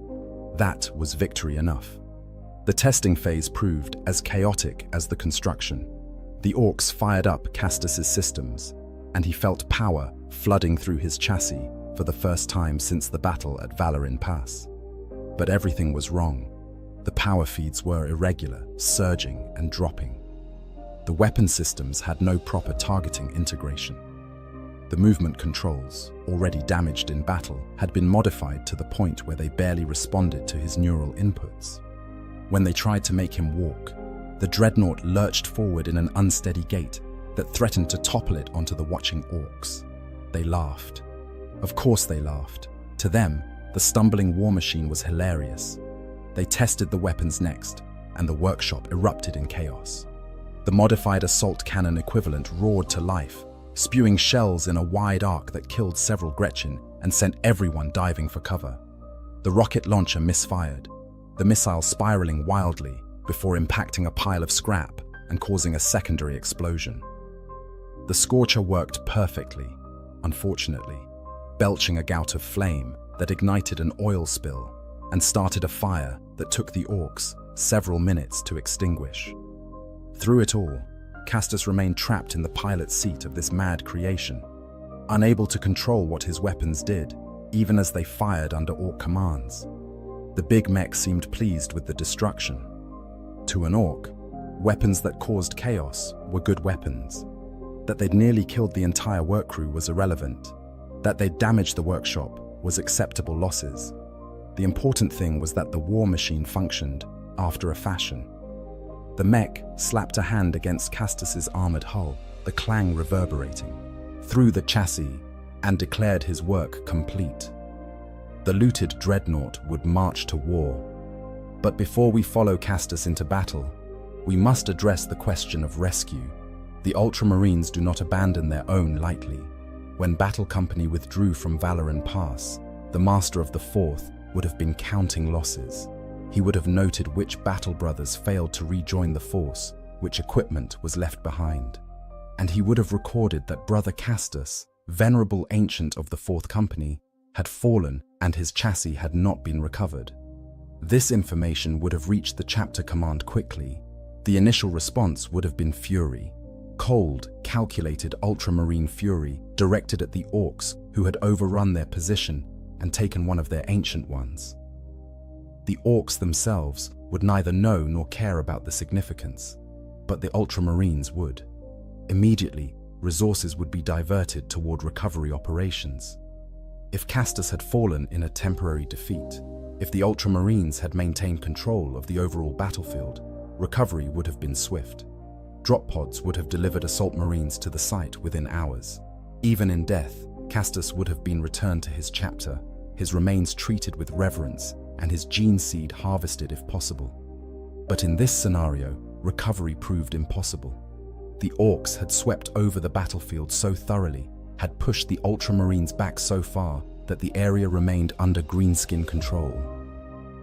Reconnaissance missions revealed thousands of Orcs swarming through the forests near Valoran Pass, looting everything they could carry.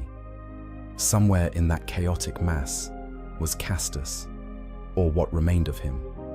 Launching a recovery operation would have meant committing substantial forces that were desperately needed to stabilize other fronts. The decision fell to the company master: attempt recovery or accept the loss. We can imagine the debate in the chapter command. The chaplains would have argued for immediate recovery, citing the sacred nature of dreadnoughts and the need to never abandon the fallen. The Tech Marines would have pointed out that every hour Castus remained in Orc hands increased the chances of irreversible damage to his chassis and systems. The captain would have considered tactical realities, the bigger picture of the campaign, the risk versus the potential reward. In the end, pragmatism likely won. The campaign to drive the Orcs from Espandor took precedence over recovering a single fallen warrior, even one as honored as Brother Castus. The decision was made to continue the larger battle and attempt recovery once strategic situations stabilized. But stabilization took longer than anyone expected. The Orcs proved resilient, numerous, and unwilling to give up their prize world. Weeks turned into months. The Ultramarines achieved victories, pushed the Orcs back from major population centers, protected the critical infrastructure that makes a world valuable to the Imperium. But the Greenskins remained on Espandor, dug into remote regions, constantly reinforced by new warbands arriving from other systems. The window for quick recovery closed. The chances of finding Castus, let alone recovering him intact, diminished to nearly nothing. Unknown to the Ultramarines, their brother was undergoing his transformation not in some remote forest camp where mobile Orcs might have dragged him, but in a more permanent settlement. The Orc presence on Espandor had grown substantial enough that mechs had established proper workshops. These crude facilities weren't going anywhere quickly, but tracking them through the vast forests proved nearly impossible without committing overwhelming reconnaissance resources. The Ultramarines searched. Every patrol kept sensors active for signs of dreadnought power signatures. Every interrogation of captured Orcs included questions about looted Space Marine equipment. But Orcs are notoriously unreliable sources of information, even when they cooperate, which they rarely do. There was one near miss. A strike force of scouts, infiltrating deep into Orc-held territory, detected a power signature consistent with a dreadnought reactor. They called in support, and a full company moved to the location. The raid hit the Orc workshop with devastating precision. Dozens of Orcs died in the first minutes. The workshop burned. But when the Ultramarines searched the ruins, they found only pieces of a looted Imperial Guard Sentinel, its power cell registering similar energy outputs to their target. Castus was elsewhere, his signature masked by the hundreds of engines and generators in the Orc settlement, or simply missed in the vast expanse of territory to search. The psychological impact on the chapter cannot be understated. Every Space Marine knows that death can come at any moment.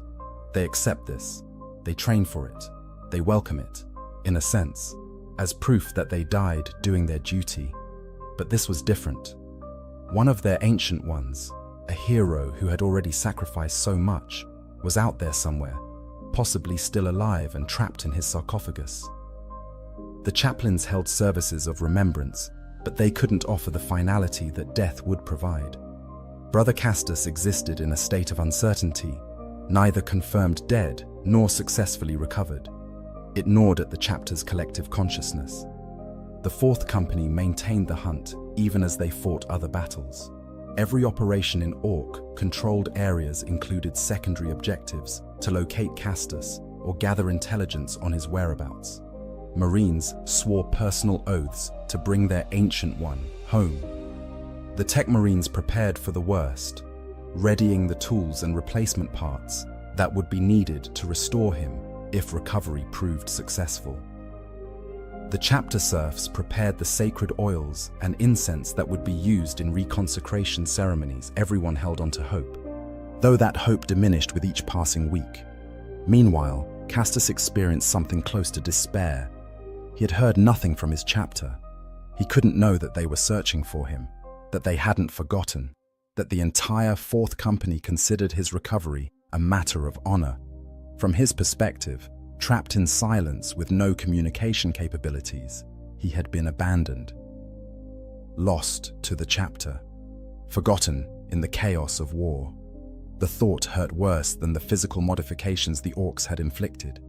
He had served for 600 years. He had given everything to the Ultramarines, and now he would spend whatever time remained to him as this mockery, this abomination, this thing the orcs had created.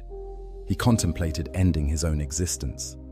If his life support systems could be sabotaged, if the reactor could be overloaded, if any of a dozen catastrophic failures could be induced, he might achieve the death that battle had denied him. But he had no control. The orcs had disabled everything, rewired everything. Even his limited ability to influence his own systems was gone. He was purely passenger now, consciousness inhabiting a machine he could not command. The only mercy was that when they powered down his systems between modifications, when his consciousness faded into dormancy, he found something resembling peace. But the orcs never left him dormant for long.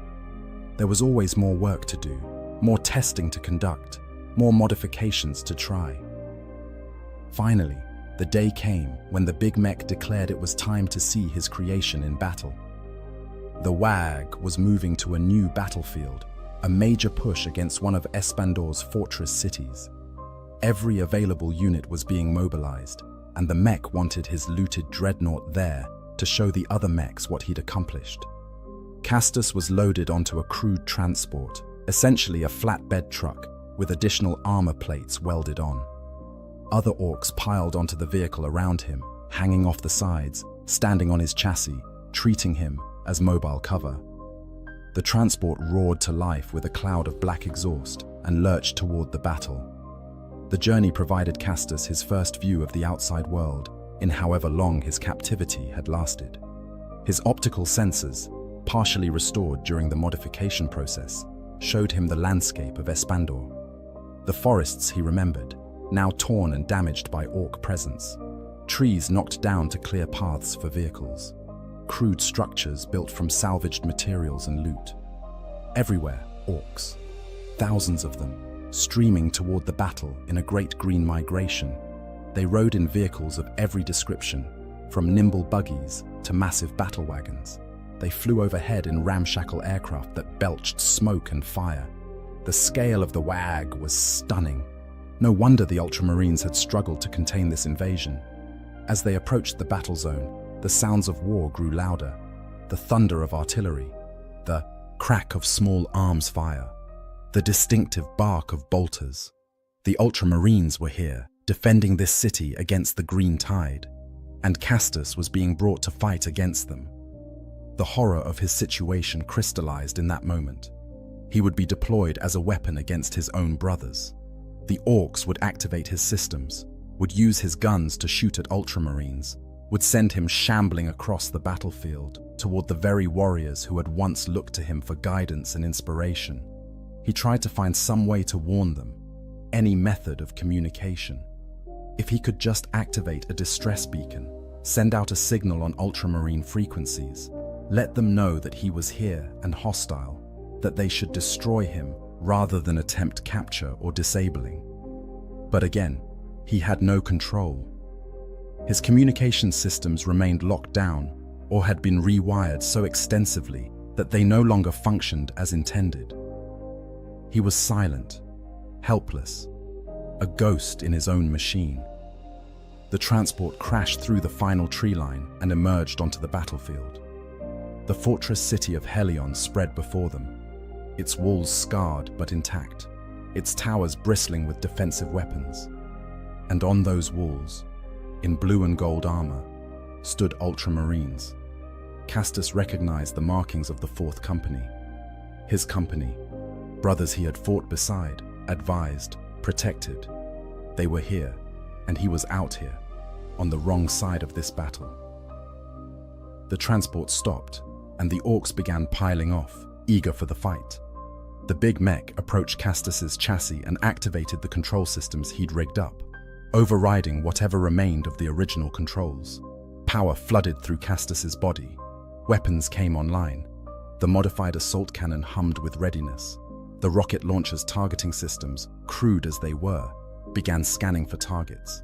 And the locomotion systems engaged, forcing his legs to move, forcing his chassis to turn toward the enemy, toward his brothers.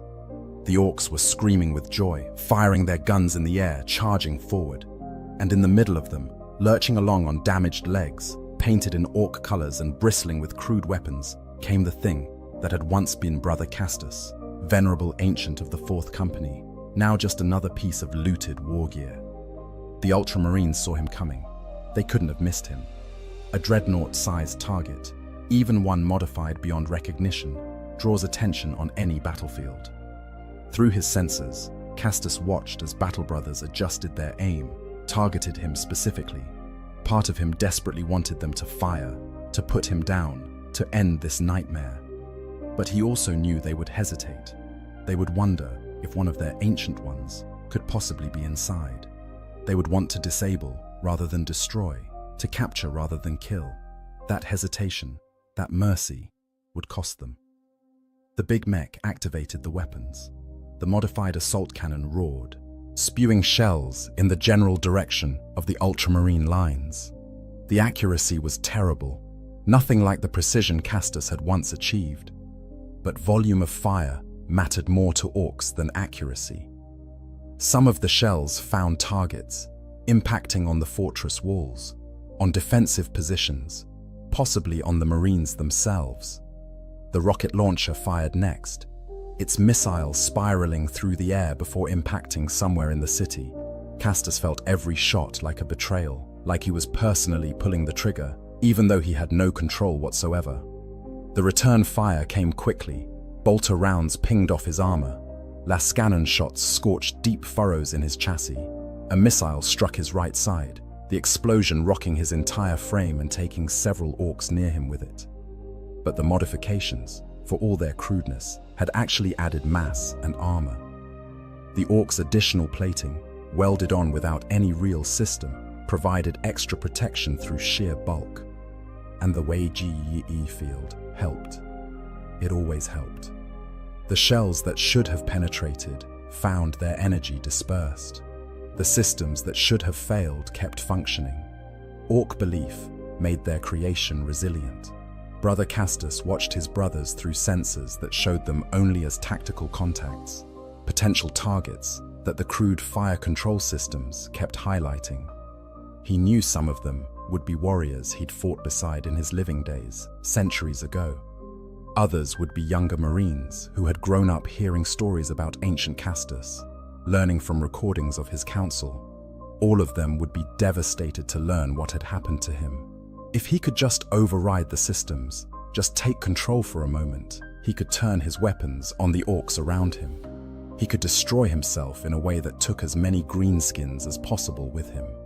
He could die as an Ultramarine should, but his consciousness remained separated from control, a passenger viewing his own actions with horror. The dreadnought lurched forward, closing the distance to the Ultramarine positions. Orc boys used him as cover, hiding behind his bulk as they advanced. The big mech stayed close, one hand on the control mechanism, directing his creation like a puppeteer. When they got close enough, the melee weapons engaged. The Power Fist, still functional beneath its orc modifications, swung at a defensive barrier. The impact shattered Ferrocrete and killed an Imperial Guard trooper who had been taking cover there. The buzzsaw, attached to his forearm by orc ingenuity, screamed to life and bit into another defensive position. This was hell. This was worse than death. Castus had imagined many ends for himself, destroyed by a lucky shot from a powerful enemy, worn down over millennia until his systems finally failed, even catastrophic destruction that vaporized him in an instant. All of those would have been preferable to this, to be used as a weapon against the Imperium, against Ultramar, against his own chapter.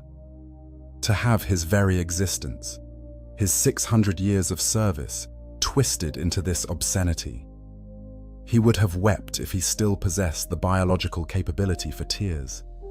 The battle raged for hours. The orcs threw themselves at the Helian defenses with typical disregard for casualties. They died by the thousands, their bodies piling up in front of the walls. But thousands more kept coming. Castus remained in the thick of it, an unwilling participant in the slaughter. His weapons fired when the mechs commanded. His fists struck when the orcs steered him into melee. Several times, ultramarine fire found critical spots, damaged components, caused system failures. Each time, Gretchen swarmed over him, performing field repairs with whatever materials they had on hand. Scrap metal got welded over breaches. Duct tape, actual duct tape, held together systems that should have required precision maintenance, and it worked. The Waag field and orc belief kept him in the fight. Then came the moment that would haunt whatever remained of his consciousness. An ultramarine assault squad deployed from the walls. Jump pack troops coming down behind the orc lines to disrupt their advance. They targeted the looted dreadnought specifically, correctly identifying it as a major threat and possibly recognizing it as one of their own. The sergeant leading them landed directly in front of Castus, his power fist crackling with energy. For just a moment, they were face to face, or as close as a dreadnought and a marine can be. The sergeant paused, just a fraction of a second, and Castus saw recognition in that pause. This marine knew. He suspected. The marking might have been covered, but the basic chassis shape, the size, something gave it away. The sergeant's hesitation cost him. The big mech activated Castus's power fist before the marine could strike. The blow caught the sergeant in his side, the force of it shattering ceramite armor and crushing the flesh beneath. The ultramarine fell, and his battle brothers descended in fury on the dreadnought that had struck him down. But it was too late. The damage was done. Castus had struck down a son of Ultramar, not intentionally, not willingly, but his body, his frame, his weapon had dealt the killing blow. Inside his sarcophagus, in the darkness that housed what remained of his biological form, something broke. Some final thread of hope, or resistance, or sanity simply gave way. The assault marines damaged Castus severely in their vengeance.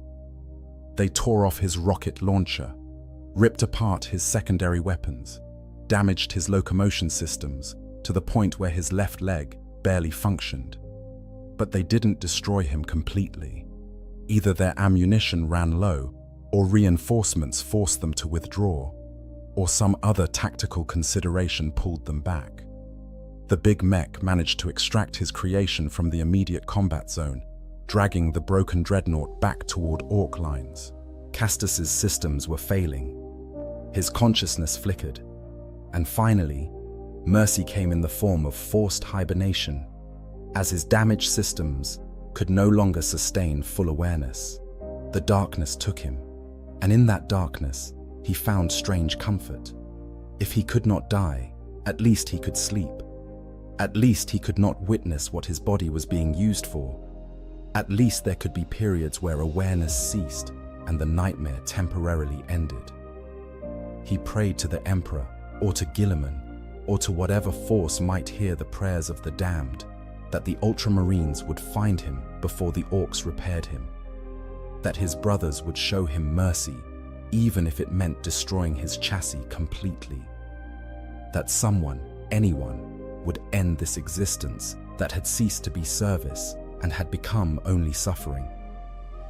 In the aftermath of the battle, the Ultramarines recovered their fallen brother, the sergeant who had been struck down. His body was retrieved with full honors, his gene seed harvested to create future warriors. During the recovery operation, The apothecaries found traces of ceramite on his armor that didn't match any orc weapon, traces that were consistent with dreadnought armor. The realization spread through the Fourth Company like a shadow. One of their ancient ones was out there, in orc hands, being used against them. The hunt for Brother Castus took on new urgency. This was no longer just about recovering lost equipment or honoring the fallen. It was about ending the suffering of one of their own, whatever form that ending had to take. The tragic irony is that both sides now wanted essentially the same thing, though for different reasons. The Ultramarines wanted to find Castus to end his torment and deny the orcs their weapon. The orcs wanted to keep their prized, looted dreadnought functioning and bring it back into battle. The difference was that the orcs had possession and the Ultramarines had only determination.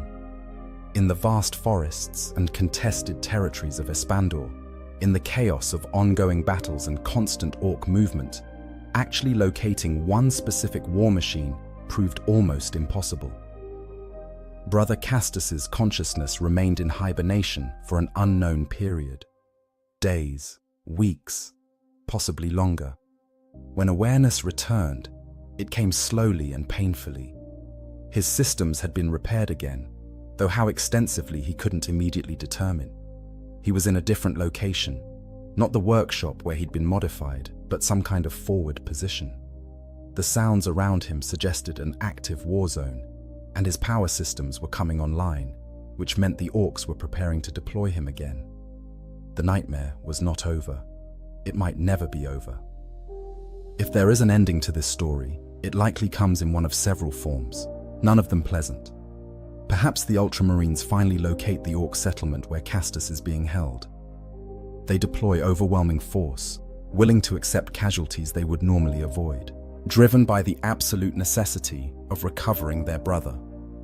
The strike is surgical and devastating. The orcs die to the last before they can mount serious resistance. And in the ruins of the workshop, the Ultramarines find him. The Tech Marines examine what the orcs have done, their expressions unreadable behind their helmets. The chaplain approaches and places a hand on the defiled chassis. And with sorrow deeper than oceans, the chaplain gives the order. Brother Castus is granted the Emperor's peace. His reactor is shut down cleanly. His consciousness fades not into forced hibernation, but into true rest. His gene seed, miraculously still viable within the sarcophagus, is harvested. And what remains of his chassis is given full funeral rites, every orc modification removed, the sacred blue and gold restored, before his honored remains are interred in the chapter's halls of remembrance. Or perhaps the ending is more brutal. Castus is deployed in battle again and again, each time fighting against Imperial forces. The orcs use him until his systems fail, beyond even their ability to repair. The power core finally gives out, or the life support systems break down, or accumulated damage reaches a point where no amount of mech tinkering can restore function. In this scenario, Castus dies among orcs, used as a weapon against everything he fought for, his final moments spent in the service of the Greenskins. The orcs, pragmatic as ever, strip his chassis for parts and move on to the next battle. Brother Castus becomes just another casualty of the long war, his fate unknown to his chapter, his name eventually fading from memory as centuries pass and new heroes rise to take his place. There is a third possibility, perhaps the darkest. The campaign on Espandor ends without Castus being recovered. The Ultramarines drive the orcs off-world through attrition, superior tactics, and the eventual arrival of reinforcements. But some orcs escape, taking their loot with them, and among that loot is one heavily modified dreadnought. He ends up in the hands of a freebooter warband, mercenary orcs who travel between conflicts. For years, decades, perhaps centuries, Castus is dragged across the galaxy, fighting in battles on worlds he's never heard of, against enemies that mean nothing to him. He becomes a legend among certain orc groups, the Ultramarine Stomper, or some equally crude name. The Ultramarines hear rumors of him occasionally, scattered reports from other chapters or Imperial forces who faced a looted dreadnought bearing traces of ultramarine colors.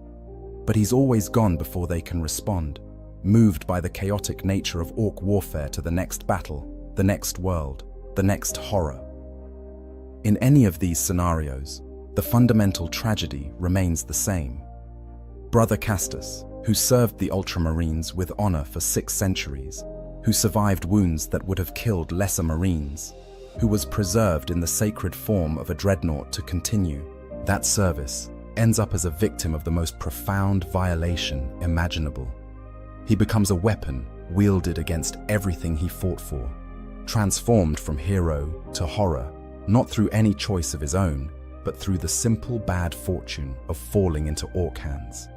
This raises uncomfortable questions that the Imperium rarely addresses. What are the ethical implications of dreadnought technology? The interred warriors are told they're being honored, that they'll continue serving the Emperor.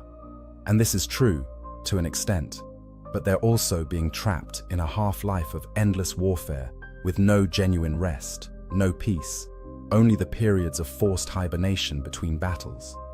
When a dreadnought pilot falls into enemy hands, as sometimes happens despite all precautions, the suffering that results is beyond what most can imagine. The pilot remains aware, remains conscious, throughout whatever horrors their captors inflict. For a warrior culture that values death in battle as the ultimate service, this immortality becomes a curse. The Ultramarines would never speak of this publicly. Such discussions would undermine the honor of the dreadnought ritual, would make future candidates hesitate before accepting interment.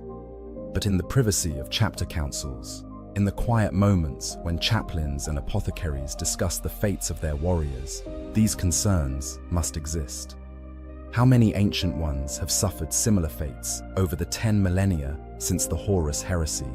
How many remain in captivity, their consciousness trapped in shells used by the enemies of mankind? How many have endured torments far worse than death because their chapters valued their experience too much to let them rest? For the individual orcs involved, none of this matters. The big mech who modified Castus probably never gave a thought to the consciousness inside the machine. To him, it was just an interesting mechanical puzzle, a chance to show off his skills and create something impressive. The Gretchen who helped with the work saw it as just another task, no different from maintaining a looted tank or building a new chopper. The war boss who deployed the modified dreadnought in battle cared only about its effectiveness as a weapon, that it had once been a hero of the Imperium, that it contained a suffering soul, that its very existence represented a profound tragedy. None of this registered in the orc psyche. They saw only a valuable piece of loot that could kill things and that made their warband stronger. This fundamental disconnect between how the two sides view technology and war makes the tragedy more complete. To the Ultramarines, a dreadnought is a reliquary, a shrine, a brother given eternal life to continue his service. To the orcs, it's just a fancy weapon platform that happens to have better construction than their usual vehicles. They don't desecrate it out of malice or desire to inflict suffering. They modify it the same way they modify everything else they capture, with no awareness of the sanctity they're violating or the pain they're causing. The horror is accidental, which somehow makes it worse. The question of whether anything could be done to prevent such scenarios reveals the limitations of both cultures. The Ultramarines could destroy their dreadnoughts before allowing them to fall into enemy hands, but this runs counter to their entire philosophy of preservation and honor.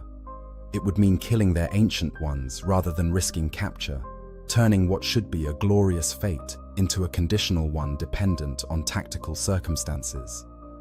The alternative would be to abandon the dreadnought tradition entirely, to simply grant the Emperor's peace to mortally wounded Marines, rather than preserving them in mechanical bodies. But this would deprive the chapter of invaluable experience and tactical wisdom, of living links to their history, of heroes who can continue serving for millennia.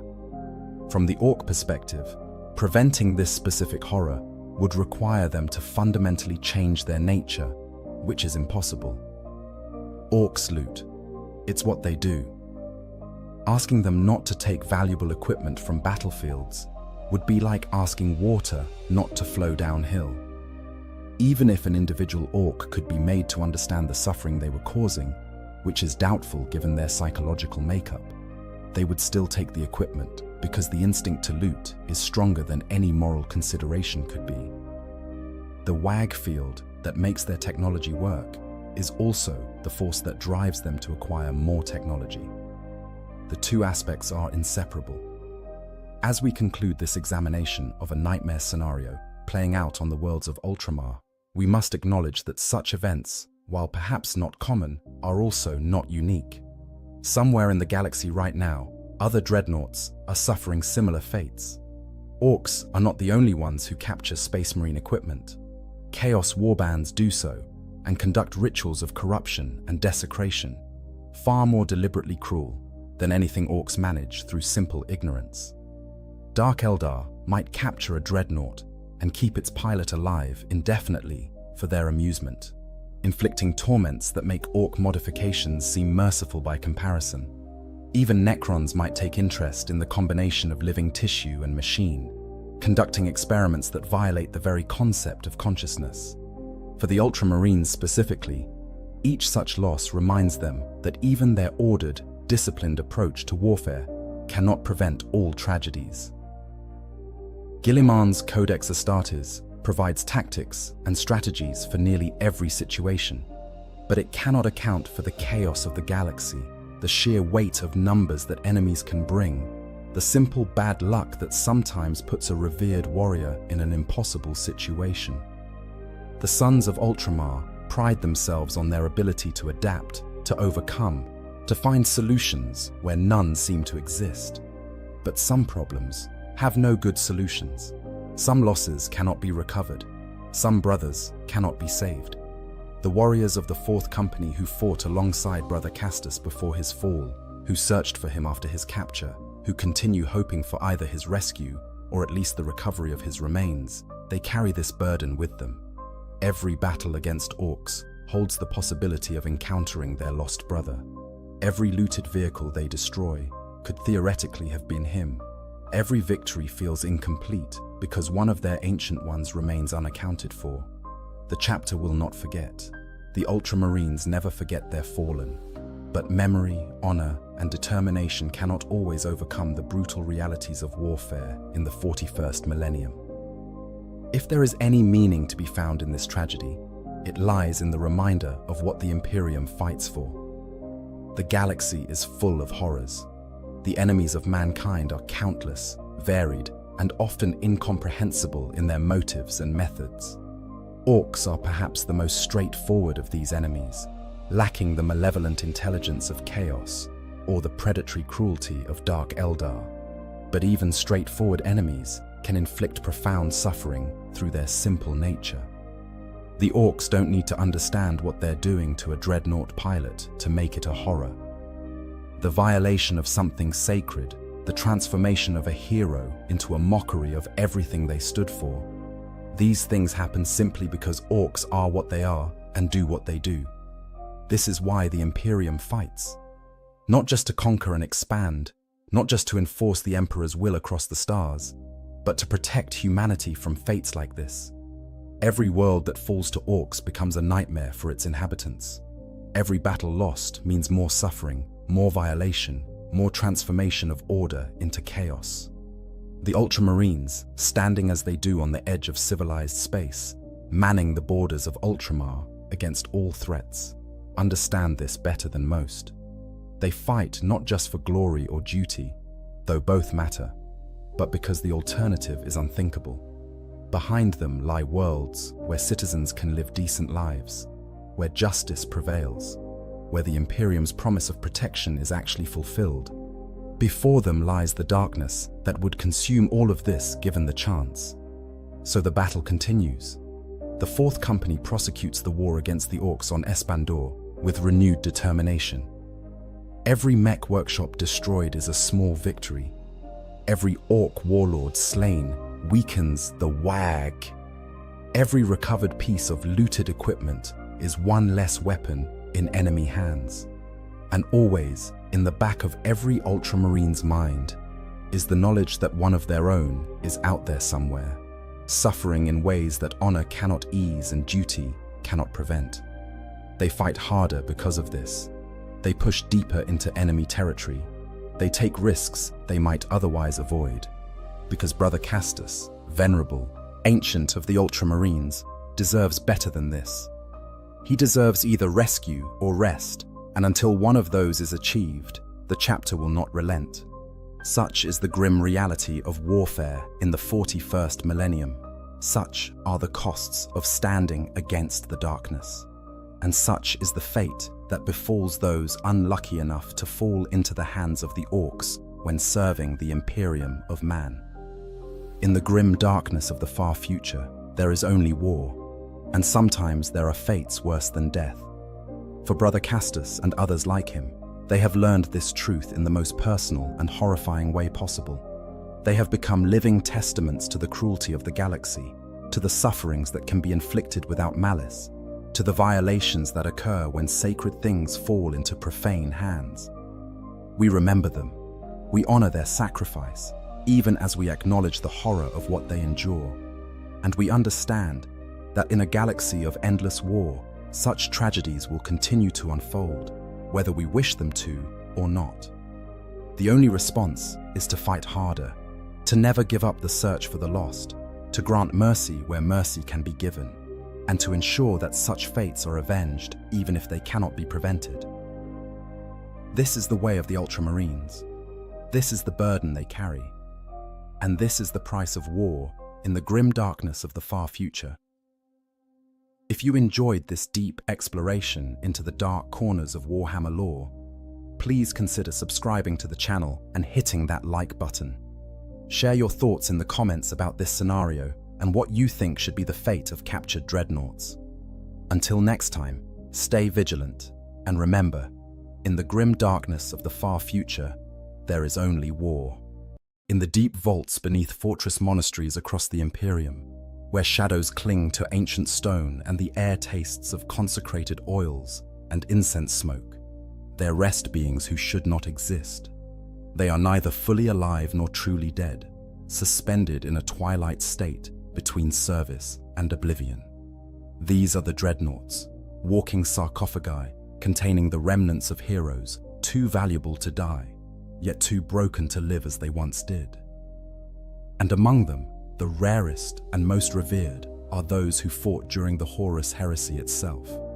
10,000 years ago, when the Imperium burned and brother slew brother in the galaxy's greatest betrayal. These ancient ones carry memories that span millennia. They witnessed the Great Crusade at its height, when the Emperor of mankind walked among his sons and led humanity toward a glorious secular future. They stood in the presence of the Primarchs before corruption twisted half of them into demon princes. They fought on battlefields whose names are now legend: Istvan, Calth, Prospero, Terra itself. They remember what the Imperium was meant to be before faith replaced reason and superstition devoured enlightenment. Yet when their younger brothers gather around their sarcophagi seeking wisdom, when chaplains reverently inquire about the old days, when chapter masters request counsel on matters of tradition and history, these ancient warriors grow strangely silent on one particular subject. Ask them about tactical doctrines from the Great Crusade, and they will speak at length. Question them about the fighting characteristics of legions long since splintered or fallen, and they will provide detailed analyses. But ask them about the Emperor himself, about what he was like, what he said, what he truly wanted for humanity, and something shifts in their mechanical voices. Answers become vague, memories suddenly unclear, ancient optical sensors seeming to look past their questioners into distances measured not in kilometers, but in centuries of accumulated sorrow. This silence is not accidental. It is not the simple memory loss that afflicts even these superhuman warriors after millennia of stasis sleep. No, this is something more deliberate, more profound, and infinitely more tragic.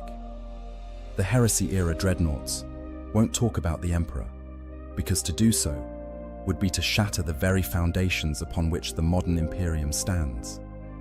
It would be to reveal that everything the Imperium has become, a theocratic nightmare of religious fanaticism, ignorant superstition, and brutal oppression, is the exact opposite of everything the Emperor fought to create. These ancient warriors carry a burden heavier than their adamantium shells, more crushing than the weight of centuries. They remember the truth. And in the Imperium of the 41st millennium, truth has become the greatest heresy of all. To understand why these ancient dreadnoughts maintain their silence, we must first journey back 10,000 years, to an age when the galaxy trembled before the advance of the Imperium's military might, and the Emperor's vision seemed on the verge of reshaping human civilization forever. We must understand what the Emperor truly was during the Great Crusade, before myth and worship transformed him into something he never claimed to be, something he actively fought against becoming. Only then can we comprehend the terrible weight these ancient warriors bear, the contradiction they embody, and why speaking the truth they know would be tantamount to destroying everything they've spent 10 millennia defending. The Emperor's imperial truth. During the Great Crusade, the Emperor of mankind stood not as a god, but as the ultimate expression of human potential and scientific achievement. He was a towering figure, yes, possessed of psychic powers that dwarfed even the mightiest psykers. But he presented himself as fundamentally human, elevated but not divine. More importantly, he championed a philosophy that would define the early Imperium's character and shape its expansion across the stars. This was the imperial truth, and it was as much a weapon as any bolt gun or chainsword the legions Astartes carried into battle. The imperial truth was brutally simple in its core assertion. There are no gods. Not in the Materium, not in the Empyrean realm of the warp. Nowhere in the universe did deities exist. The supernatural was dismissed as superstition, miracles were explained as undiscovered science, and faith was condemned as the enemy of human progress. The Emperor demanded that humanity abandon religion entirely, that they cast aside the chains of belief and embrace reason, logic, and scientific method as their guides. This was not presented as suggestion or preference. It was fundamental law, enforced with the same ruthless efficiency that characterized all of the Emperor's designs. Space Marines were indoctrinated in the imperial truth from their earliest days as neophytes. The doctrine was woven into every aspect of their training and conditioning. They learned that the universe operated according to natural laws that could be understood and manipulated through knowledge and technology.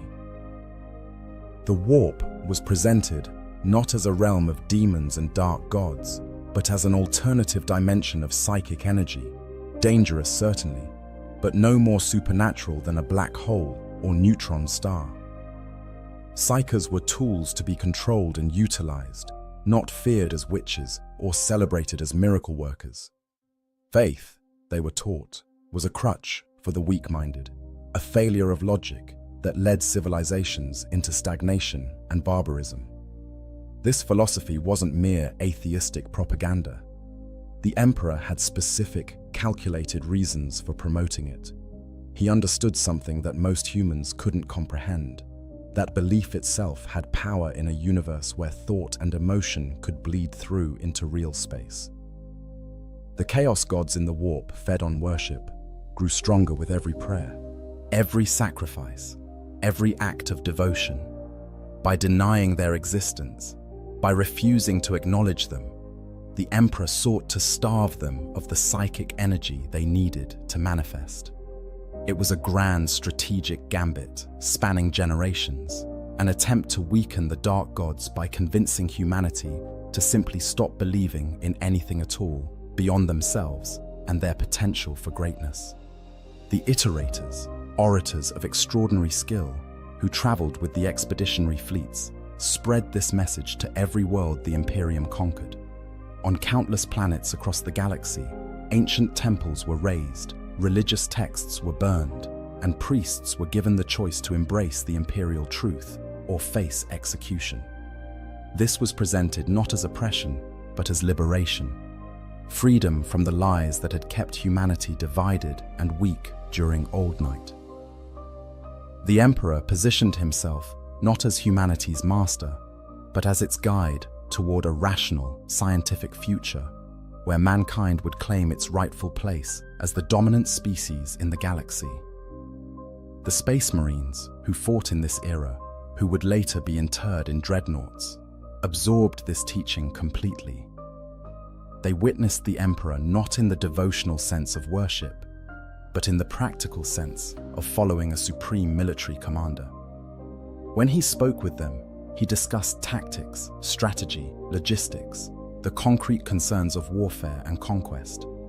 When he addressed his sons, the Primarchs, he spoke of duty and purpose, not divinity and faith. He was powerful beyond measure, brilliant beyond compare, but he was not, by his own insistence, a god. This is the Emperor that Bjorn the Fell-Handed knew. This is the Emperor that ancient Rylanor served. This is the Emperor whose truth was absolute, whose word was law, whose vision shaped the destinies of billions. They fought not for a deity, but for a dream, a secular, rational imperium where humanity would rise above superstition and reclaim the stars through science and strength. And this is the Emperor whose very existence, whose current state worshipped by trillions as the God Emperor of mankind, represents the ultimate betrayal of everything he claimed to stand for. This is why the ancient dreadnoughts remained silent. Because to tell the truth about the Emperor, they knew would be to admit that the Imperium has become everything he fought against, and that perhaps, in some cosmic irony that would have horrified him, his own apotheosis into godhood was the greatest victory the forces of chaos ever achieved. The imperial truth wasn't just philosophy. It was binding doctrine enforced with lethal efficiency. The Emperor created the position of chaplain within the Legiones Astartes, specifically to maintain ideological purity, to ensure that no Space Marine fell back into the primitive thinking of faith and worship. These chaplains were watchdogs of rationalism, tasked with rooting out any hint of religious thinking before it could take hold. When the Primarch Lorgar, always the most spiritual of the Emperor's sons, began erecting temples and conducting worship ceremonies venerating the Emperor as divine, the response was brutal and swift. The Emperor personally led the Ultramarines to the world of Monarchia, one of Lorgar's greatest achievements, a city transformed into a monument of faith. There, before the assembled Wordbearers' Legion, the Emperor ordered the entire city razed to the ground. He forced Lorgar and his sons to kneel in the ashes, humiliated them before their brother legions, and made it absolutely clear that such worship was not merely unwelcome, it was abhorrent to him. The message couldn't have been more explicit. The Emperor was not a god, would never accept worship as a god, and would destroy anyone who insisted otherwise. This moment, this absolute rejection of divinity, was witnessed by countless Space Marines, including many who would later find themselves interred in dreadnought sarcophagi. They saw the Emperor's fury at being worshipped, saw his disgust at religious devotion. How then, they might wonder, during their long centuries of half-sleep, would he react to what the Imperium has become? How would he judge the ecclesiarchy, the imperial cult, the trillions who pray to him daily as the God Emperor? The question is so devastating that even contemplating it feels like betrayal. What these ancient dreadnoughts also know, what very few in the modern Imperium comprehend, is that the imperial truth was itself a lie, or at best, a necessary deception. The Emperor knew full well that gods existed in the warp. He had trafficked with them, bargained with them when he created the Primarchs. He understood their nature, their hunger, their terrible power. But he also understood that acknowledging their existence would give them power, would feed them with the psychic energy of belief and fear. So he lied, crafting a worldview that denied what he knew to be true, gambling that ignorance could be weaponized against entities that fed on worship and attention. This was perhaps his greatest secret, one that would contribute directly to the Horus heresy. When the War Master confronted demons for the first time, when the supernatural tore through the veil of reality at Davin, Horus had no framework for understanding what he faced. The Imperial truth had left the legions psychologically unprepared for the true nature of the warp, vulnerable to manipulation precisely because they'd been taught such manipulation was impossible. The Emperor's deception, necessary as it might have been, became one of the weapons Chaos used to tear the Imperium apart. The Heresy-era dreadnoughts witnessed this contradiction unfold in real time. They saw the Imperial truth shatter as demons manifested on 1,000 battlefields. They watched as their brothers, indoctrinated to believe the supernatural impossible, struggled to comprehend entities that shouldn't exist according to everything they'd been taught. Some broke under the weight of that cognitive dissonance, their rigid materialist worldview crumbling when confronted with horrors that defied natural law. Others adapted, but the trauma of having their foundational beliefs demolished while fighting for their lives left scars that millennia of stasis sleep couldn't erase. These ancient warriors remember the Emperor's grand vision and its fundamental dishonesty. They remember fighting for a truth that was, at best, incomplete, at worst, a strategic deception that contributed to the very catastrophe it was meant to prevent. And now, 10,000 years later, they watch as that failed deception has been replaced by something far worse. Religious fanaticism that the Emperor would have destroyed with the same merciless efficiency he brought to Monarchia. The irony is so bitter, so crushing, that speaking of it risks madness. When younger brothers ask these ancient dreadnoughts about the Emperor's teachings, about the Imperial truth, about the secular crusade they fought in his name, what answer can they give? To speak honestly would be to reveal that the modern Imperium is built on the corpse of everything the Emperor claimed to represent. To remain silent is to participate in the greatest lie, the transformation of the galaxy's most militant atheist into its supreme deity. The Ancient Ones are trapped between truth and duty, between memory and necessity, and so they choose the only path that allows them to continue serving. They simply don't discuss it at all. The psychology of eternal imprisonment. To understand why Heresy-era dreadnoughts maintain their silence about the Emperor, we must first comprehend the psychological nightmare of dreadnought interment itself. The process of becoming a dreadnought is often romanticized in Imperial propaganda, presented as the highest honor a Space Marine can receive. The chance to serve beyond death, to become a legendary warrior whose name will echo through the ages. The reality is far darker, a horror that even the chapter's own battle brothers struggle to fully grasp. When a Space Marine is mortally wounded, his body broken beyond even the extraordinary capabilities of apothecary medicine to repair, he faces what should be death. His spine might be shattered, his organs ruptured beyond regeneration, his limbs destroyed. For a normal human, these injuries would be instantly fatal. For a Space Marine, with their redundant organs and enhanced healing, they represent something worse, a state where death would be mercy, but survival remains technically possible. This is when the chapter's leadership faces a terrible decision. Let this hero die with honor, or condemn him to existence as a dreadnought. The interment process is brutal beyond description. What little remains of the warrior's body, usually just the torso, often not even that much, is carefully extracted from his ruined power armor. His remaining limbs are amputated if they haven't been already lost. His broken body is then suspended in amniotic fluid within a sarcophagus barely large enough to contain what's left of him. His nervous system is hardwired directly into the dreadnought systems through thousands of neural interfaces, each one a pathway for pain as much as for control. His eyes are removed and replaced with optical feeds from the dreadnaught's sensors.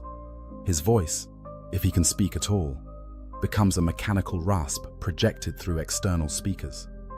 What the propaganda doesn't mention is the sensory horror of this transformation.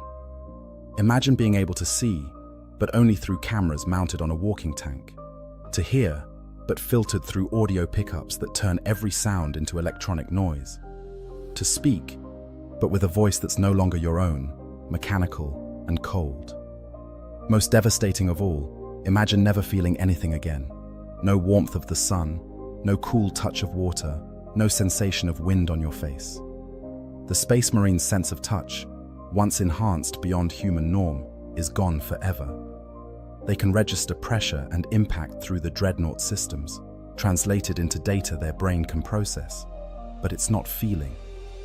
It's information without sensation, awareness without experience. The psychological impact of this transformation is catastrophic. Many newly interred dreadnoughts experience what can only be described as a complete psychotic break.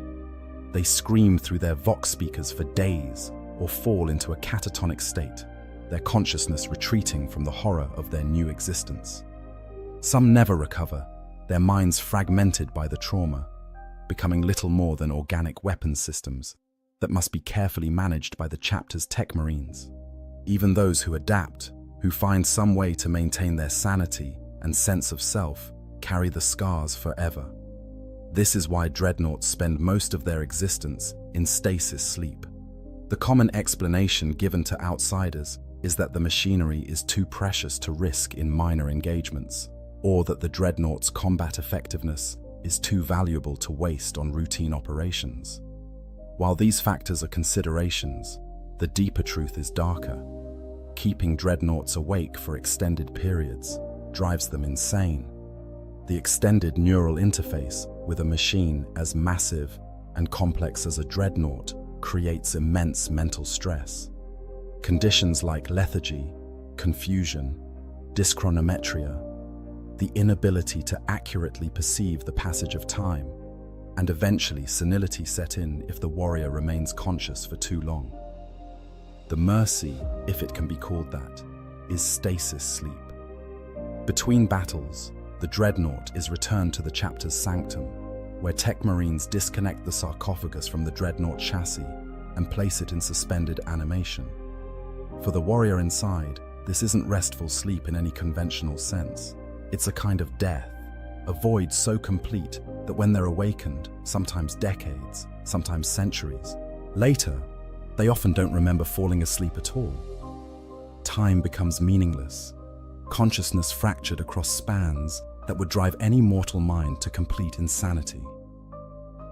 For Heresy-era dreadnoughts, this temporal dislocation is magnified exponentially. They've been asleep not for decades, but for millennia. Each awakening brings them into a world they barely recognize, where their battle brothers are strangers, where their chapter's traditions have evolved beyond anything they knew, where the very language has shifted and changed. Imagine going to sleep in one civilization and waking in another, again and again, century after century, until the disconnect between past and present becomes an unbridgeable chasm in your mind. Memory degrades in this process, not just from the biological aging of the organic brain matter kept alive in the sarcophagus, but from the repeated trauma of stasis and awakening. The ancient ones forget, not all at once, but gradually, inexorably.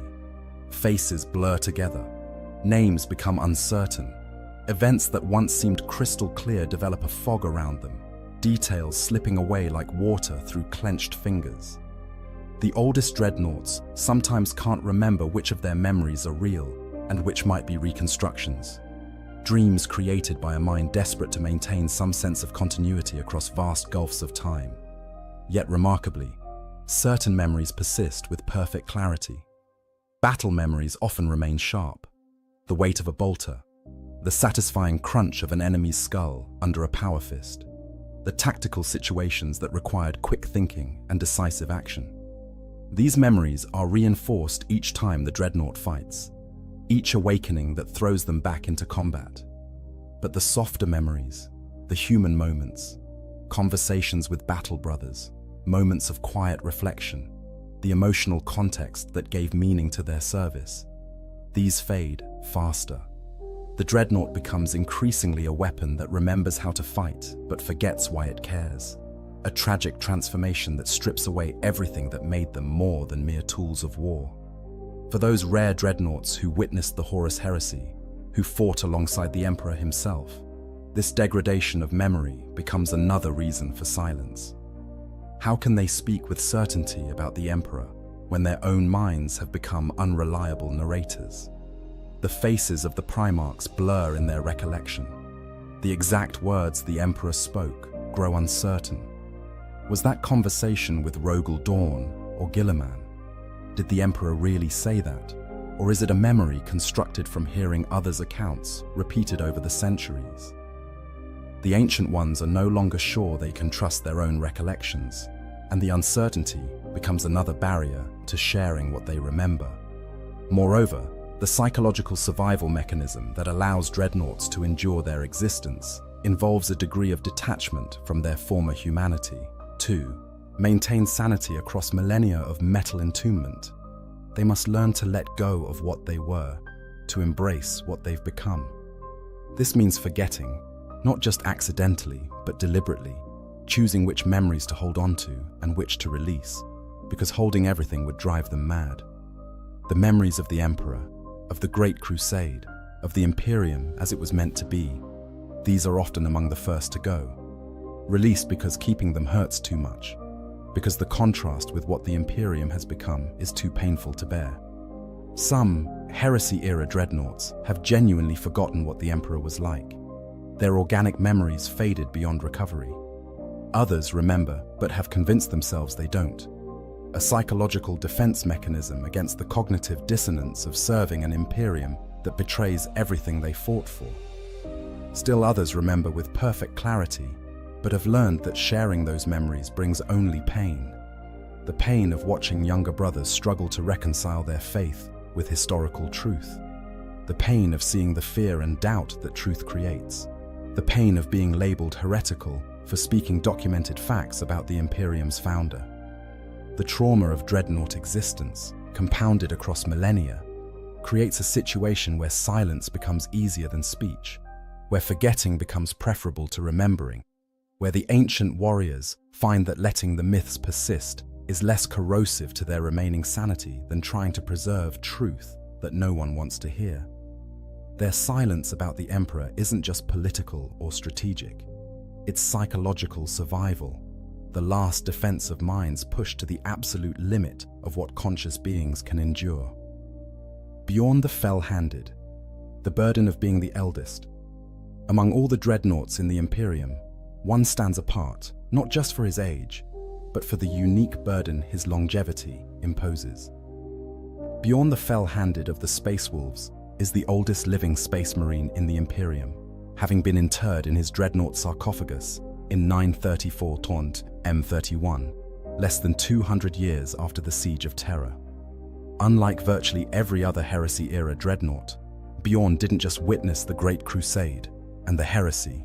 He walked alongside Lehman Russ, fought in the Primarch's own great company, and stood in the Emperor's presence before the galaxy burned. He is, quite literally, the last living link to the Imperium's founding age, the final witness to what came before. This makes Bjorn's silence about the Emperor particularly significant and particularly calculated. When he awakens from his centuries-long sleeps, entire delegations gather to hear his words. Chapter Masters, Grey Knights, even Inquisitors have knelt before his massive form, seeking wisdom from one who knew the Emperor not as myth, but as reality. Yet despite being perfectly positioned to share first-hand accounts of the Emperor's nature, personality, and intentions, Bjorn remains remarkably circumspect on these specific topics. He will speak at length about tactics, about the prowess of various legions, about Russ himself. But about the Emperor, the ancient dreadnaught's responses become frustratingly vague, his normally sharp memories suddenly uncertain. Part of this is calculated self-preservation. Bjorn is intelligent enough to understand the religious and political landscape of the modern Imperium. He knows that the Emperor is now worshipped as divine by trillions, that the ecclesiarchy wields immense power, that declaring the Emperor was fundamentally opposed to being worshipped would be dangerously close to heresy, regardless of its historical accuracy. Even an ancient hero like Bjorn isn't immune to the Inquisition if he says the wrong things to the wrong people. His position provides some protection, but not infinite protection. and he's survived 10,000 years partly by understanding when to speak and when strategic silence serves better. But there's more to it than political calculation. Bjorn carries a burden that few can comprehend. He remembers what was lost. He remembers the Emperor not through the lens of religious devotion, but as a living, present being. He remembers the Imperium's original vision, the secular dream of enlightenment and unity. He watched that dream burn at Istvan, Kalth, and Terra.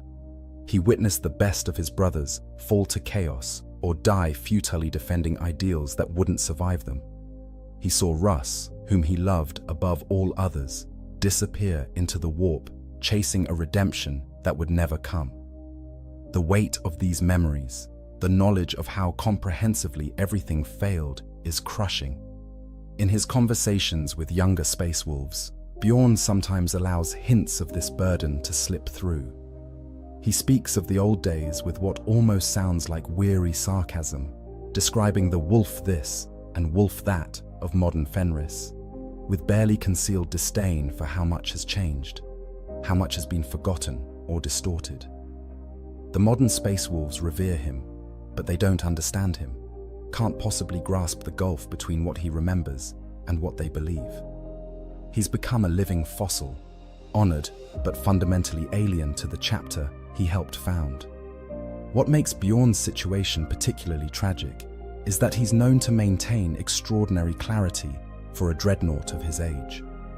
Unlike many ancient ones who've descended into confusion or madness, Bjorn remains sharp, his memories intact, his wit and tactical acumen undimmed by the millennia. This isn't necessarily a blessing.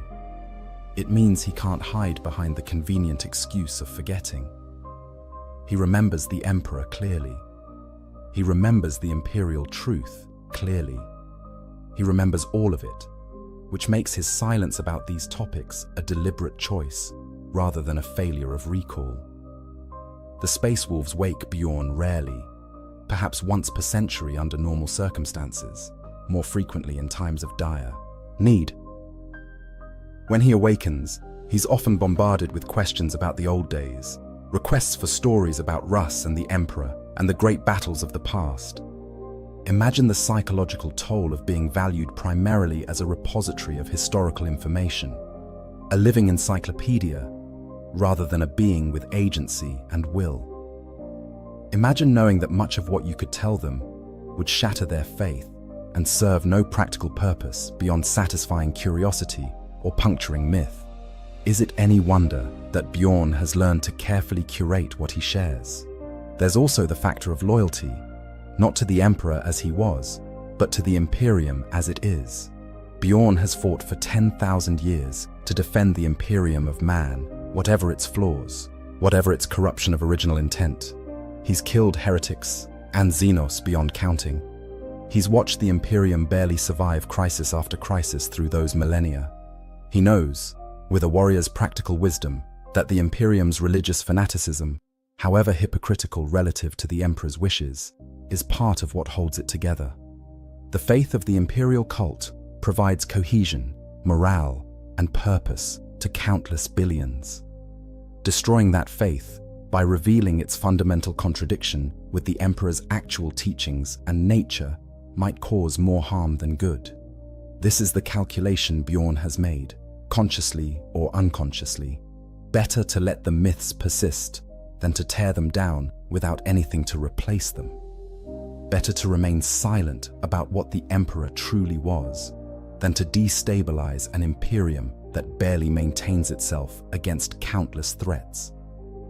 It's a pragmatic decision, one born of seeing the Imperium survive only because faith in the God Emperor inspired soldiers to hold impossible lines and citizens to endure unendurable conditions. The truth Bjorn could speak might be historically accurate, but it wouldn't be strategically useful. And after 10,000 years of war, Bjorn has learned to prioritize utility over accuracy. Yet there are moments when the strain shows. In rare instances, when pressed by particularly insistent questioners, when asked directly about the Emperor's divinity or desires, witnesses report that Bjorn's mechanical voice takes on a tone that's difficult to interpret, something between bitter amusement and profound sadness. He might make statements that seem oblique or contradictory, offering just enough truth to be honest while remaining vague enough to avoid dangerous clarity. The emperor was exceptional rather than divine. He had plans for humanity rather than he wanted to be worshipped. These carefully chosen words allow Bjorn to avoid outright lies while not revealing truths that would cause more problems than they solve. The other heresy-era dreadnoughts, far fewer in number and scattered across various chapters, likely watch Bjorn's example.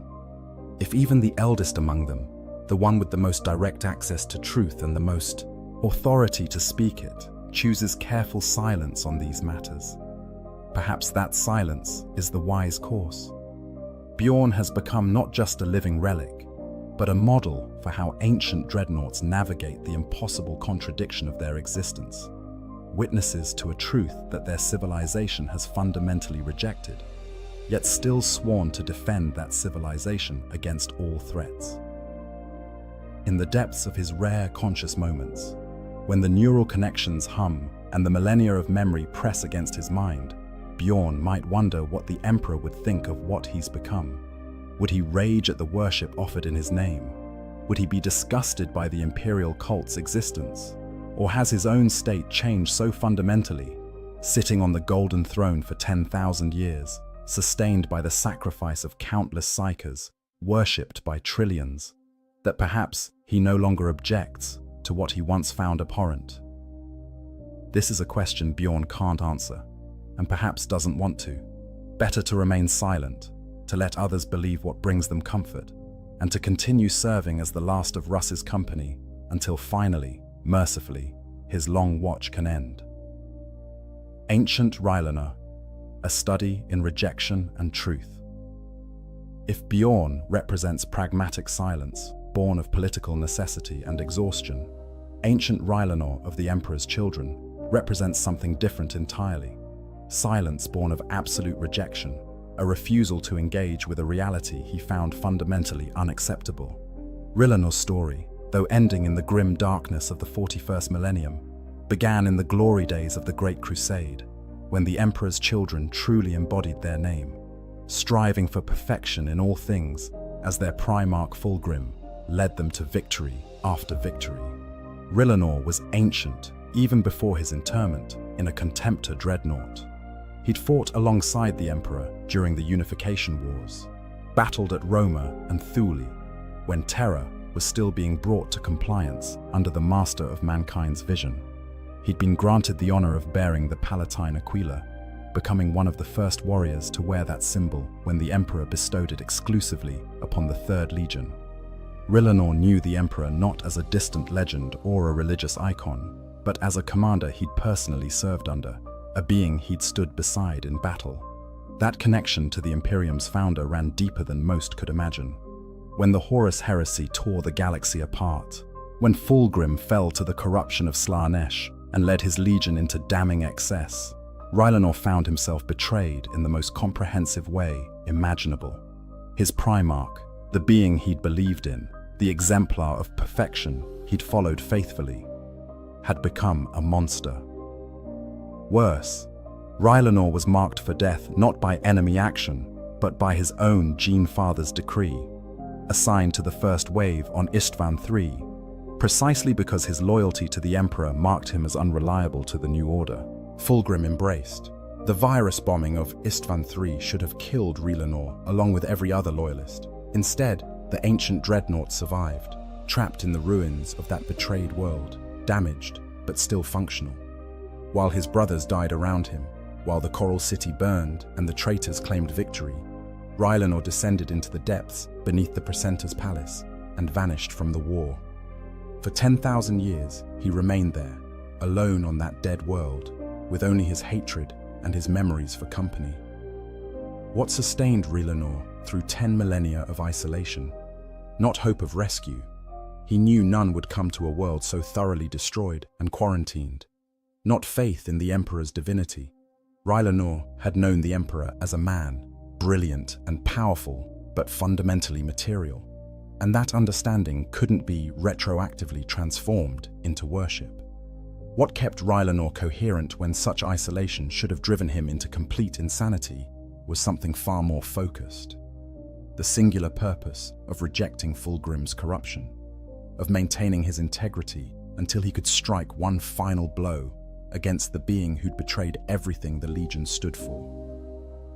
This is what makes Rylanor's eventual confrontation with Fulgrim so significant from the perspective of understanding Heresy-era dreadnoughts' relationship with the Emperor. When Fulgrim finally came to Istvan III in M41, drawn by the psychic beacon Rylanor had constructed from his fallen brother's sonic weapons, the Demon Primarch attempted to corrupt his ancient son, to bring him into the fold of Slaanesh's worship. Fulgrim spoke of glory, of transcendence, of the power and pleasure that could be Rylanor's if he would only submit. He invoked their shared history, their brotherhood, the pride of the Emperor's children. Rylanor's response was absolute rejection. Not arguments, not debate, not even acknowledgement that Fulgrim's offer deserved consideration. Just the single word, rejection, followed by his detonation of a virus bomb he'd preserved for exactly this moment. He rejected Fulgrim, rejected chaos, rejected everything the heresy represented. But notably, nowhere in his final defiance did he invoke the Emperor as a god. He identified himself as proud servant of the Emperor of mankind, beloved by all, a phrase that could mean many things, but doesn't explicitly frame the Emperor as divine. Even in his greatest moment of defiance, even when declaring his loyalty and rejection of chaos, Rylanor didn't speak of the Emperor in religious terms. This wasn't because Rylanor had forgotten the Emperor or lost faith in him. It was because Rylanor's understanding of the Emperor remained rooted in the reality of what he'd witnessed. A great leader, yes, the architect of humanity's greatest attempt at galactic unity, certainly, but not a god in the supernatural sense that the modern Imperium insists upon. Rylanor rejected Fulgrim, not because his Primarch had betrayed a deity, but because Fulgrim had betrayed the ideals and purposes the Legion had once served, had perverted the quest for perfection into something obscene and unrecognizable. What's particularly telling is that when Thousand Sons sorcerers arrived before Fulgrim, witnessing this confrontation, one of them named Vistario recognized something profound in Rylanor's defiance. These Chaos Marines, themselves damned and corrupted, saw in the ancient dreadnought something their own Primarchs had lost: absolute integrity, loyalty not to power or pleasure or even survival, but to principles. Vistario's decision to help Rylanor complete his suicide attack, to sacrifice himself so that the ancient warrior could strike his blow, suggests that even the damned recognize something worthy in Rylanor's refusal to compromise, to forget, to accept corruption's seduction. Rylanor's 10,000 years on Istvan III serve as perhaps the most extreme example of what Heresy-era dreadnoughts carry within them. Memory so powerful, commitment so absolute, that no span of time, no isolation, no suffering can make them surrender what they know to be true. He couldn't be corrupted because he remembered too clearly what the Emperor's children had been before corruption, what the Emperor's vision had encompassed before chaos twisted it. And that memory, that refusal to forget or to allow his memories to be rewritten by 10 millennia of changed circumstances, was both his strength and his curse. Yet even Rylanor, with his perfect clarity and absolute defiance, didn't speak extensively about the Emperor himself. His loyalty was unquestionable, his service beyond doubt, but he didn't testify to the Emperor's nature, or discuss the imperial truth, or attempt to correct the theological distortions that had accumulated over the millennia. Why? Perhaps because Rylanor's rejection was so complete that it extended even to engaging with the question. The modern Imperium's Emperor worship was, in its own way, another form of corruption. Not as dramatic or damning as chaos, but still a betrayal of what the Emperor had actually stood for and demanded. Rylanor rejected chaos, but would he have embraced the imperial cult? The evidence suggests not. In his silence about the Emperor, despite his vocal loyalty to him, Rylanor embodied a form of truth-telling that other Heresy-era dreadnoughts might recognize and emulate. He demonstrated that one could serve the Imperium, fight for its defense, maintain absolute integrity, and still not participate in the religious mythology that had grown up around the Emperor. His service spoke louder than any theological proclamations could. His actions proved his loyalty more effectively than any worship. This might be the model that other ancient dreadnoughts follow. Let deeds demonstrate devotion. Let silence on controversial theological matters avoid unnecessary conflict. Let the myths persist while actions preserve what actually matters. R'yllana's death, finally achieved after 10,000 years of waiting, wasn't just the destruction of his physical form. It was the last active rejection of corruption by a being who'd maintained perfect clarity across an impossible span of time. With his destruction, the Imperium lost one of its last living witnesses to what it was meant to be, someone who remembered with absolute certainty what the Emperor wanted because he'd fought to achieve it before the heresy made such certainty impossible. His silence about theological matters wasn't ignorance or forgetfulness. It was refusal to participate in a discourse he found fundamentally distorted from the truth he'd witnessed. The collapse of the imperial truth. To understand why Heresy-era dreadnoughts won't discuss the Emperor, we must confront the catastrophic philosophical collapse that occurred during the Horus Heresy. The imperial truth didn't just fail, it was systematically demolished, revealed as either a lie or a catastrophic misunderstanding of reality. And in its destruction, it took with it any simple narrative about the Emperor's nature, intentions, or honesty. The dreadnoughts who witnessed this collapse carry the trauma of watching their entire worldview disintegrate in the fires of the galaxy's greatest civil war. The first cracks appeared at Davin, when Horus was corrupted through the chaos-infected blade wound. The supernatural manifested in ways that imperial truth doctrine insisted were impossible. Demons walked in real space, entities of pure malice and power that shouldn't exist according to the materialist philosophy every space marine had been taught. The warrior lodges, which had seemed like harmless fellowship organizations, revealed themselves as cult cells spreading chaos corruption. Reality itself seemed to betray the principles the Great Crusade had been founded upon. For the Space Marines who'd been taught that the warp was merely an alternate dimension of psychic energy, seeing demons emerge from it with intelligence, malice, and apparently supernatural powers created profound cognitive dissonance. These weren't random warp phenomena. They weren't undiscovered scientific principles. They were beings of conscious evil that responded to worship, made bargains, and claimed to be gods, the very gods whose existence the imperial truth had categorically denied. Every engagement with these entities hammered another nail into the imperial truth's coffin. The truly devastating moment came when loyalist forces discovered that the traitors weren't just rebelling against the Emperor's authority. They were actively worshipping the Chaos Gods, offering prayers and sacrifices, conducting dark rituals that produced tangible results. This was supposed to be impossible.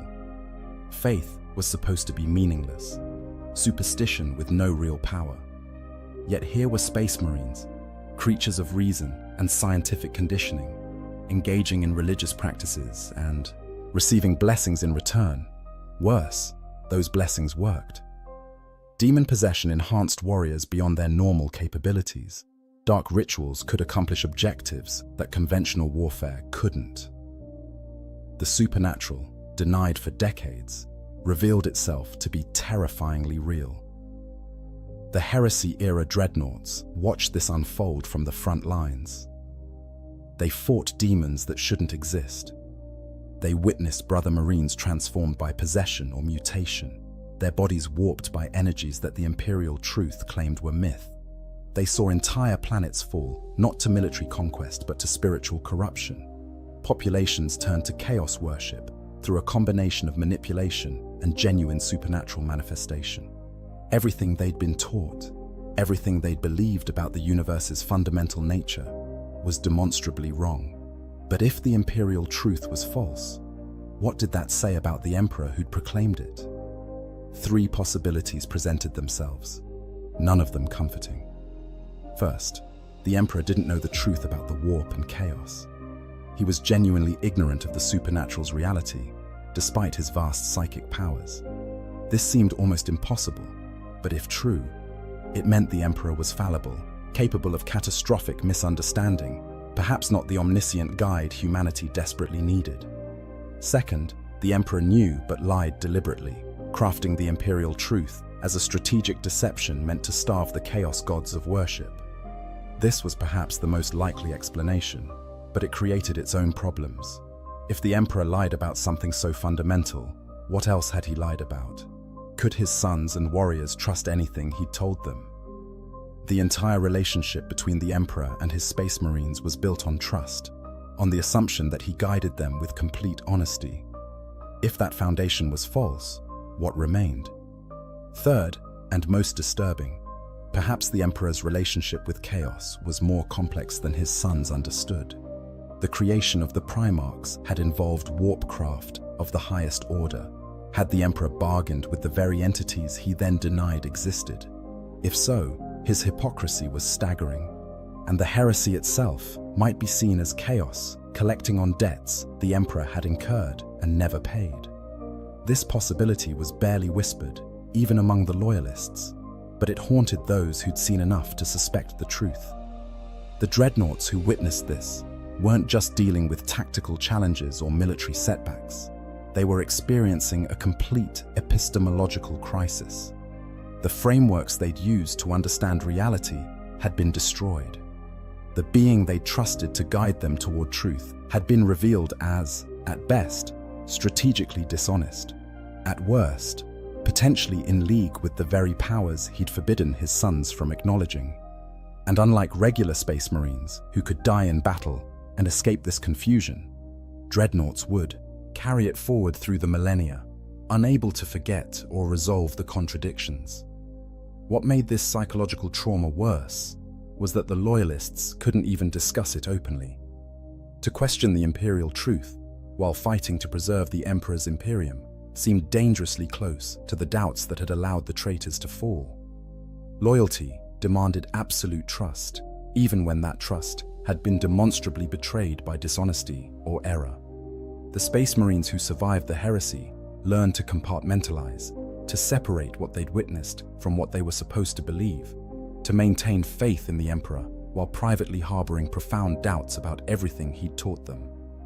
For dreadnoughts, this compartmentalization became part of their survival strategy. When the Codex Astartes broke the legions into chapters, when the institutional memory of the imperial truth began to fade, when new generations of Space Marines were raised without knowledge of the old secular doctrine, the ancient dreadnoughts had to decide: reveal the contradictions and risk destabilizing their brothers' faith, or remain silent and allow the new religious understanding to take root unchallenged. Most chose silence, either from pragmatism or from their own inability to resolve the contradictions. After all, if they couldn't explain what the Emperor truly was or wanted, how could they guide younger brothers toward truth? The rise of the imperial cult in the wake of the heresy completed the transformation of the Imperium's philosophical foundation. Lorgar's Lectitio Divinitatis, once the text that earned him the Emperor's wrath at Monarchia, became the basis for humanity's state religion. The Emperor, who'd destroyed cities for worshipping him, was now worshipped across 1,000,000 worlds. The supreme atheist had become the supreme deity. The philosophical revolution couldn't have been more complete or more ironic. What could heresy-era dreadnoughts say to this? They'd witnessed the Emperor's absolute rejection of divinity. They'd seen his fury at being worshipped. They knew with certainty that the God Emperor the ecclesiarchy proclaimed bore no resemblance to the being they'd served. Yet they also recognized that this worship was serving a purpose.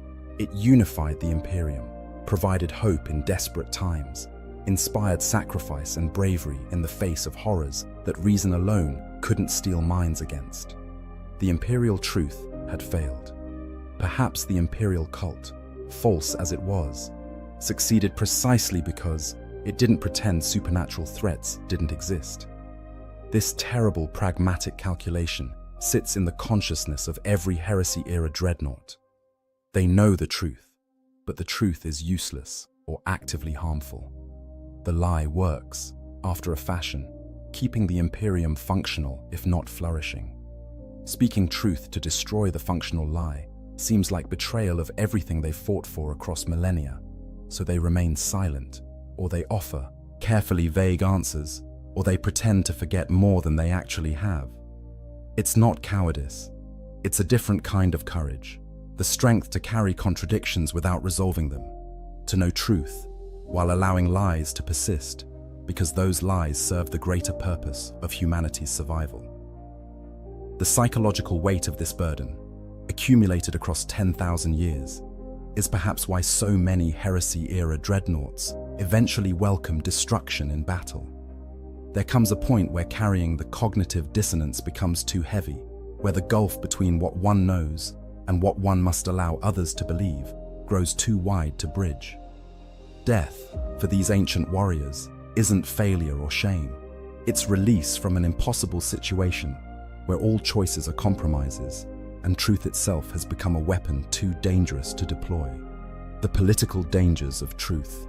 While the psychological and philosophical reasons for heresy-era dreadnoughts' silence about the Emperor are profound, we'd be naive to ignore the cold political calculations that also enforce that silence. The Imperium of the 41st millennium is not a place where historical accuracy is valued over religious orthodoxy. Speaking the truth about the Emperor's nature, about the imperial truth, about what the Great Crusade actually fought for, these acts of historical honesty could easily be construed as heresy, and heresy brings the Inquisition's attention, something even ancient and revered dreadnoughts have reason to fear. The Inquisition, particularly the Ordo Hereticus, has broad authority to investigate and judge any threat to the imperial faith. While Space Marine chapters enjoy significant autonomy, they are not entirely beyond the Inquisition's reach. Inquisitors have declared entire chapters excommunicate traitores, sentenced them to crusades of penance, or ordered their extermination for transgressions against imperial doctrine.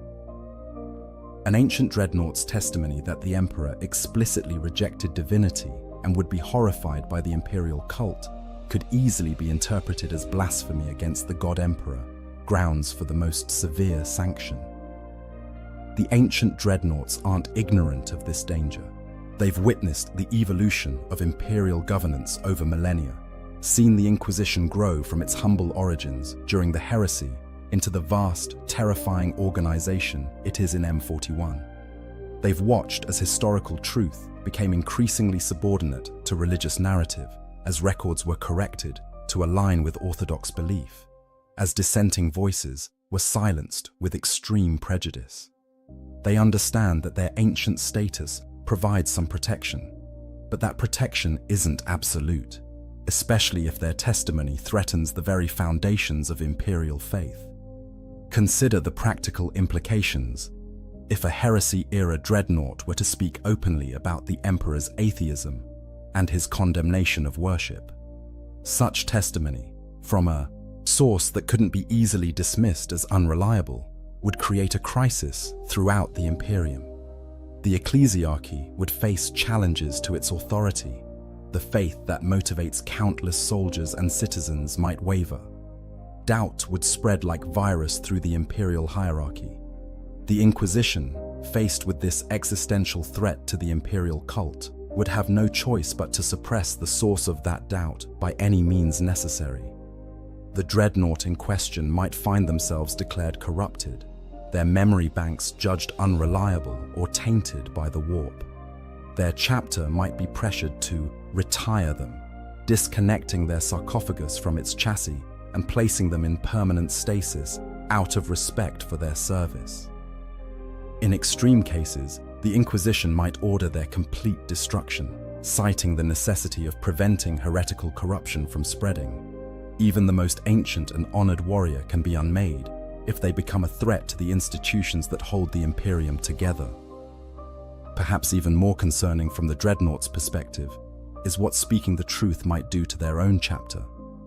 Space Marine chapters exist in a delicate political balance with the greater Imperium, autonomous in internal matters, but subject to Imperial authority in broader strategic questions. A chapter that harbored a dreadnought publicly contradicting the Imperial cult would face intense scrutiny. Their loyalty would be questioned. Their gene seed might be declared suspect. They could find themselves targeted for investigation by multiple arms of the Inquisition simultaneously, their every action examined for signs of heretical belief. For chapters directly descended from traitor legions, like the Blood Angels dealing with their descent from Sanguinius, or the Dark Angels hiding their fallen, the risk is even greater. These chapters already operate under a cloud of suspicion, required to constantly prove their loyalty to overcome the stain of their genetic heritage or ancient failures. An ancient dreadnought from such a chapter, revealing uncomfortable truths about the Emperor, could be the excuse rivals need to push for their censure or even destruction. The political cost isn't just to the individual dreadnought, but to everyone who shares their heritage. There's also the matter of the Adeptus Mechanicus and their relationship with ancient technology. Dreadnoughts, especially old patterns like Contemptors and Leviathans, are precious relics whose maintenance requires tech-priest cooperation.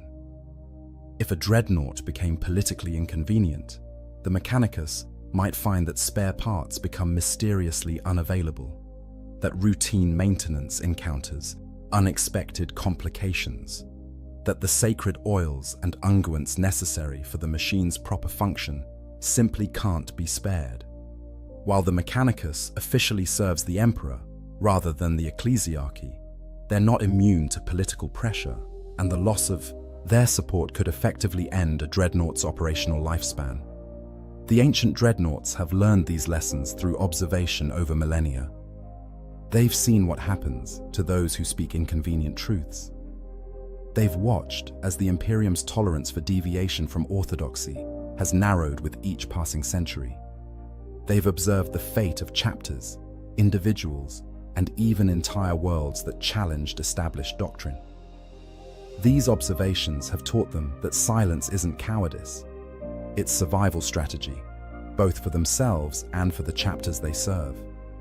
Moreover, these ancient warriors understand something that younger, more idealistic battle brothers might miss.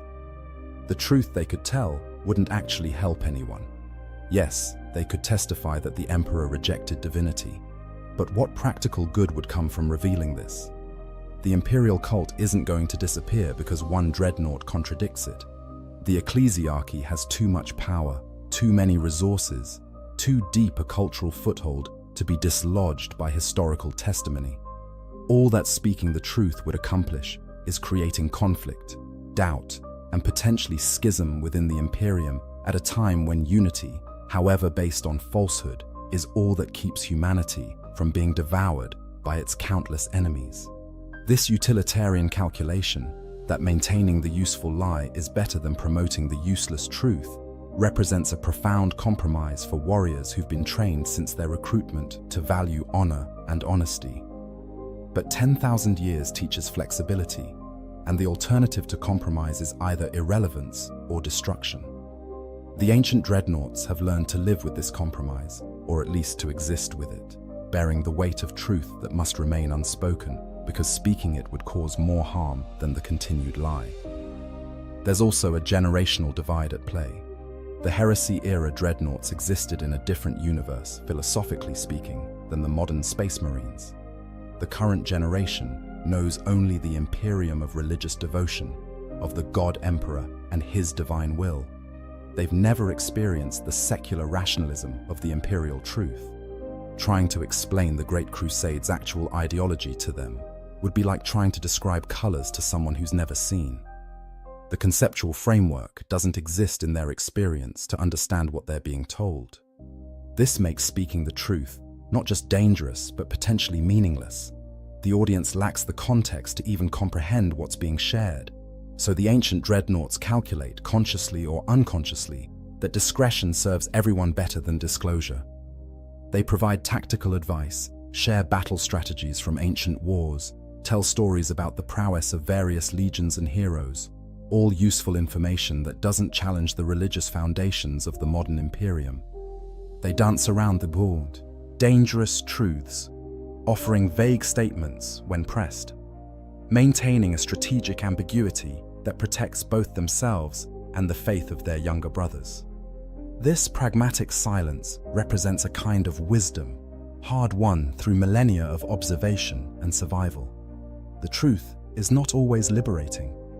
Sometimes, in the grim darkness of the far future, truth is simply another weapon, and wise warriors choose when to draw that weapon carefully, knowing that some battles cannot be won, and some revelations cause more casualties than any enemy attack.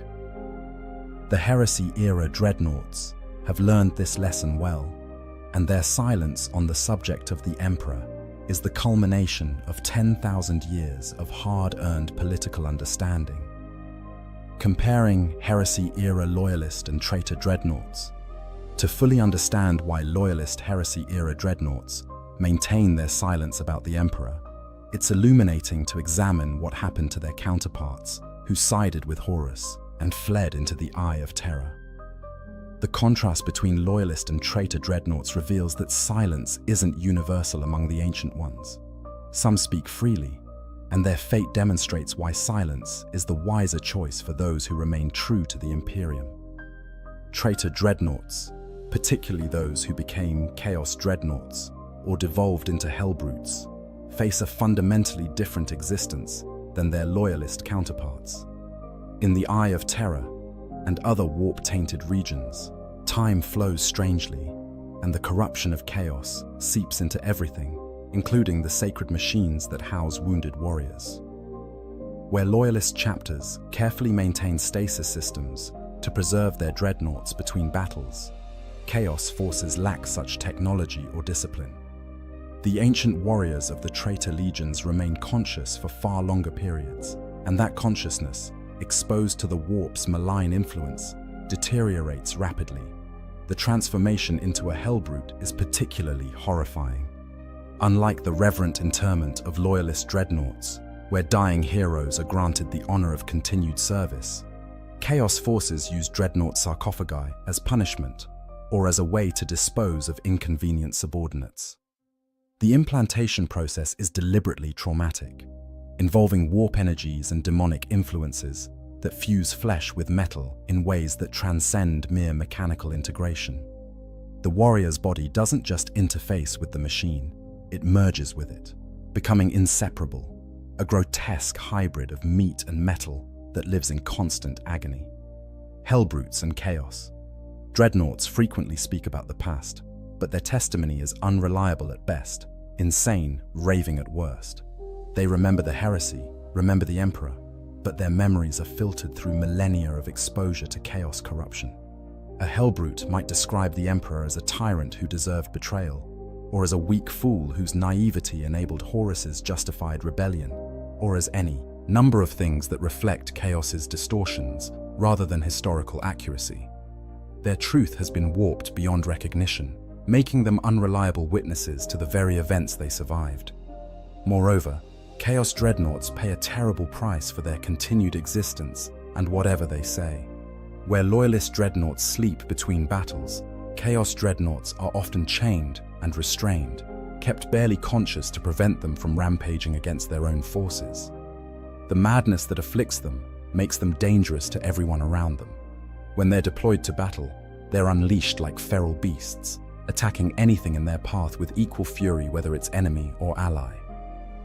This is what happens when the protective measures that preserve sanity are stripped away, when the psychological burden of dreadnought existence is experienced without mercy or respite. The word-bearers provide a particularly relevant case study. Before the heresy, they were the Emperor's most fervent worshippers, so devoted that the Emperor himself destroyed Monarchia to punish their religious excess. After their fall to chaos, they became equally devoted to the ruinous powers, worshipping the dark gods with the same fanatical intensity they'd once directed at the Emperor. Their dreadnoughts, ancient warriors who remember serving the Emperor, now serve entities they claim are more worthy of worship, more honest in their nature as gods who admit what they are rather than denying divinity while demanding obedience. These word-bearer dreadnoughts speak openly about the Emperor, describing him as a false god, a hypocrite who claimed atheism while displaying divine power, a tyrant who denied humanity the truth of Chaos's existence. They argue that the Emperor lied, that his imperial truth was the greatest deception ever perpetrated, that only through embracing Chaos can one achieve real understanding of the universe's nature. Some of their arguments even have disturbing validity, pointing out contradictions in the Emperor's behavior and philosophy that are difficult to dismiss simply as heretical propaganda. But these word-bearer dreadnoughts also demonstrate what happens when ancient warriors abandon the discipline of silence. They've become weapons in Chaos's ideological war against the Imperium, their testimonies used to corrupt loyalists, to sow doubt, to undermine faith in the imperial system. Their memories, whether accurate or not, serve Chaos's purposes. And in exchange for their willingness to speak, they've received only suffering, the eternal madness of Hellbrute existence, the corruption of everything they once valued, the knowledge that they've become the very monsters they were created to destroy. The Night Lords offer another perspective, always the most cynical of the legions, caring nothing for the Emperor's vision beyond the opportunity it gave them for violence. Their surviving dreadnoughts remember the Great Crusade with neither worship nor hatred, but with grim pragmatism. They describe the Emperor as he was, powerful, manipulative, using them as tools without particular affection or faith. Their accounts have a certain dry honesty to them, uncorrupted by either religious fervor or demonic influence. But they're also so steeped in nihilism and bitterness that their testimony carries little weight. Who wants to hear that everything was pointless, that the Emperor used everyone, that the entire Great Crusade was just one warlord's grab for power dressed up in grand philosophy? The Emperor's children's remaining dreadnoughts, those few who didn't die like Relanor or descend into complete madness, speak of beauty and perfection lost, of a golden age before Slaanesh's corruption transformed their legion into monsters of excess. But their memories are so filtered through their obsession with sensation and perfection that the Emperor they describe seems like an idealized artwork rather than a real being. They remember him as the epitome of human achievement, the perfect leader, but their testimony is so clearly shaped by their legion's peculiar psychoses that it's hard to extract reliable facts from aesthetic worship. What all these traitor dreadnoughts demonstrate is that speaking freely about the Emperor, whether in worship or condemnation, ultimately serves Chaos's purposes more than humanity's. The loyalist heresy-era dreadnoughts, observing this from across the Great Rift and through millennia of occasional encounters with their fallen brothers, have learned a crucial lesson. Once you start speaking about what the Emperor truly was, you open yourself to manipulation, corruption, and the kind of philosophical dissolution that leads to damnation. The traitor dreadnoughts also show what happens when the protective structures of a Space Marine chapter are removed. Loyalist chapters provide not just maintenance and military structure, but psychological support, traditions that help ancient warriors maintain their sense of self and purpose. Traitor legions, splintered into warbands and consumed by internal rivalries, offer no such support. Their dreadnoughts go mad faster, descend into corruption more completely, and lose whatever wisdom their age might have granted them. The institutional framework of loyalist chapters, including the culture of careful silence on dangerous topics, actually preserves the sanity and utility of ancient warriors in ways that the traitors' freedom cannot match. There's also a darker comparison to be made. Some traitor dreadnoughts have been so corrupted that they no longer care about truth at all. They've merged so completely with demonic entities or warp energies that their original personalities are gone, replaced by something that wears their memories like stolen clothes. When these things speak about the Emperor, they're not sharing historical testimony, but rather engaging in psychological warfare, saying whatever will cause the most pain, doubt, or despair in their listeners. They've become weapons in chaos's arsenal, their ancient memories just more ammunition to deploy against the Imperium. Loyalist heresy-era dreadnoughts see these fates and recognize how easily they themselves could have fallen into similar traps. If they'd spoken too openly about the Emperor's hypocrisy regarding divinity, about the lies underlying the imperial truth, about the ways the modern Imperium betrays its founder's vision, they might have found themselves gradually isolated, then declared suspect, then facing choices between compromise and resistance that could lead them down the same paths their traitor brothers walked. Better to remain silent, to preserve whatever integrity they can within the system, than to risk the kind of honesty that destroys both the speaker and everything around them. The traitor dreadnoughts also demonstrate that having the truth doesn't make one wise. Many of them accurately recognize the Emperor's contradictions, the Imperium's failings, the lies that underpin imperial society. But this recognition hasn't elevated them. It's simply given them different chains to wear, different masters to serve, different forms of slavery to endure. Truth without wisdom, honesty without judgment about when to speak and when to remain silent. These qualities lead not to enlightenment, but to damnation. The loyalist dreadnoughts, maintaining their strategic silence, demonstrate that wisdom sometimes means knowing what truths must be swallowed rather than spoken. The mechanics of forgetting, neural decay, and strategic amnesia, while political calculation and psychological survival explain much of the heresy-era dreadnought's silence about the Emperor, there's another crucial factor we must examine: the physical and mechanical degradation of memory itself. The human brain, even one enhanced by space marine modifications, isn't designed to function for 10,000 years, especially when subjected to the unique stresses of dreadnought interment. Understanding the neurology of memory loss among these ancient warriors reveals that some of their silence stems not from choice, but from the simple biological reality that they're forgetting, whether they want to or not. The brain tissue preserved within a dreadnought sarcophagus is kept alive through sophisticated life support systems and carefully balanced chemicals that prevent the worst effects of aging. However, these systems can slow but not stop the gradual degradation of neural tissue. Neurons die, synaptic connections weaken, and the delicate electrochemical balances that encode memory become increasingly unstable with each passing century. For heresy-era dreadnoughts, who've existed in this state for 10 millennia, the cumulative damage is staggering. Memory consolidation requires the brain to repeatedly access and strengthen neural pathways. This is why recently learned information feels fresh and easily accessible, while old memories can feel vague or dreamlike. For dreadnoughts, spending centuries at a time in stasis sleep means that their memories aren't being regularly accessed and reinforced.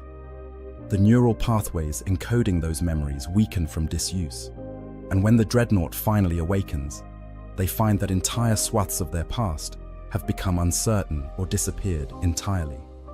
The process isn't uniform. Some types of memories persist better than others. Procedural memory, how to fight, how to operate weapons, tactical decision-making, tends to remain intact because these patterns are reinforced every time the dreadnought enters combat. These memories are embedded in deeper, more primitive brain structures that resist decay better than the neocortical areas responsible for episodic and semantic memory.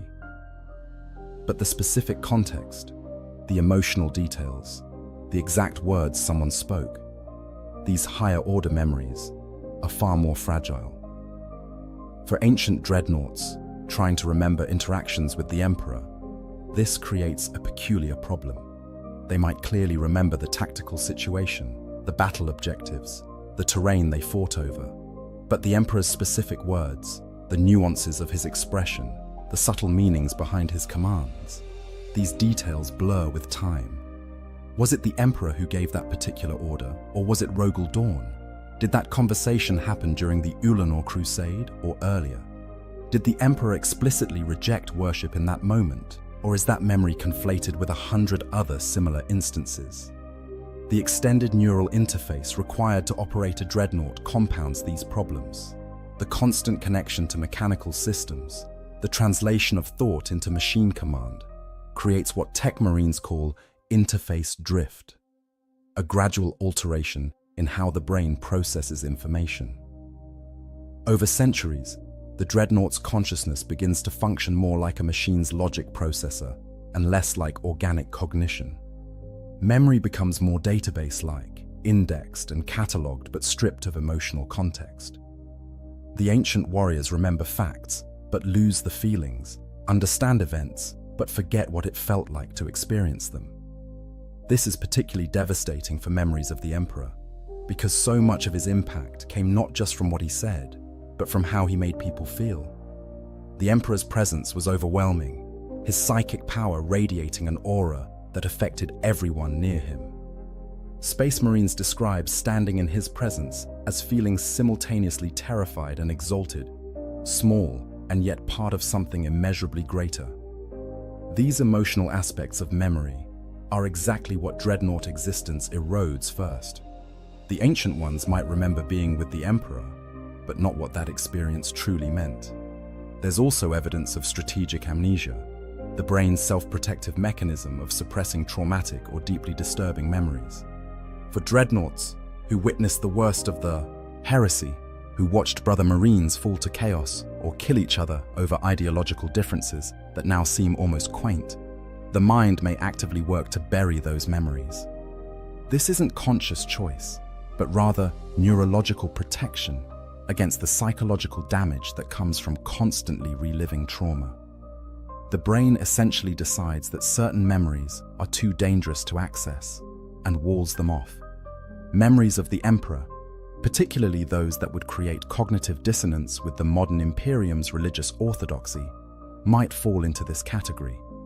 The brain, recognizing on some unconscious level that remembering what the Emperor actually said about religion would create an impossible conflict between historical truth and present loyalty, might suppress those specific memories while leaving others intact. This would explain why some heresy-era dreadnoughts can discuss the Emperor's tactical decisions in great detail, but become vague and uncertain when asked about his philosophical teachings. The repeated cycles of stasis and awakening act like a ratchet, each cycle potentially removing a bit more of what came before. Imagine a document being copied over and over, each generation losing a little fidelity. Now imagine that process continuing for 10,000 years. What remains might be recognizable as deriving from the original, but the details, the nuances, the subtle meanings, all of these have been degraded beyond recovery. The heresy-era dreadnoughts aren't being entirely honest when they claim not to remember exactly what the Emperor said about divinity, but they're not lying either. They remember remembering, but the actual content has been lost to time and neural decay. Some chapters have attempted to preserve their ancient dreadnoughts' memories through technological means. Memory recording devices, data slates containing transcribed conversations, even augmetic implants designed to store memories outside the organic brain, all have been tried.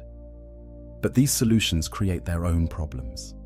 Memories transcribed to external storage lose their immediate, experiential quality. They become facts to be consulted rather than experiences to be lived. And the process of trying to preserve memories can actually accelerate their organic degradation, as the brain begins to rely on the external storage and stops reinforcing the neural pathways naturally. There's also the question of false memories. Psychology has demonstrated that human memory is reconstructive rather than reproductive. We don't recall events perfectly, but rather rebuild them from fragments each time we remember. With enough time and enough retellings, memories can be significantly altered without the person realizing they've changed.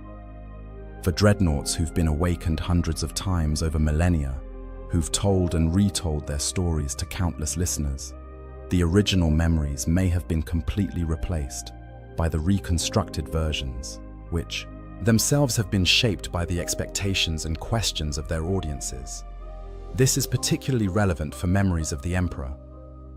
Every time a heresy-era dreadnought has been asked about the Emperor over the past 10,000 years, the way the question was phrased, the assumptions embedded in it, the listener's obvious expectations, all of these factors could have gradually reshaped the memory itself.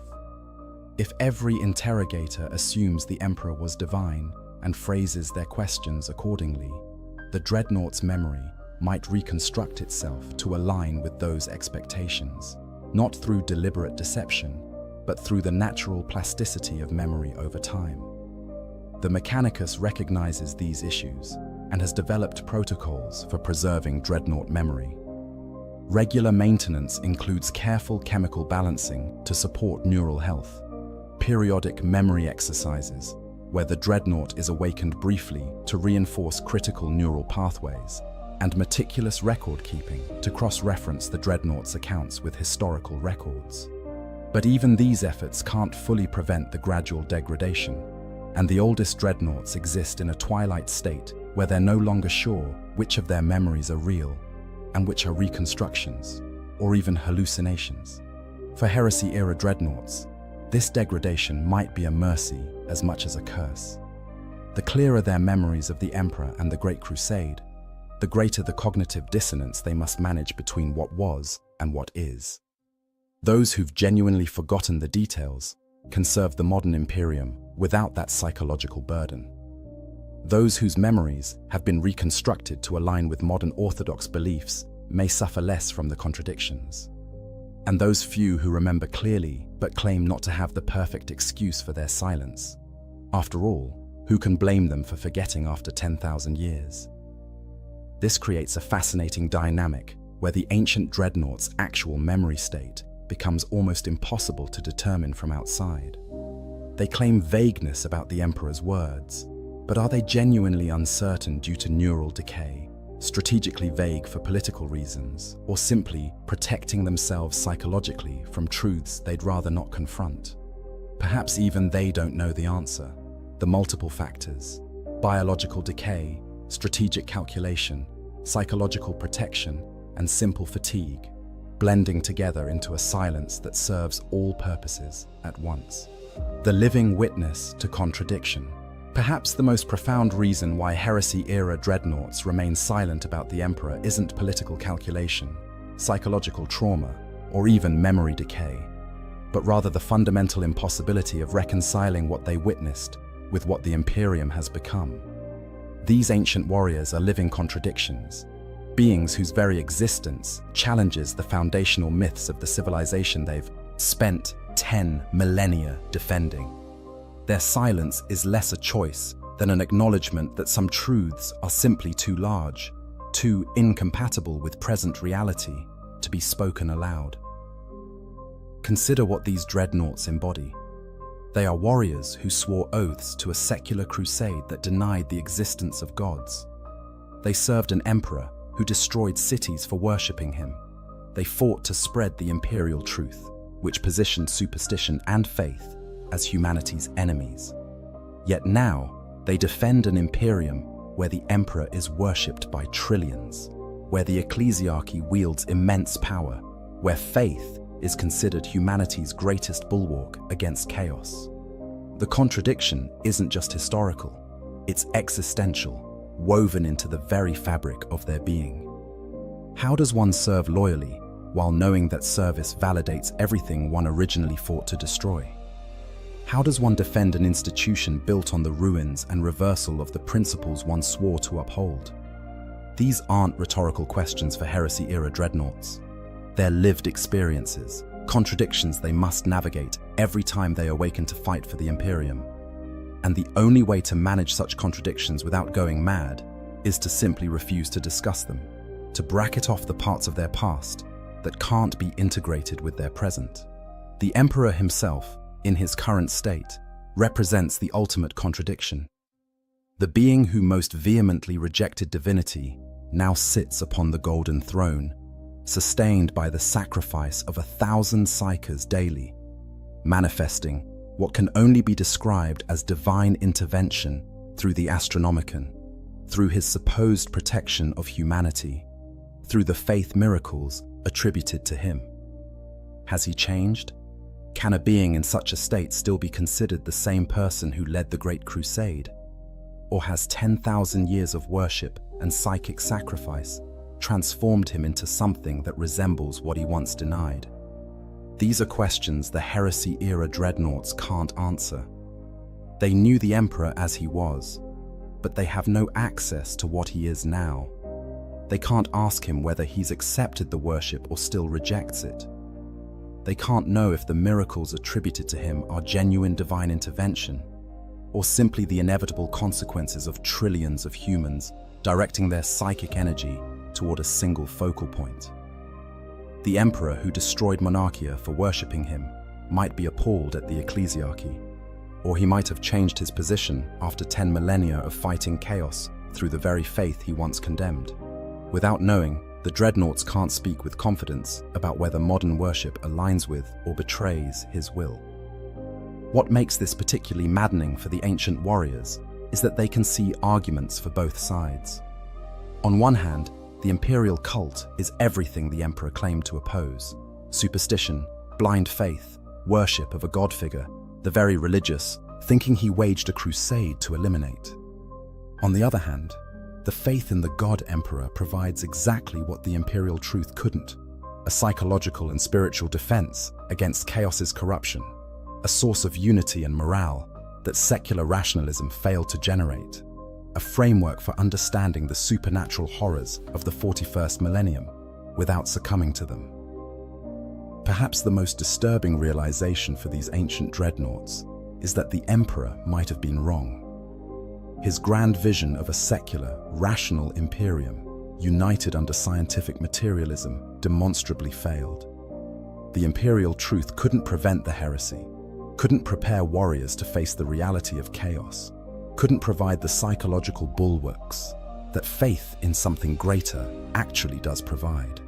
In a universe where gods are real, where supernatural evil has conscious agency and malevolent will, maybe atheism was always the wrong strategy.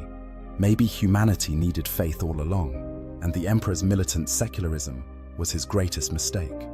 But admitting this, even entertaining the thought, feels like betraying everything they fought for. The heresy-era dreadnoughts didn't just follow the imperial truth. They internalized it, built their worldviews around it, killed in its name. To admit it was fundamentally flawed would be to admit that their entire early existence was built on false premises, that their brothers died defending a philosophy that was doomed from the start. This is psychologically unbearable, so the ancient warriors simply don't discuss it, maintaining a silence that protects them from confronting these impossible questions. The younger Space Marines don't understand this burden. To them, faith in the God Emperor is natural, unquestioned, the foundation of everything they are.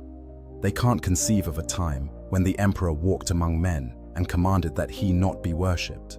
When they ask their ancient dreadnoughts about the Emperor, they're seeking confirmation of their faith, wanting to hear that even in the old days, the Emperor's divinity was obvious to all. How can the ancient ones explain that, no, it wasn't obvious, it was explicitly denied, and what now seems obvious truth would have been considered heresy punishable by death? This generational divide in understanding makes meaningful conversation about the Emperor nearly impossible. The ancient dreadnoughts and their younger brothers are using the same words, but meaning entirely different things. When a young chaplain asks, "What was the Emperor like?" he's asking about the divine majesty of a god. When the ancient dreadnought hears that question, they remember a brilliant warlord, powerful beyond measure, but fundamentally material, who would have been outraged by being called a god. They're discussing two entirely different beings who happen to share a title, and any attempt to explain the difference sounds like heresy to the listener, while being historical truth to the speaker. So the ancient ones learned to speak in ambiguities. The Emperor was beyond our understanding. True, but deliberately vague about what kind of beyondness we're discussing. We serve the Emperor's will, accurate, but leaving unstated whether that will included accepting worship. Those were different times. The ultimate retreat into historical relativism that acknowledges difference without explaining what that difference was. These non-answers serve both parties. The questioner gets something that sounds profound. The ancient dreadnought avoids dangerous honesty. There's also a practical impossibility in trying to convey 10,000 years of transformation. How does one explain that the Imperium has fundamentally changed not just in policy, but in its basic philosophical framework? How does one communicate that the current Imperium would be completely unrecognizable and probably horrifying to the Emperor who led the Great Crusade? The magnitude of change is so vast, the transformation so complete, that describing it feels less like recounting history than like describing two separate civilizations that happen to share a name.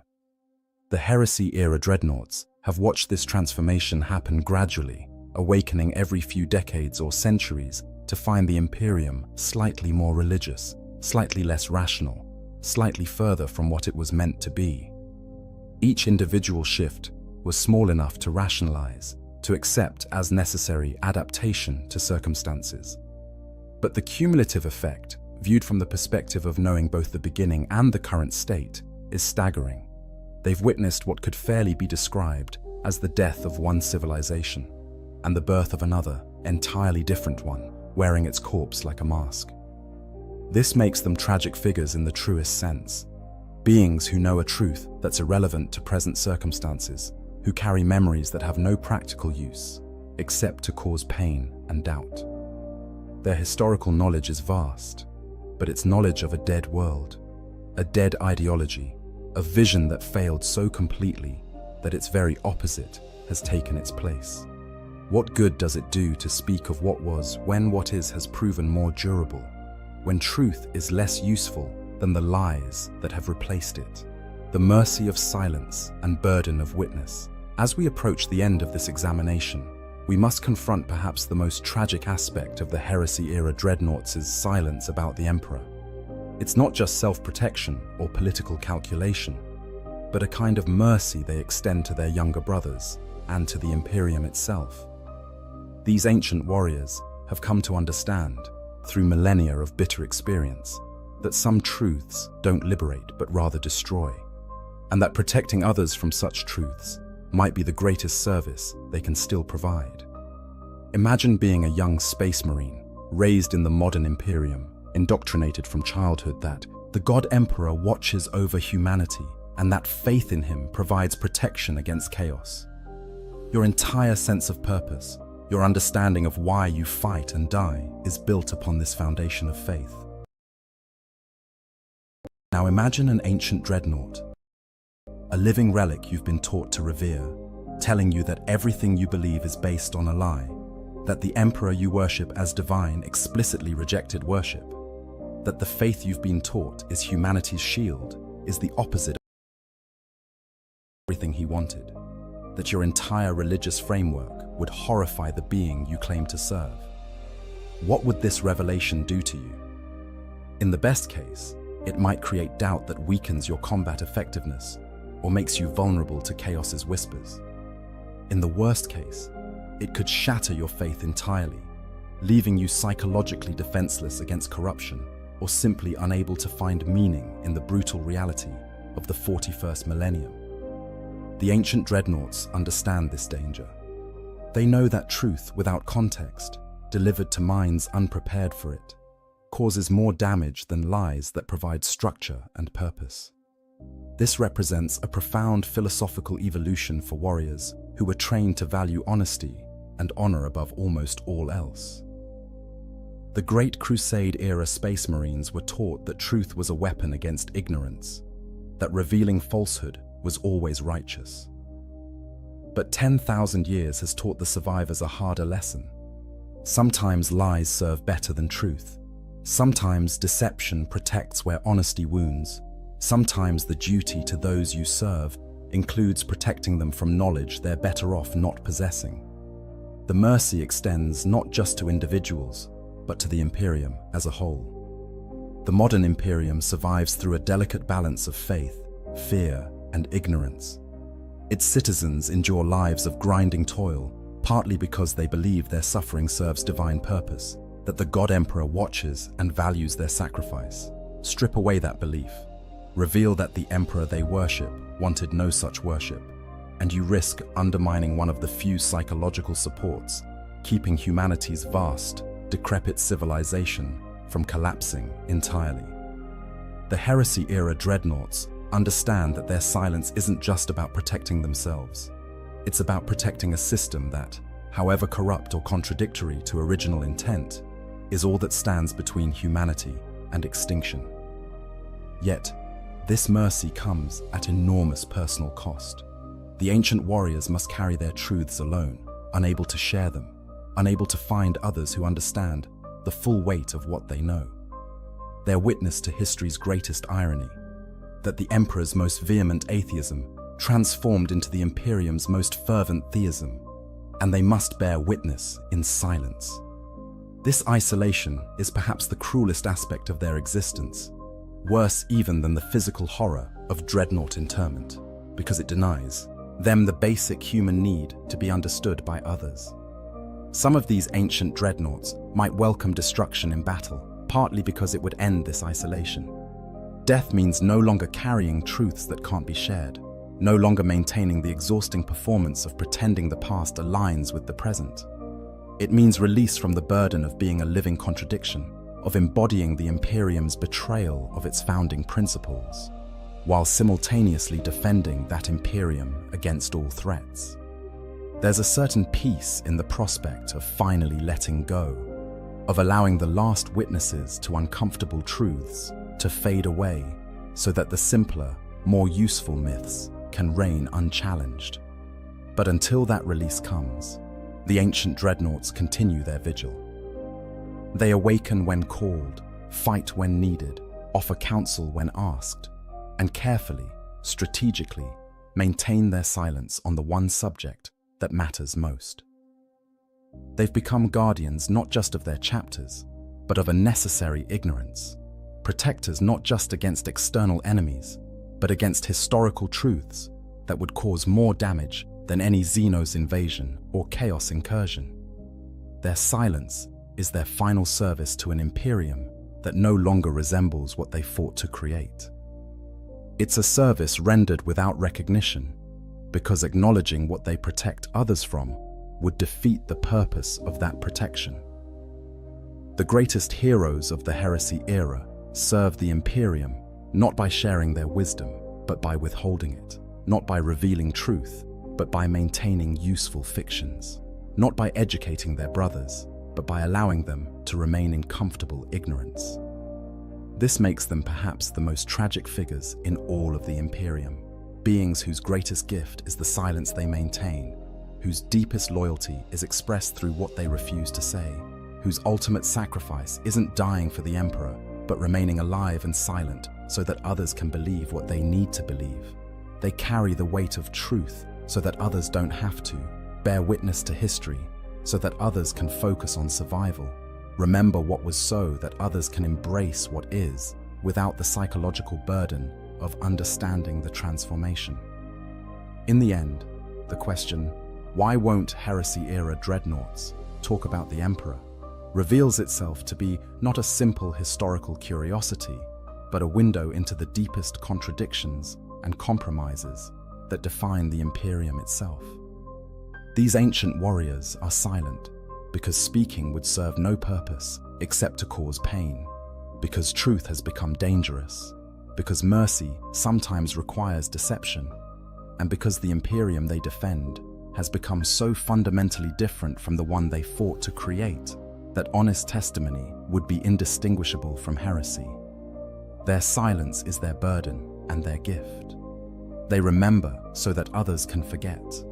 They know so that others can believe. They bear witness in darkness so that their brothers can fight in the light of simple faith. And perhaps, in the grim darkness of the far future, this is what heroism looks like.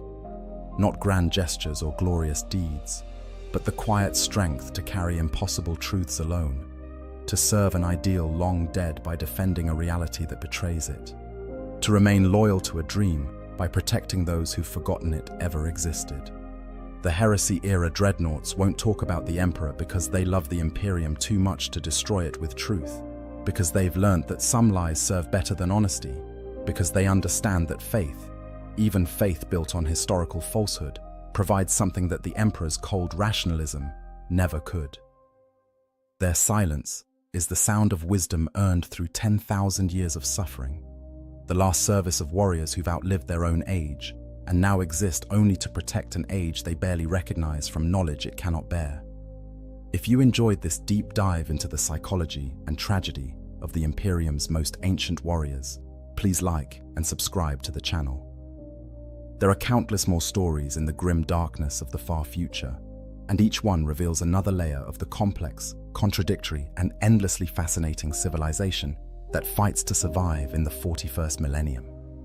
The chapter's Hall of Ancestors stands silent most days, its vaulted ceiling disappearing into shadows that no amount of candles can fully illuminate. Row upon row of dreadnought sarcophagi line the chamber walls, each a walking tomb containing the shattered remains of heroes who served long before the current generation of Space Marines drew breath. These ancient warriors sleep away the centuries in stasis, awakened only for the direst battles, or the most critical moments when the chapter needs wisdom that spans millennia. You can feel the weight of history in that hall. The air itself seems heavier, pressed down by the accumulated centuries of sacrifice contained within those armored shells. Young Space Marines fresh from their scout companies sometimes enter this place seeking guidance, hoping to learn from those who fought alongside the legends themselves. Warriors who stood in the presence of the Primarchs during the Great Crusade and the dark days of the Horus Heresy. They come with questions burning in their minds. What was Leman Russ truly like? Did Rogel Dawn ever smile? How did it feel to fight alongside beings who were more than human, who radiated an aura that made even Space Marines want to kneel? These young warriors have heard the stories their entire lives, read the official accounts, memorized the approved histories, but they hunger for something more, something real, something that goes beyond the sanitized legends that fill their chapter's archives. The tech priests move through the hall performing their sacred duties, anointing each sarcophagus with blessed oils, checking diagnostic readouts with practiced reverence. They speak in hushed tones, their augmented voices barely rising above whispers. To them, these dreadnoughts are not just war machines, but sacred relics, physical manifestations of the machine God's blessing upon the chapter. Each represents thousands of years of service, tens of thousands of battles, and wisdom accumulated across centuries that most mortals cannot fathom. But here's the thing that gnaws at those young Space Marines, the realization that slowly dawns as they spend more time in the presence of these ancient warriors. When the dreadnoughts do wake, when their machine spirits stir and their vox speakers crackle to life, when the chapter gathers to hear the words of those who walked with demigods, something strange happens.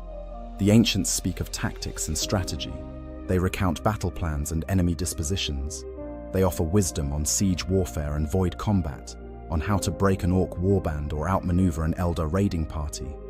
But when asked about the Primarchs themselves, about what these godlike beings were truly like as individuals, the ancients grow evasive.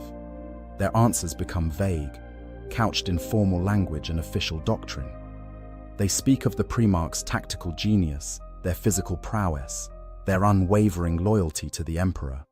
But they don't speak of personality, of quirks and habits, of moments of doubt or flashes of humor. They don't describe what it felt like to stand in that overwhelming presence, to experience the full force of a being who was as far beyond a Space Marine as a Space Marine is beyond a normal human. The silence that follows these questions is different from the silence that normally fills the Hall of Ancestors. It's heavier, more uncomfortable, tinged with something that might be pain or regret, or simply exhaustion. The young Marines sense it, but don't understand it. They press their questions further, seeking the human details that would make their Primarchs feel real rather than mythical. And the ancients deflect, change the subject, or simply withdraw back into their sarcophagi, declaring their waking period concluded.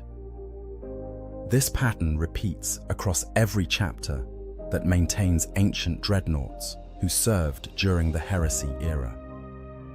From the Space Wolves Bjorn the Fell-Handed to the handful of Blood Angels, ancients who remember Sanguinius in life, the story is always the same. These warriors who fought beside the Primarchs, who knew them better than perhaps anyone save their fellow Primarchs, refused to paint a complete picture of what these beings were truly like. Why? What could possibly make these veterans, these heroes, who have faced every horror the galaxy can conjure, reluctant to share their memories of the greatest leaders mankind has ever produced? The answer to that question reveals one of the most tragic aspects of life as a dreadnought, and exposes the uncomfortable gap between the myths that chapters need and the realities that those myths are built upon. The Walking Dead. Understanding ancient dreadnoughts. To understand why ancient dreadnoughts won't speak freely about the Primarchs, we first need to understand what it means to be a dreadnought, to grasp the full horror and glory of this existence that the Imperium frames as the highest honor a Space Marine can receive. A Space Marine is already far beyond human. Genetically enhanced, psycho-conditioned, armed and armored to fight the galaxy's worst nightmares, these warriors are living weapons designed to know no fear. They can fight for days without rest, survive wounds that would kill a dozen normal men, and push their bodies to limits that would shatter lesser beings. They are the Imperium's finest, its most elite warriors, each one worth 100 normal soldiers. But even Space Marines can fall. A plasma blast tears through ceramite armor. An Orc's power claw crushes a ribcage. A Tyranid's bioweapon dissolves flesh and bone. In battles across the galaxy, Space Marines face injuries that would mean certain death for anyone else. Their enhanced biology can heal most wounds, but there are limits. There are injuries so catastrophic that even Astartes' physiology cannot repair them. Damage so extensive that no amount of time in the Apothecarian can make the warrior whole again. In most cases, such grievous wounds mean death. The apothecary extracts the fallen warrior's gene seed, the precious genetic material that will create future generations of Space Marines, and the brother is honored with funeral rites appropriate to his service.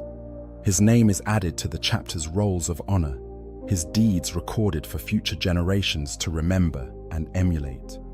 It is, by the standards of the Imperium, a good death. The warrior dies having served the Emperor, his sacrifice ensuring that the chapter continues. But for a select few, the greatest heroes of the chapter, there is another option. If even a spark of life remains, if the brain can be kept alive and the essential organs sustained, these warriors can be granted what the Imperium calls eternal service. They are interred within the armored sarcophagus at the heart of a dreadnought war machine, their shattered bodies connected to life support systems that will keep them alive for centuries or even millennia to come. The process is as horrific as it is sacred. What remains of the warrior's body is carefully preserved in amniotic fluids. Cybernetic connections are installed directly into the brain and nervous system. The sarcophagus becomes both tomb and womb, a sealed environment that sustains the fragments of flesh that once comprised a mighty warrior. When installed within a dreadnought chassis, these connections allow the entombed Marine to control the massive walker as if it were his own body, to see through its optical sensors, to fire its weapons with thought alone. From the outside, a dreadnought is an imposing sight. Standing 3 to 4 times the height of a Space Marine, these walkers are mobile fortresses, bristling with enough firepower to level buildings. They stride across battlefields with mechanical precision, their weapons systems capable of engaging anything from massed infantry to enemy armor. The chassis itself is heavily armored, able to withstand punishment that would destroy a main battle tank. In terms of pure combat effectiveness, a dreadnought is worth a full squad of Space Marines or more. But this combat effectiveness comes at a terrible price, one that only becomes apparent when you understand what existence is like for the warrior sealed within that armored shell. Imagine for a moment what it means to have your physical form reduced to a few fragments kept alive by machines. You no longer have hands to feel with, feet to walk on, a face to express emotion. All of your natural senses are gone, replaced by mechanical approximations that feed data directly into your brain. You see through targeting arrays and optical sensors, each view filtered and processed by machine spirits before it reaches your consciousness. You hear through acoustic sensors that reduce the rich complexity of sound to electronic signals. Touch becomes nothing more than pressure readings on armor plates. You cannot eat, cannot drink, cannot smell the air, or feel the sun on your skin. All the small pleasures that make life bearable are gone. There is only the amniotic fluid surrounding what remains of your body, the constant mechanical hum of the systems keeping you alive, and the darkness of the sarcophagus when the dreadnought is not activated. This is your existence now, and it will continue for as long as your brain continues to function and the chapter has need of your service. For most dreadnoughts, this service extends across centuries. The oldest dreadnoughts have served for millennia, awakened time and again across thousands of years to fight battles that span the length and breadth of the galaxy. Between these periods of activation, they sleep in stasis, their consciousness suppressed to prevent the psychological damage that constant awareness would inflict. Even with these periods of enforced slumber, the toll on the mind is immense. Extended neural interface with a vehicle as large and complex as a dreadnought causes conditions that the Imperium's medici have documented but cannot prevent. Lethargy, confusion, dyschronometria, where the perception of time becomes distorted, and eventually various forms of senility. The longer a warrior remains entombed, the more their mind begins to deteriorate, eroded by the sheer unnaturalness of their existence. But it's not just the mechanical aspects of the existence that wear on the entombed warriors. It's the isolation, the slow realization that they are becoming separated from everything they once knew. With each awakening, the faces around them are different. The brothers they fought beside are dead, their successors' successors now serving in their places. The chapter's traditions evolve, tactics change, even the language subtly shifts across the centuries. The dreadnought awakens to find himself increasingly out of place in his own chapter, a relic from a bygone era struggling to relate to warriors who see him as a legend rather than a battle brother. This is perhaps the cruelest aspect of dreadnought existence. The warrior is granted what appears to be immortality, the chance to serve the Emperor across centuries that normal humans cannot conceive. But it is an immortality without companionship, without the bonds of brotherhood that sustained him through his mortal years. He becomes a living ghost, a remnant from the past, honored by those who cannot truly understand him. The oldest dreadnoughts, those who have served since the Great Crusade and the Horus Heresy, have experienced this isolation magnified 1,000-fold. They have been awake and asleep across 10,000 years of Imperial history. Every single person they once knew is long dead. The Imperium itself has transformed beyond recognition, the bright hope of the Great Crusade replaced by the grim darkness of the 41st millennium. These ancient warriors are strangers in their own time, living artifacts whose memories stretch back to an age that exists now only in legend and heavily censored historical records. Consider Bjorn the Fell-Handed, the most famous of all ancient dreadnoughts. He fought alongside Leman Russ during the Great Crusade, stood in the presence of the Emperor himself, participated in some of the most significant battles of the Horus Heresy, and served as the first Great Wolf of the Space Wolves chapter after Russ's disappearance. He has been serving in his dreadnought chassis for over 10,000 years, awakened periodically to lend his wisdom and martial might to his chapter's most desperate hours. Bjorn is revered by the Space Wolves beyond measure. Once per century, he is awakened so that he can recount tales of Leman Russ and the earliest days of the chapter. The assembled space wolves gather in absolute silence to hear his words, treating every utterance as sacred scripture. To them, Bjorn is a living connection to their Primarch, the only being left in the galaxy who can speak with first-hand knowledge of what the Wolf King was truly like. And yet, Bjorn's accounts have grown increasingly terse over the millennia. Where once he might have regaled his battle brothers with detailed stories, now he speaks in broad strokes, hitting the key points but lacking the rich detail that would make the past come alive. Some accounts suggest he has grown deliberately evasive when pressed for the personal details about Russ, offering tactical assessments and strategic observations, but deflecting questions about the Primarch's personality or private moments. This pattern appears across other ancient dreadnoughts as well. The handful of Blood Angels who remember Sanguinius speak of his tactical brilliance and his prowess in battle, but they don't describe the man himself in any real detail.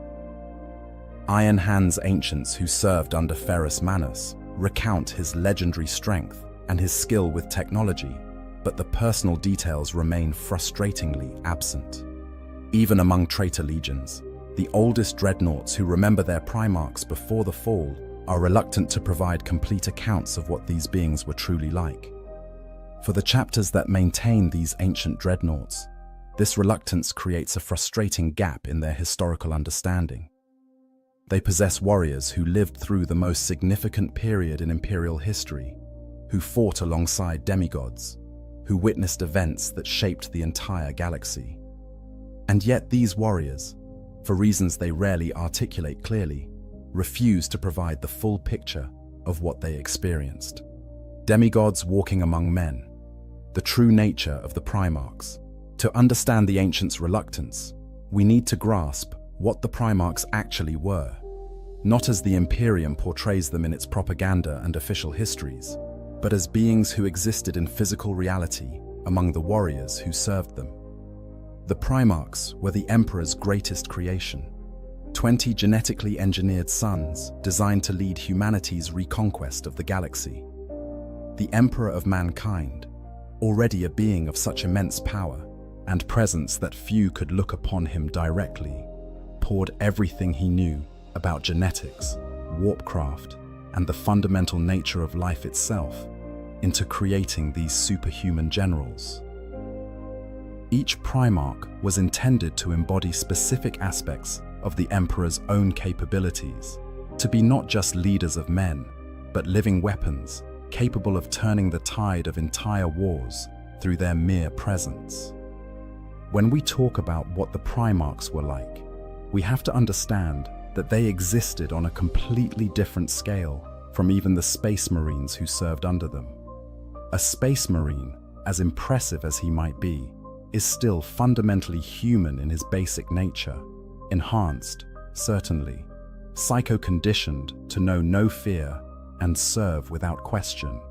But underneath all the genetic modification and surgical enhancement, there remains a human core, a mind that processes experience in ways that baseline humans can understand, even if they cannot match. The Primarchs were something else entirely. They were beings who stood between humanity and divinity, possessing capabilities that pushed the boundaries of what physical matter could accomplish. Each stood roughly twice the height of a normal Space Marine, but their size was the least impressive thing about them.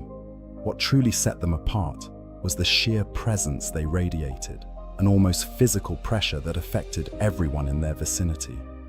Multiple accounts from the Horus Heresy era describe the effect of being near a Primarch. Normal humans often found themselves unable to think clearly in their presence, overwhelmed by an instinctual urge to kneel or flee, depending on the Primarch's mood. Even Space Marines, warriors conditioned to know no fear, felt their will bend in the presence of their genetic father. It wasn't mind control exactly, but rather a natural consequence of being near a being whose very existence warped reality around them. This presence manifested differently for each Primarch, reflecting their individual nature and the specific traits the Emperor had emphasized in their creation. Sanguinius of the Blood Angels radiated such nobility and grace that even enemies hesitated to strike him down, Angron of the World Eaters projected such raw rage and violence that his mere presence could drive lesser beings to madness. Magnus the Red's psychic might was so overwhelming that weaker minds could be damaged simply by being in the same room when he was agitated. Guilliman of the Ultramarines emanated such confidence and competence that others found themselves naturally deferring to his judgment. But it wasn't just presence. The Primarchs possessed physical capabilities that seemed to defy natural law. They could fight for days without rest, process information with superhuman speed, and demonstrate strength that no amount of genetic enhancement alone could explain. Leman Russ could tear apart armored vehicles with his bare hands. Vulcan's physical resilience was such that he survived injuries that should have been instantly fatal, even to a Primarch. Lionel Johnson's combat prowess was so refined that he could defeat multiple Space Marines simultaneously without apparent effort. Their minds were equally superhuman. Guilliman could process tactical situations involving millions of soldiers across entire star systems, holding the full complexity of such engagements in his head simultaneously. Perturabo could glance at a fortress and immediately conceive of a dozen ways to breach its defenses, his mind performing calculations that would take a team of engineers days to work through. Magnus possessed psychic capabilities that exceeded most entire orders of psychers, able to navigate the warp with a certainty that others could only dream of achieving. Each Primarch was unique, possessing not just different capabilities, but fundamentally different personalities. This is crucial to understand because the Imperium's official accounts tend to flatten these differences, presenting the Primarchs as interchangeable paragons of virtue who differed only in their specific areas of expertise. The reality was far more complex. Horus Lupercal, the War Master who would eventually betray the Emperor and plunge the galaxy into civil war, was renowned for his charisma and his ability to win people to his cause. He had a gift for making each person feel valued and understood, for seeing what motivated them and appealing to those motivations. His brother Primarchs loved him, not just because he was the first recovered, or because the Emperor favored him, but because he genuinely connected with them in ways that even the Emperor often could not. This same gift for reading and manipulating people would later serve him well as he corrupted half the legions to his rebellion. Rogel Dawn of the Imperial Fists was Horus's opposite in many ways.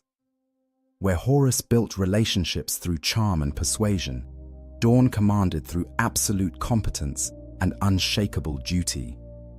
He was famously blunt to the point of tactlessness, incapable of the diplomatic niceties that came naturally to Horus. But no one questioned his loyalty or his capabilities, and the Emperor trusted him with Terra's defense because he knew Dawn would never waver, no matter how impossible the task appeared. Conrad Kersey of the Night Lords embodied the darker aspects of justice, governing through terror and exemplifying punishment. His mind was scarred by visions of the future, showing him constantly how he and everyone around him would die. This inflicted such psychological damage that by the time of the heresy, many of his brothers questioned whether he had ever truly been sane. Yet his legion's tactics of using fear as a weapon proved devastatingly effective, bringing worlds to compliance through reputation alone. Lorgar Aurelian of the Wordbearers was perhaps the most devout of all the Primarchs, constantly seeking meaning beyond the material and yearning for something to worship. His need for faith, combined with the Emperor's rejection of religion, would eventually drive him to chaos and set in motion the events that led to the Horus heresy. But before his fall, he was a thoughtful scholar and philosopher, deeply concerned with questions of meaning and purpose that his more practically minded brothers often dismissed. Each Primarch, in other words, was not just a military genius or a physical powerhouse, but a complete individual with distinct personality traits, preferences, quirks, and flaws. They argued with each other, formed friendships and rivalries, had moments of doubt and displays of ego. They were, despite their superhuman capabilities, recognizably people in ways that made them both inspiring and dangerous. For the Space Marines who served under these beings, the experience was overwhelming in ways that are difficult to convey. To stand in the presence of your Primarch was to feel the full weight of your genetic heritage made manifest. You saw in him the ultimate expression of what you could never quite become, the perfect realization of the gene seed that had been implanted in your body. The instinct to follow him, to serve him, to die for him if necessary, was coded into your very biology. You couldn't help but love him, couldn't help but see him as the absolute center of your world. This created incredibly powerful bonds between Primarchs and their legions. The Space Marines of the Lunar Wolves, later the Sons of Horus, would have followed Horus into the heart of the warp itself, because their devotion to him transcended rational thought. The Space Wolves howled for Leman Russ not because they were ordered to, but because the urge to express their connection to him was as natural as breathing. The Blood Angels revered Sanguinius with an intensity that bordered on worship, seeing in him the perfect embodiment of nobility and martial prowess. But these bonds also created tremendous vulnerability. When a Primarch fell to chaos or made catastrophic decisions, their legions followed. The Emperor's children descended into depravity because Fulgrim did. The Death Guard embraced Nurgle's corruption because Mortarion led them into it. The World Eaters became mindless berserkers because Angron's example and expectations pushed them in that direction. The bond between Primarch and Legion was so strong that it overrode individual judgment, turning entire armies of superhuman warriors into extensions of their father's will.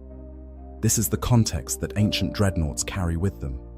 They knew the Primarchs when these beings walked among them. They experienced firsthand the overwhelming presence, the genetic imperative to serve, the bond that transcended words or conscious thought. They saw these demigods at their finest moments and, in some cases, at their lowest. They witnessed things that the official histories can never fully capture, because the emotional reality of serving a Primarch cannot be adequately conveyed through second-hand accounts. And now, 10,000 years later, they are expected to describe these experiences to Space Marines who have never known anything like it, who can barely conceive of what it meant to serve a Primarch directly. The ancients are asked to put into words something that was always beyond words, to make comprehensible an experience that fundamentally resists comprehension. Small wonder, then, that they might find the task daunting enough to avoid it altogether.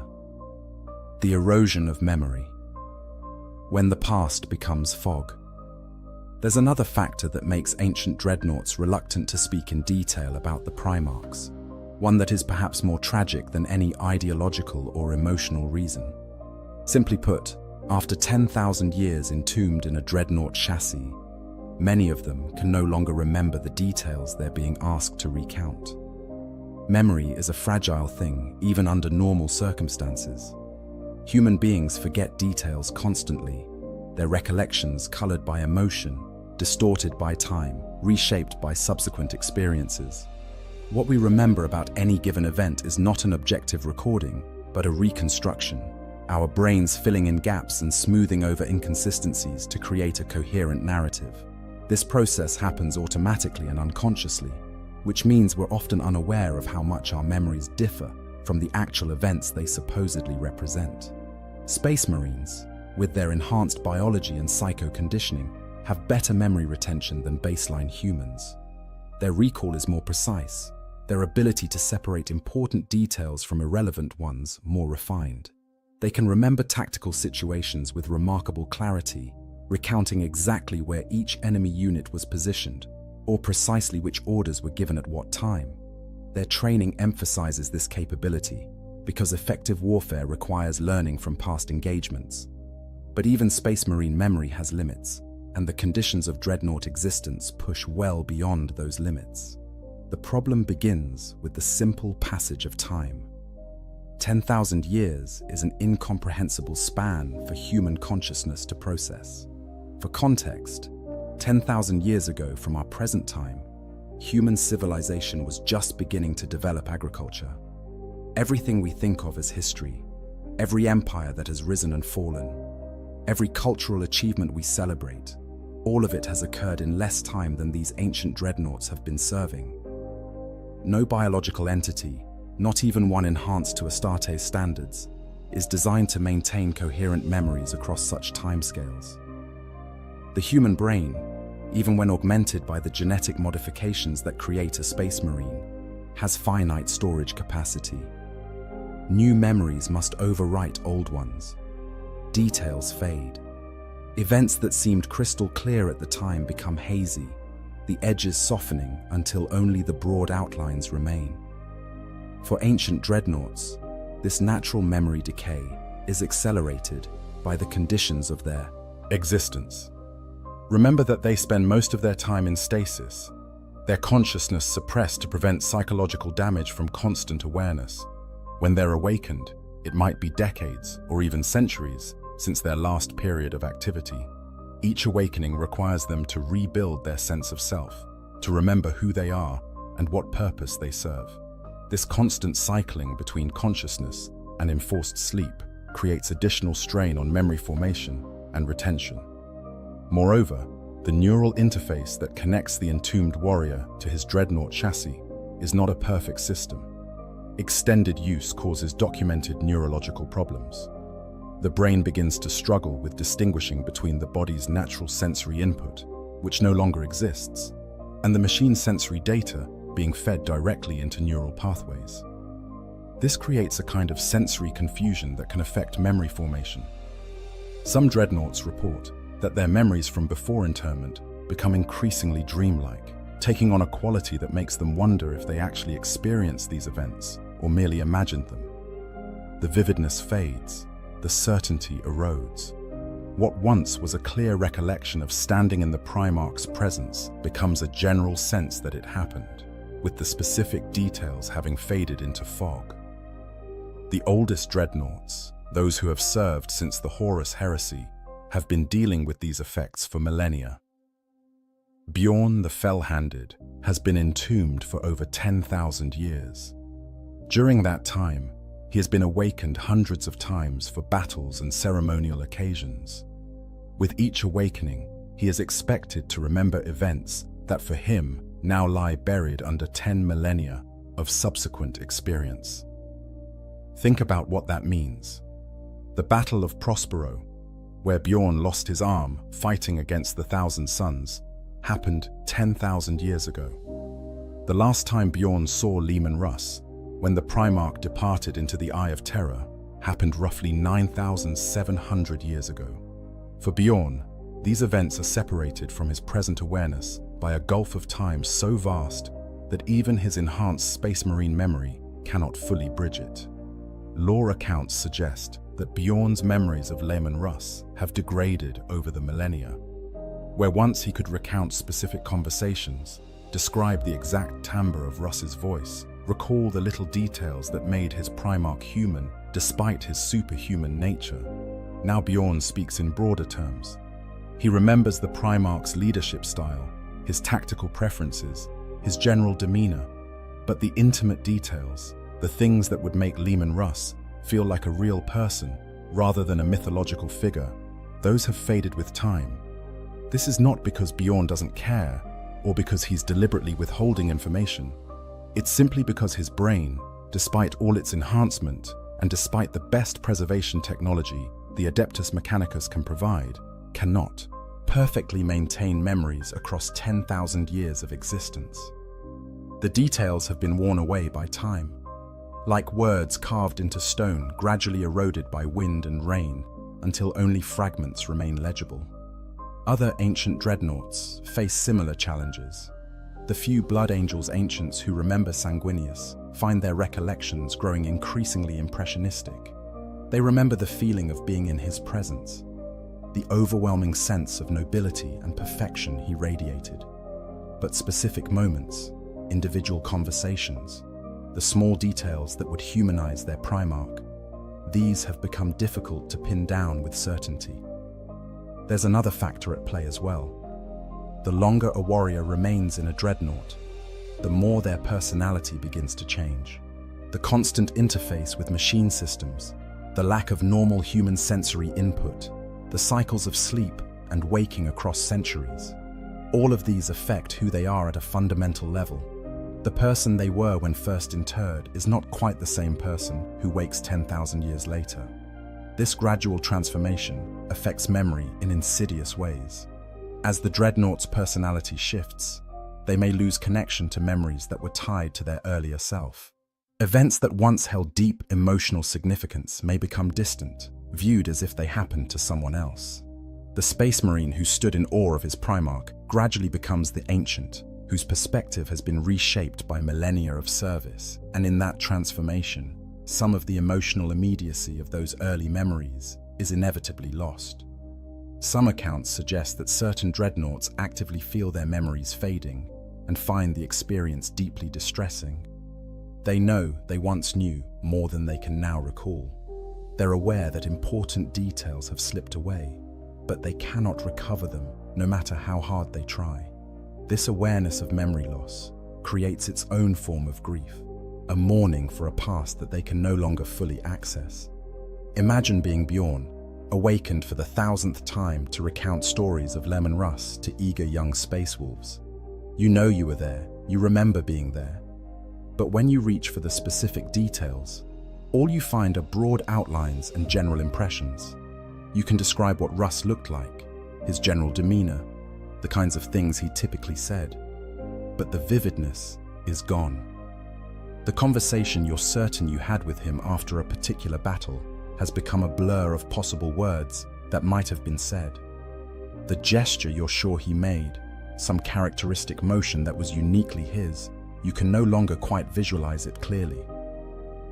And the young space wolves look at you with such hope and expectation, hungry for details that will make their legendary Primarch feel real to them. They want to know what his laugh sounded like, what jokes he told, how he acted when no one important was watching. They want the human details that would transform Russ from a figure of legend into a person they could have known. But you can't give them what they want, because those details have faded from your mind, like morning mist burned away by the sun. You know you once knew these things. You're certain they existed, but they're gone now, eroded by time and the conditions of your existence. And no amount of desire or effort can bring them back. So instead, you give them what you can. You speak of Russ's tactical genius, his preference for close-quarters combat, his loyalty to the Emperor. You provide the historical facts and strategic observations that your military memory has retained. But the personal details, the things that would truly answer their questions, those are lost to you now. This is one reason why ancient dreadnoughts might be reluctant to speak extensively about their Primarchs. They're aware of the gaps in their memory. They know their recollections are incomplete. And rather than admit to this incompleteness, rather than disappoint their battle brothers by revealing how much has been lost to time, they simply avoid the conversation altogether. Better to be thought mysterious or protective of sacred memories than to admit that those memories have degraded beyond reliable recovery. The tragedy is that even this reluctance is temporary. Eventually, given enough time, even the awareness that memories are missing will fade. The Ancient will remember that he once knew the Primar, but will have no sense that anything important has been lost. The gaps will no longer bother him, because he won't remember that they're gaps. What remains will feel complete, even though it represents only a fraction of what he once knew. This is the endpoint that all ancient dreadnoughts march toward. Not death, which would be a mercy, but a gradual fading of everything that made them who they were, until only the barest outline of their original self remains. They become walking databases of tactical information, their memories of personal connections and emotional experiences gradually eroded away until only military knowledge persists. And this process affects their memories of the Primarchs most severely, because those memories are tied so intimately to emotion and personal experience. The tactical lessons learned from serving under a Primarch can be abstracted and preserved. But what it felt like to be in that Primarch's presence, the unique characteristics that made him different from his brothers, the small human moments that showed his personality, these are exactly the kind of memories that fade first. The weight of betrayal, wounds that cannot heal. But there's something even darker, lurking beneath the surface, something that makes many ancient dreadnoughts even more reluctant to speak freely about the Primarchs. It's not just the passage of time or the degradation of memory. It's the wound that was inflicted during the Horus heresy itself, a trauma so profound that 10,000 years has not been enough to heal it. To understand this trauma, we need to talk about what the Horus heresy actually meant for the Space Marines who lived through it. The official histories present it as a great betrayal, certainly, but they present it in abstract terms. Half the legions turned traitor. Brother fought brother. The Imperium was nearly destroyed. These statements convey the scale of the conflict, but not its emotional reality for those who experienced it. For the Space Marines who remained loyal, the heresy was the complete destruction of everything they thought they understood about the universe. Remember that these warriors had been created to serve the Primarchs. Their entire existence revolved around their genetic connection to their father. The bond between Primarch and Legion was deeper than mere loyalty or duty. It was written into their very cells, an imperative as fundamental as breathing. And then, without warning, half of those Primarchs turned against the Emperor. The beings these warriors had been literally designed to love and obey revealed themselves to be traitors. Worse, they commanded their legions to follow them into damnation. And most of those legions obeyed without question, because the imperative to serve their Primarch overwhelmed any other consideration. But not all of them obeyed. In each traitor legion, there were warriors who remained loyal to the Emperor, despite the genetic imperative pulling them toward their Primarch. These were the ones who found themselves on Istvan III, betrayed by their own legion, fighting desperately against brothers they had served alongside for decades. These were the ones who experienced the heresy not as an abstract political conflict, but as a deeply personal betrayal that shattered their entire understanding of themselves. The ancient dreadnoughts who survived this period carry those wounds still. They remember what it was like to love their Primarch with every fiber of their being, to serve him with absolute devotion, to believe that this bond was sacred and eternal. And then they remember the moment when that belief was revealed to be a lie, when their Primarch showed himself to be something other than what they had believed, when the foundation of their entire existence cracked beneath them. For the loyalist ancients who served under traitor Primarchs, this trauma is even more acute. Consider Rillanor, the Ancient of Rights of the Emperor's Children, one of the most famous examples of this phenomenon. Rillanor served Fulgrim for decades, fighting in countless battles, upholding the ideals of perfection that the Third Legion had always embodied.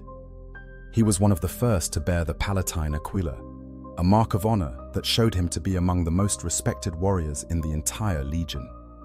Then came Istvan III, when Fulgrim revealed his betrayal and ordered the loyal elements of his legion to be purged.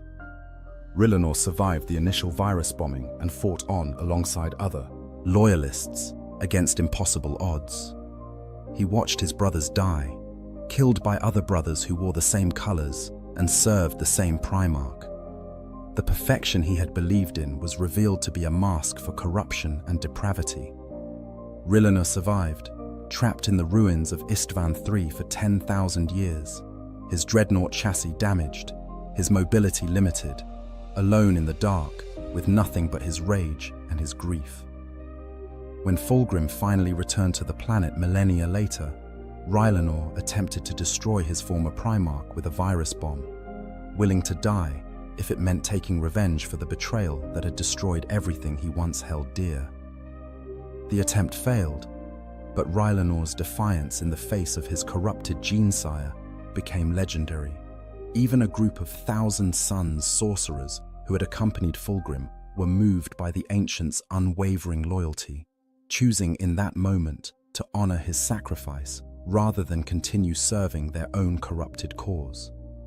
Rillanor died, finally, after 10,000 years of waiting, having spit his rejection of Fulgrim directly into the demon Primarch's face. Rillanor's story is extreme, but it illustrates the depth of trauma that the heresy inflicted on those who lived through it. For 10,000 years, he carried the wound of Fulgrim's betrayal, unable to process it, unable to move past it, defined utterly by that moment when everything he believed in was destroyed. And Rylanor was not unique. There are other ancients scattered across loyal chapters who carry similar wounds, warriors who remember what it was like to believe in a Primarch absolutely, and then have that belief shattered. But the trauma extends beyond just the warriors who served under traitor Primarchs. Even those who served under loyal Primarchs carry wounds from the heresy. They remember fighting against Space Marines who looked just like them, who shared the same training and doctrine, who were brothers in every way that mattered except loyalty. They remember the horror of battles where every enemy killed was not an alien monster or a chaos cultist, but another Space Marine, another son of the Emperor who had chosen the wrong side or been on the wrong legion when the Primarchs declared for Horus. They remember Primarchs fighting each other, those demigod beings who were supposed to be leading humanity to a glorious future, instead trying to kill one another. They saw Fulgrim murder Ferrus Manus, one Primarch personally executing another. They witnessed the corruption and transformation of beings who should have been incorruptible, watched as warriors and leaders they had revered descended into depths of depravity that defied comprehension. For ancient dreadnoughts who remember the Great Crusade, this represents a complete inversion of everything they thought they were fighting for. During the Crusade, the purpose was clear: unite humanity, bring the lost worlds back into the Imperial fold, destroy the alien and the mutant, create a galaxy where humanity could thrive under the Emperor's guidance. The Primarchs were the instruments of this great work, each leading their legion to glorious victories that brought the dream of human unity closer to reality. Then the heresy turned all of it into a nightmare. The unity fractured. The Primarchs revealed themselves to be as fallible and corruptible as anyone else. The great work of the Crusade ground to a halt as the Imperium turned its weapons on itself. And in the end, the Emperor himself was struck down, not by some external enemy, but by his most beloved son, forced to sit upon the Golden Throne for eternity, a living corpse sustaining the Astronomicon through constant agony. The ancients remember all of this. They remember believing in the Great Crusade's promise. They remember the hope and purpose that drove them forward during those early campaigns. And they remember watching it all collapse, seeing the dream die and be replaced by the grim reality of an Imperium that survives through sheer stubbornness rather than any grand vision of the future. This is why asking them to describe what the Primarchs were really like is such a fraught request. To answer honestly would require them to acknowledge the full complexity of these beings, including their flaws and weaknesses.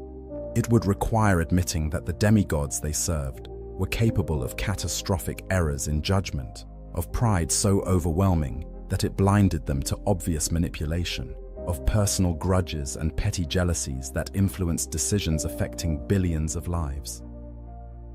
For an ancient who survived the heresy by maintaining absolute loyalty to the Emperor, admitting these truths about the Primarchs feels dangerous. It feels like betraying them all over again, like giving aid to the traitors by acknowledging that even the loyal Primarchs were flawed beings who made mistakes. Better to maintain the official narrative, to speak only of their virtues and accomplishments, to present them as the paragons that the Imperium needs them to be, rather than the complicated, sometimes contradictory individuals they actually were. Moreover, for ancients who served under traitor Primarchs and survived by rejecting that service, the wounds go even deeper. To describe what Fulgrim or Horus or any of the traitor Primarchs were really like before their fall would require acknowledging that these beings were not always monsters. They were, at one point, genuinely noble and worthy of service.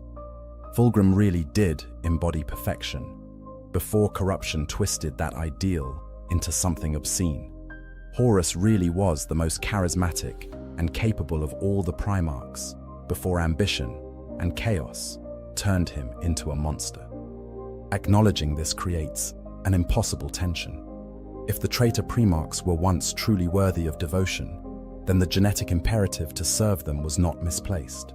The loyalty those ancients felt was not foolish or wrong, but an appropriate response to beings who deserved that loyalty. Which means the betrayal becomes even more painful because it represents not just a political defection, but a fundamental corruption of something that was genuinely good. The alternative is to retroactively paint the traitor primarchs as always having been flawed, to reinterpret their actions before the heresy as evidence of corruption that was simply not yet fully manifested. This allows the loyal warriors who survived to maintain that their current hatred of the traitors is entirely justified and always would have been. But it requires a form of historical revisionism that goes against what they actually remember. So the ancient dreadnoughts face an impossible choice when asked to describe their primarchs honestly. They can tell the truth, acknowledging the full complexity and contradictions of these beings, and risk undermining the myths that their chapters need. Or they can simplify and sanitize, providing only the approved narrative, but at the cost of falsifying their own memories and experiences. Many choose a third option. They simply refuse to engage with the question in detail. They provide vague, general answers that satisfy the immediate inquiry without revealing anything substantial. They deflect, change the subject, or simply withdraw back into their sarcophagi, ending the conversation before it can delve too deeply into topics they would prefer not to explore. This is not cowardice. It's a form of self-preservation, a way of protecting wounds that have never fully healed. 10,000 years is apparently not long enough to recover from having your entire worldview shattered by the beings you were created to serve. The trauma remains, buried perhaps, but still present, still capable of causing pain when prodded too directly. The burden of being a legend. There's another layer to this reluctance that has less to do with the ancients themselves and more to do with how they're perceived by their chapters. Ancient dreadnoughts occupy a unique position within Space Marine culture. They are not just veterans or honored warriors. They are living relics, physical connections to a past that everyone else knows only through records and legends. This status confers tremendous respect, but also creates expectations that can be suffocating. Young Space Marines view ancient dreadnoughts with a mixture of awe and reverence that borders on worship. These are warriors who fought during the Great Crusade, who saw the Emperor with their own eyes, who served directly under the primarchs. In the minds of younger battle brothers, the ancients represent a golden age when everything was somehow better and more pure, when the Imperium was ascendant rather than merely surviving. This idealization creates immense pressure on the ancients. They are expected to embody perfection, to represent the highest ideals of their chapter, to serve as living proof that the legends are true and that the sacrifices demanded by the Imperium are worthwhile. Every word they speak is analyzed and remembered, added to the chapter's oral tradition, potentially quoted for centuries to come. They cannot afford to be uncertain or doubtful, because doubt from a figure of such authority could undermine the faith that holds everything together. This pressure is particularly intense when it comes to the primarchs.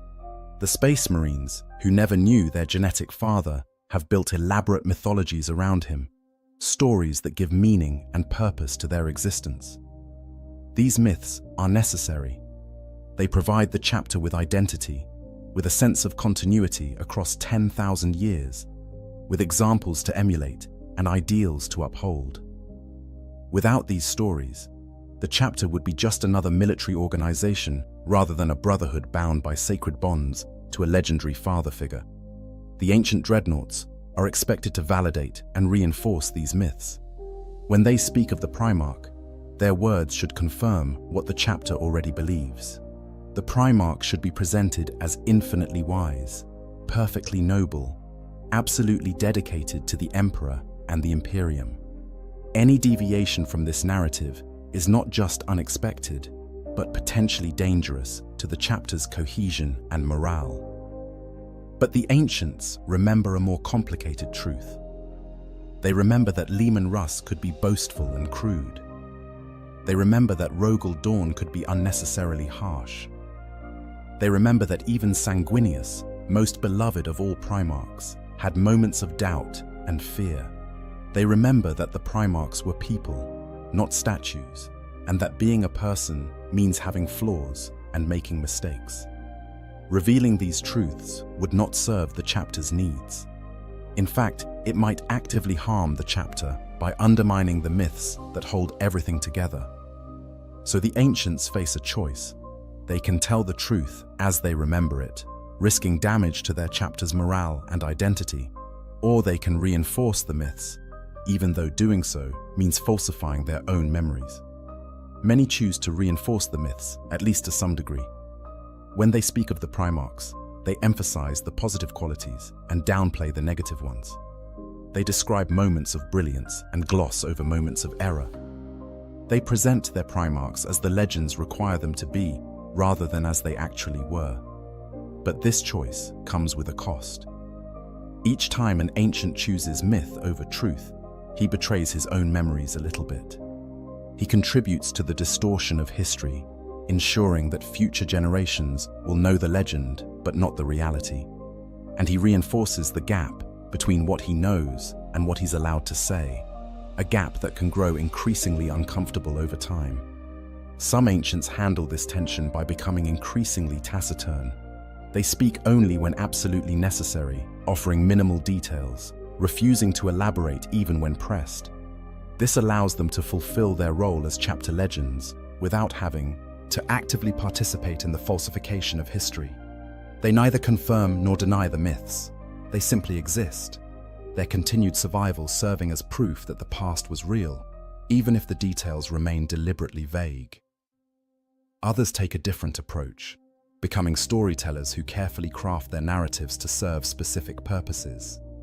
They know which stories the chapter needs to hear, which examples will inspire the current generation, which lessons from the past apply to present challenges. They become selective historians, choosing what to reveal and what to withhold based on what will best serve the chapter's interests, rather than what most accurately reflects the historical truth. Both approaches require the ancient to maintain a careful distance between his actual memories and what he presents to his battle brothers. He must constantly evaluate whether a given detail should be shared or withheld, whether a particular story serves the chapter's needs or might undermine its cohesion. This constant self-censorship is exhausting, adding another burden to an